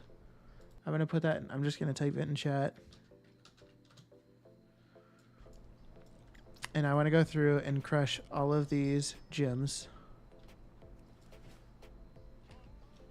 And we will see what the profit is, if any. It should be profitable. Make sure you have resourcefulness. It's very important to anybody that's new to crafting. Your crafting stats like resourcefulness and multi-craft are unbelievably important. Make sure you have max tools, the rare quality tools. Make sure you have your tool enchanted. Make sure you have the resourcefulness knowledge points if you can. All that stuff's very, very important. Oh shit, we're getting some bag sales now.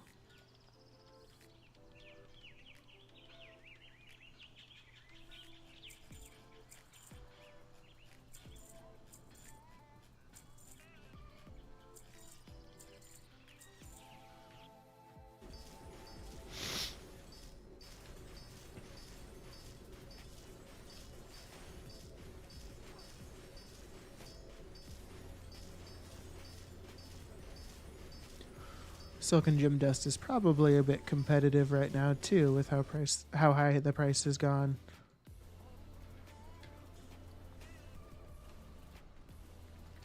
So how am I doing on files?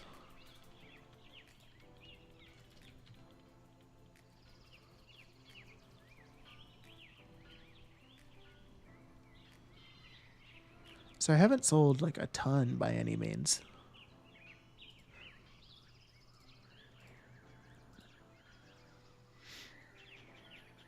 I don't know. You guys, some of you sound like you're getting way more sales on tepid versatility files than I am.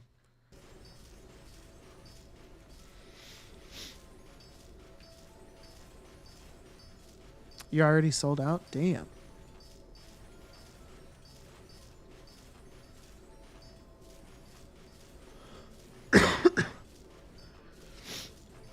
Sorry, you just unraveling what you can for rousings and then just buying up the difference in Awakened off the auction house, Roy?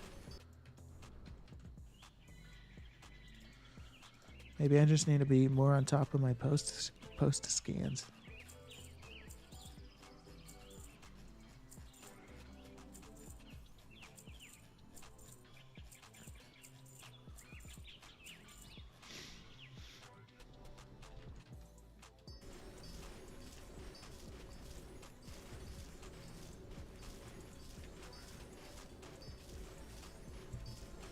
Royos, you are Roy. The time I spend unraveling, the price could drop. Oh, I see what you mean. Yeah, unraveling would be a gamble. If the price doesn't drop, then you're obviously making way more. But you do have a point in the sense that, it is time consuming. And price could drop. But you could like unravel and then also buy Awakens. So at least you're getting some of the Awakens for that cheaper price, but you're also just buying to make up the difference so that you can get tepid versatility crafted right now. So you'd save yourself a little bit.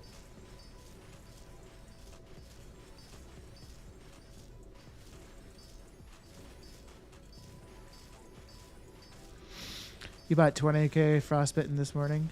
Damn.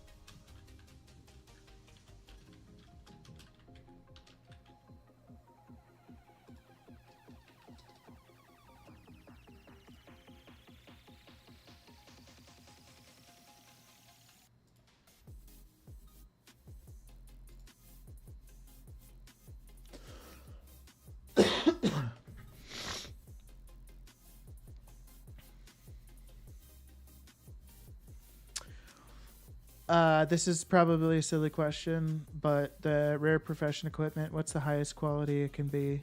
Because I'm trying to make an order for the chef's hat, and it's showing that rank 1 is the only option.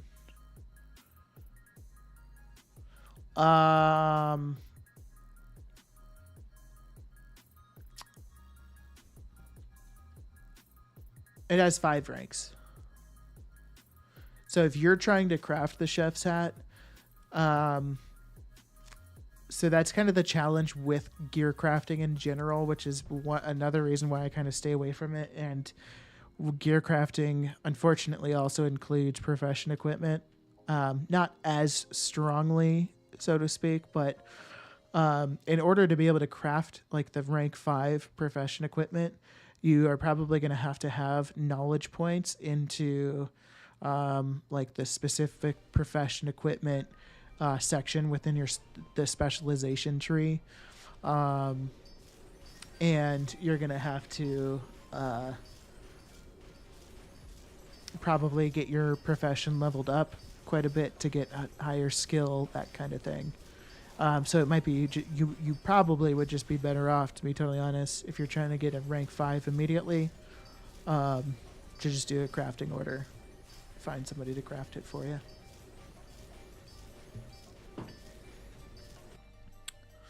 But not a silly question at all. You're brand new to the... I think, if I recall correctly, you said that you're basically new to the Dragonflight profession or crafting systems.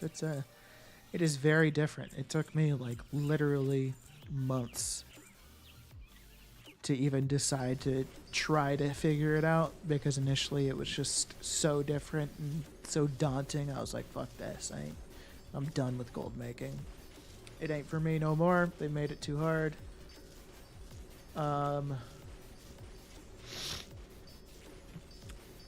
But not anymore.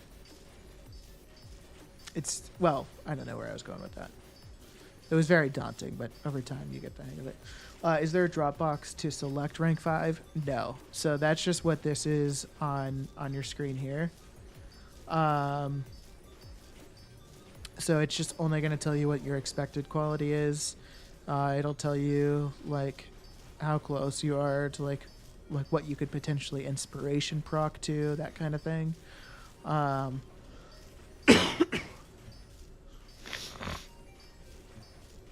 But you can't like select a specific rank to try to craft.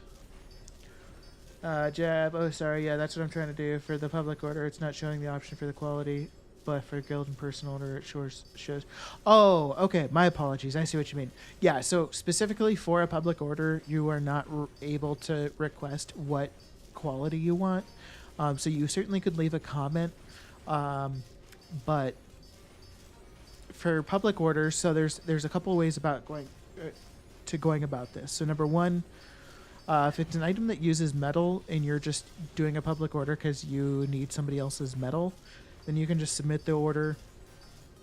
Whatever rank you get once you get the item back, at least they've used their metal for it and you've paid them for it. Then you can find somebody through trade chat to recraft it for you, guaranteed rank 5. The other option would be is to just search out a crafter to guarantee rank 5 for you, and then you would just submit a personal order to them. But if you're going to go through the public crafting order route, you might have to submit the order and submit recrafts a couple of times until somebody crafts it for you and gets the rank 5. I guess another option too would be if somebody fulfills it public, it'll tell you their name. It'll say crafted by so and so. Then you could whisper them and see if they can recraft it for you and guarantee, but you might have to tip them. Sorry, that was a lot of explanation, but there's a couple of different ways you can go about it, essentially. Misty, I still don't get it. I have never done any order since I go to the place, and it's only for my putting in an order. So what exactly are you trying to do, Misty? Yeah, not a problem, Jeb. Anybody on the YouTube side? We're trying to hit 500 subscribers. If you want to sub, that'd be sweet. Anybody on Twitch that's not subbed on YouTube, if you want to check that out, there's a link to my YouTubes. That would be very nice. Would appreciate it. No worries if not. No obligations. I don't know how to find orders I can make. Oh, okay. So, Misty, if you're not seeing anything, so if you're going to the crafting order screen, I'll go there on this character and I'll show you.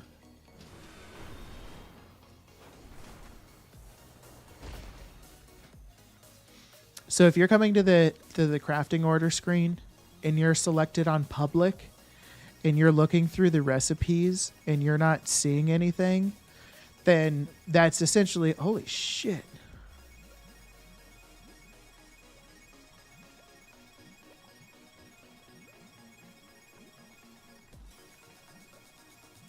What?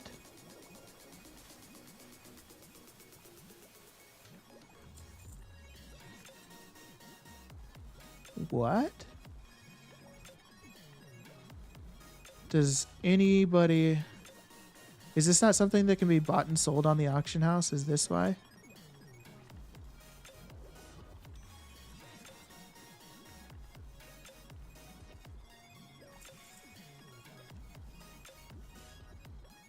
What is this? Is this a secret gold farm I've never known about?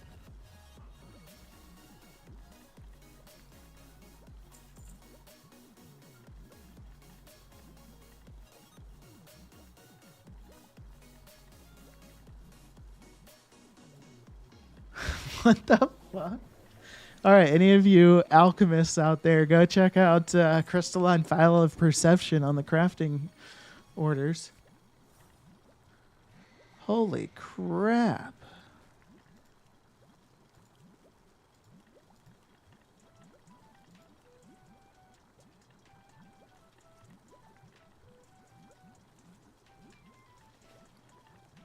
That is insane.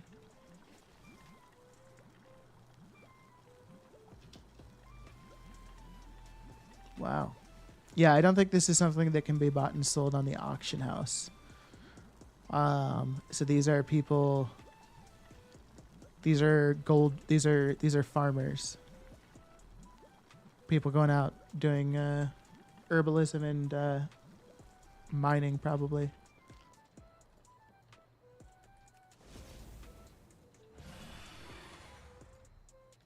Oh, sorry, but I got totally sidetracked there, Misty. So if you're on public order and you're clicking on the different recipes that you have and nothing's coming up, then that just unfortunately means that nobody's submitted any public orders for that particular item. And that's unfortunately kind of the common thing with most professions. I'm really surprised to see this for alchemy.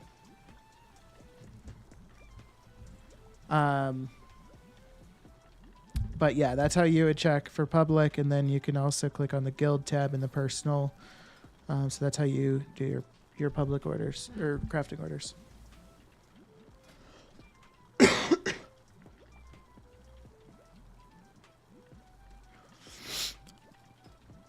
That was crazy. I cannot believe that.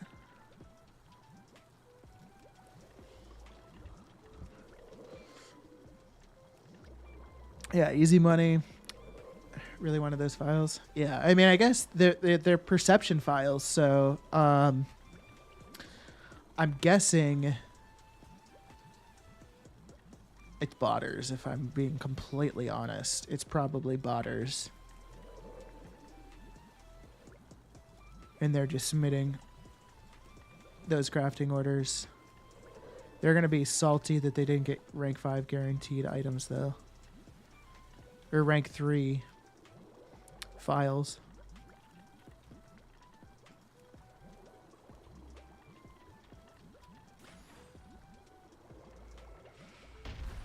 Yeah, I wish Inscription had that kind of traffic too. I think we all do.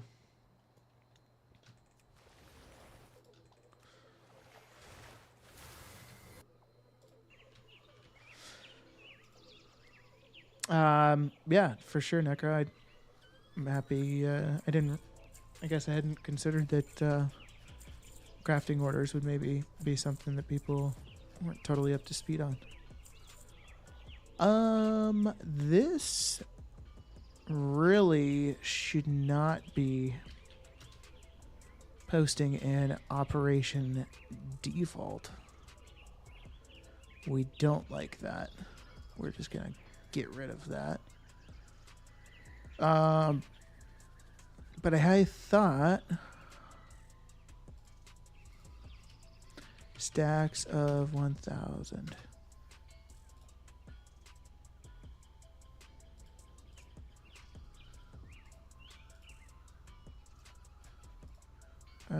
Just strange.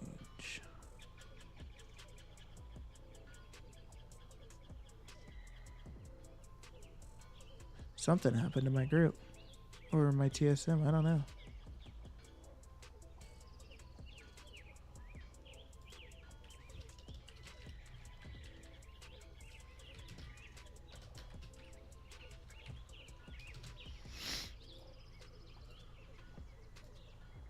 That's really strange. So I created this group and operation last night. I wonder if my whole stream I haven't been posting vials off of that operation. It's been through default.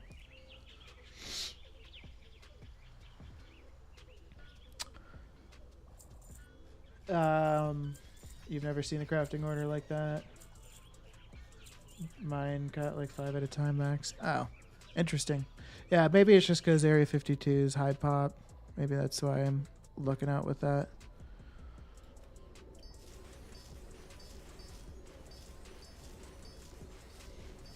Yeah, it must just be my server then. That sucks. It's kind of a nice thing to see.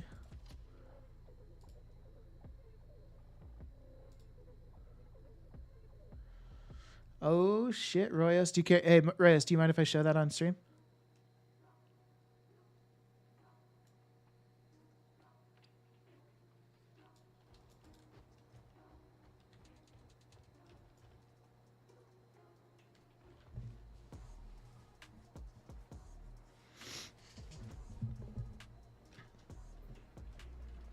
Reyes has had some wonderful... What fucking server are you on, Royos? To have those prices. Royos has had some solid tepid versatility sales here. And then I'm very surprised to see these Wilder cloth bag sales. Because we will go have a look at what Wilder cloth and Simply Stitched reagent bags are selling for on my server right now. It's not pretty, I'm sure.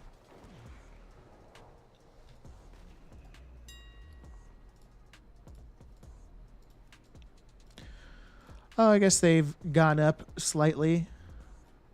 Usually they're like 16 gold per.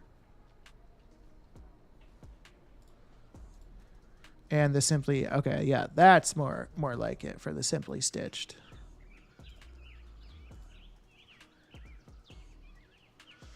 So I'm jealous you've got those prices, Royos. You should feel blessed.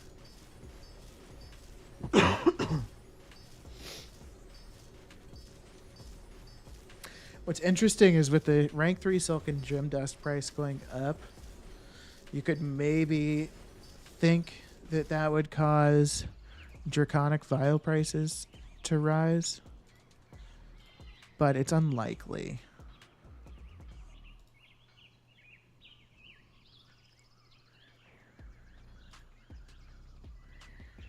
You could just totally flip the market on its heels, though, hey?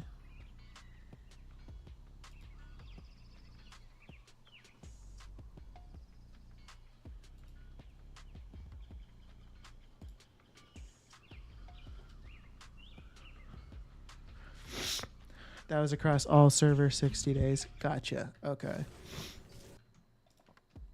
that makes a bit more sense looking at those player names. But that's still solid prices. So you're just selling a lot of bags on like what, smaller servers, and therefore getting those slightly better prices, or I guess not slightly really.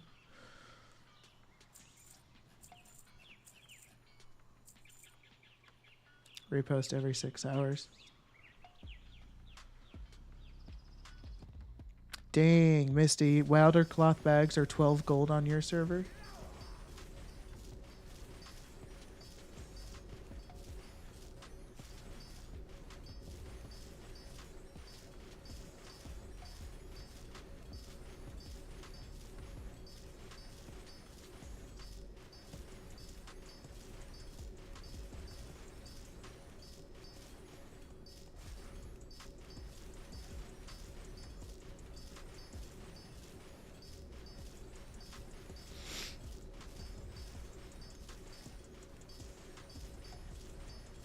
Watching all your functions is so overwhelming.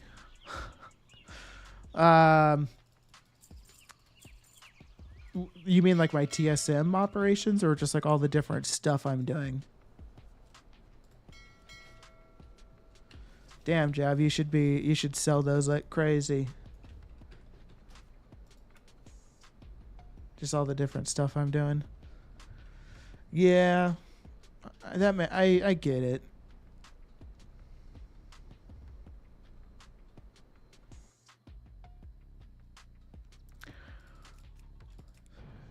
You like, I think that just the thing to remember is that like I've been doing this for a while now. So like for me it was just slowly kind of building up. Like I started off with one thing, like inks, and then I expanded into something new. And then once I was comfortable with that, I expanded into something new. And then when I was comfortable with that, I expanded into something new. And then eventually you start working on like older stuff. Maybe you start farming out, getting the panther recipes, and then you can start doing panthers, and that's just like a side product you've got going. And then maybe like, you know, when random holidays come around, you do the holiday content. And then you just like are starting to diversify into markets, and then sometimes you just kind of like, you're not always doing everything for every single market that you're in, but you're just kind of going with the flow.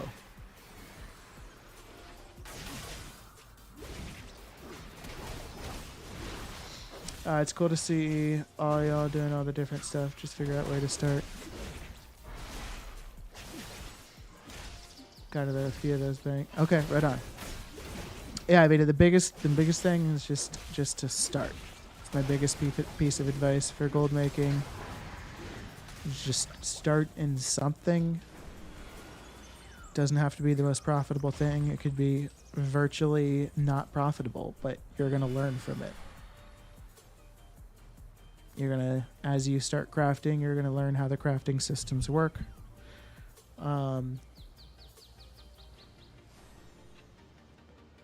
Your brain will start thinking in the ways of a crafter, how to maximize the stuff.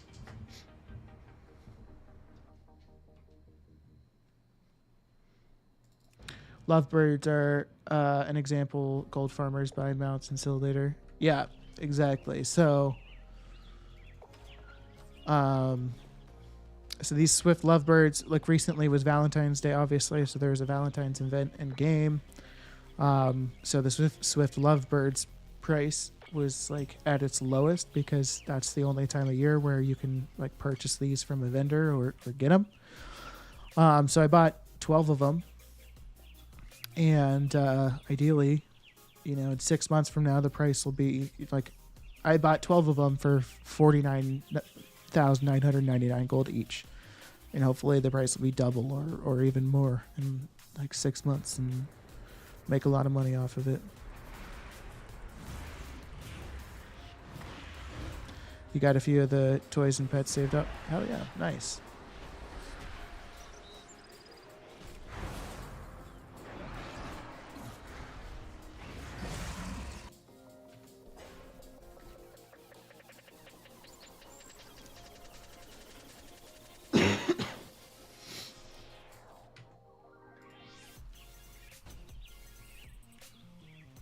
These look like they're selling pretty well too right now. At least on my server, I think the price is 100K. Hearthstone game tables from a recent event.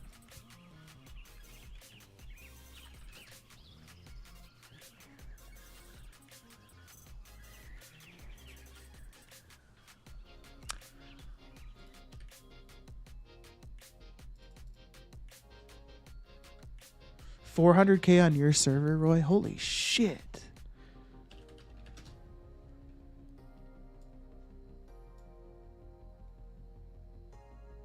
But when I went to sell it, I accidentally used it. Oh, that sucks.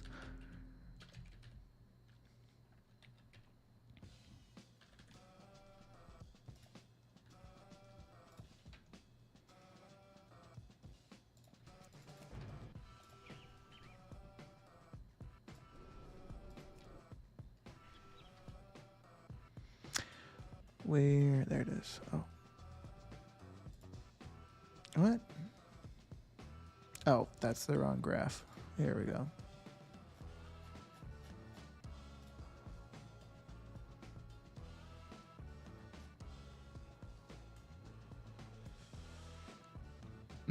Which server do you play on? Draenor.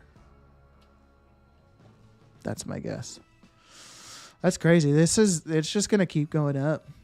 I wonder if this item will ever be obtainable again. Arthas, gotcha. That's crazy.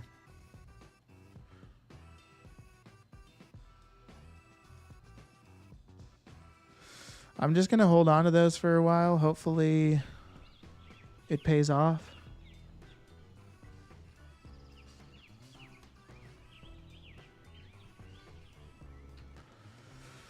Noble Garden tomorrow. I'm not sure what that is. Is that some event?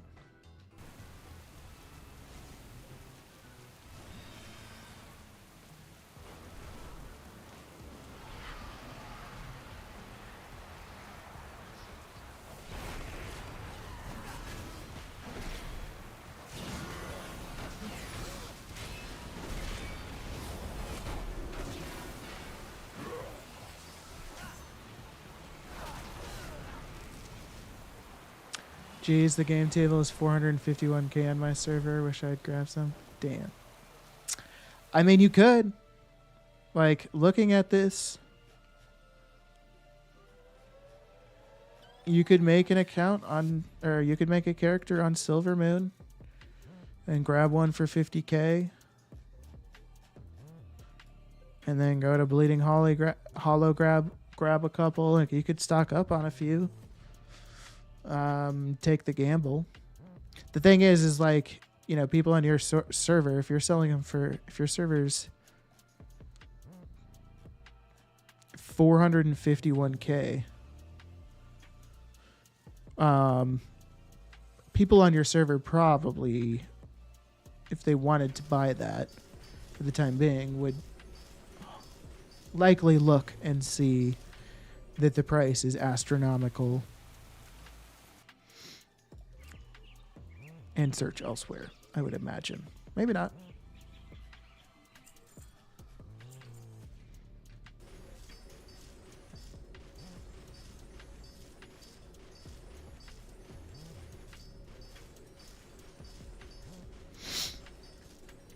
But the 3 that I got were from that event. I have 3 accounts, so the only way it was one of those toys per account. And I had 3 accounts, and all 3 accounts were open when I got it, or I can't remember exactly what you had to do to get it, but I essentially got it on all 3 accounts at the exact same time. So that's the only reason I have 3. If you only have 1 account, you only would have, unfortunately, been able to get 1. Collect all the cards, that's right.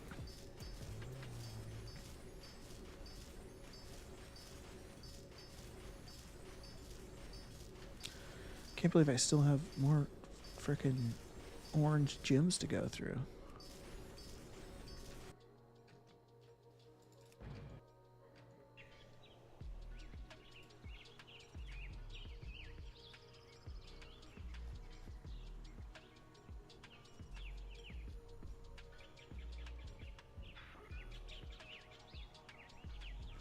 The grand banquets of the Kaluak are what's going crazy for me right now.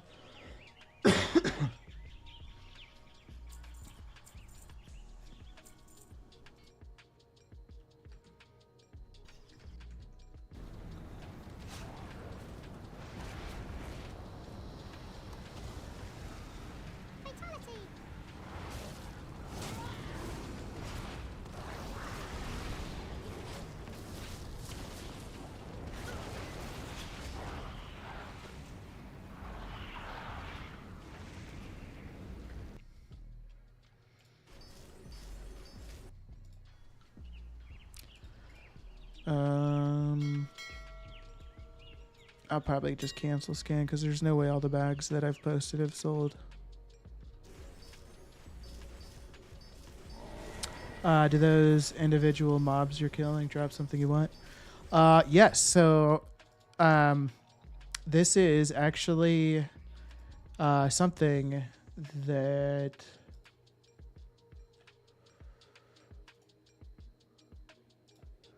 one sec, I could. Hey, what's going on, everyone? My name's Colin. Okay, here we go. So I actually made this video that talks about it, but it's basically soul sucking. So each one of those mobs, I used a Zap Throttle Soul Inhaler on, and that combined with an empty soul cage. Once they die, after I've used the Zap Throttle on them, I get their soul. And it's at first an encaged, like fiery, frosty, earthen, or airy soul. But after 15 minutes of having that soul, it becomes a docile soul. If you right-click it to open it while it's still an encaged soul, you'll just get the rousing version of whatever type it is. If it's airy, you'll get rousing air. But if you wait for it to go that full 15 minutes and it goes docile, then you will instead get an earthen soul. So I think I have souls on this character.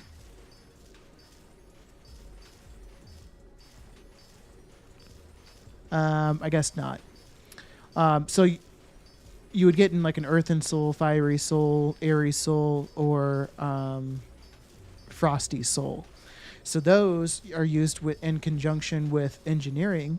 So engineers, if you put points into novelties within the engineering specializations, you'll get some toys that you can craft using the souls that you suck from those guys. But also at the same time, every single time you open a docile soul, you have a chance to get a pet. So there's a specific type of pet for each type of soul, and the pets sell for anywhere, depending on your server. I mean, depending on your server, they sell for anywhere from like 50 to maybe 150, 200K. And like Mr. Savagnon was in here earlier chilling, and he and I went through and opened souls at the same time. He got 3 pets total, which on his server were valued at 200K total. So pretty solid profit.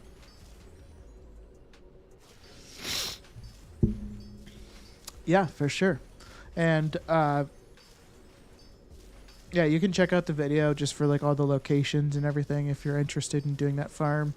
But you can like optimize it. Like you could even have it with like 8 total characters if you really wanted to go ham with soul farming. Because once you like suck a soul from a dude, you can't do it again for 15 minutes from the same type of soul. So you could have like 8 characters all doing souls, and by the time you finish doing the soul suck on character number 8, roughly 15 minutes will have elapsed, maybe 16 minutes will have elapsed, and you can go right back to character 1. I just do it on 4 characters though, since there's 4 types of souls.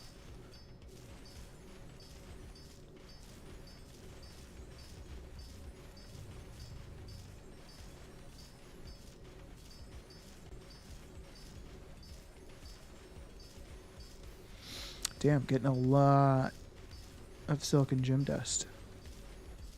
It's kind of crazy.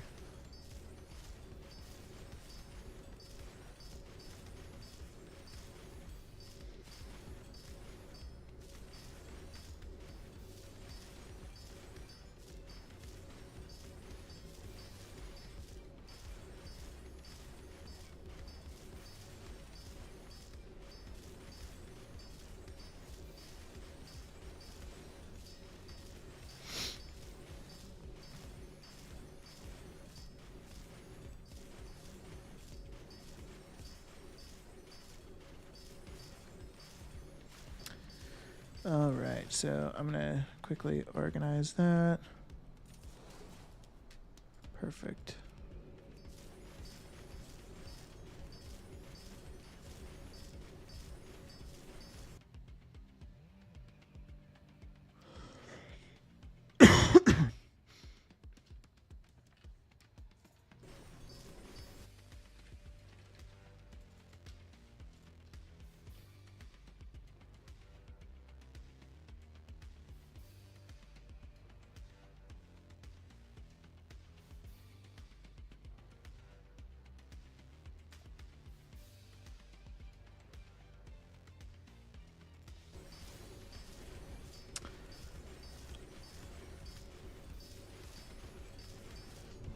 All right. Almost down here, or almost done, I guess, is probably the better way to pronounce that. Been going for a long time today.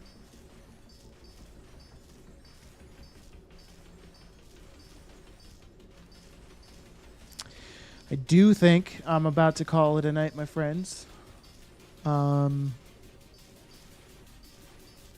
It's been a long day. It's been fun, though.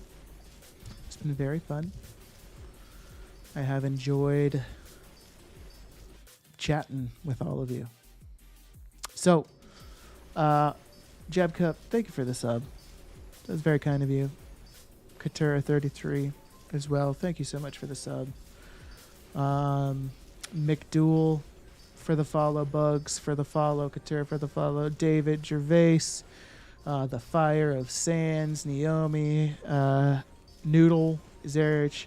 Manny Crazy Gold. Talifau. Scully. Extreme VF. Scully for the raid. Easy G for the follow. Baby Powder for the raid. Thank you all so much for that. It's very kind of you.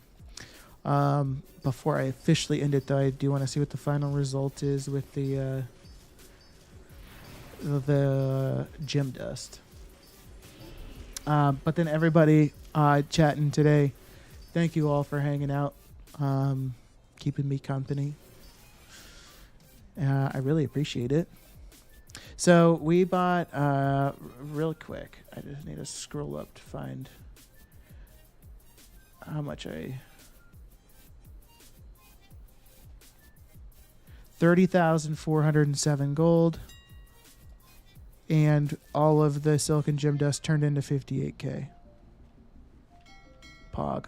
That's 30k profit. 30 minutes of work. Wouldn't have even, it would have been less than 30 minutes too.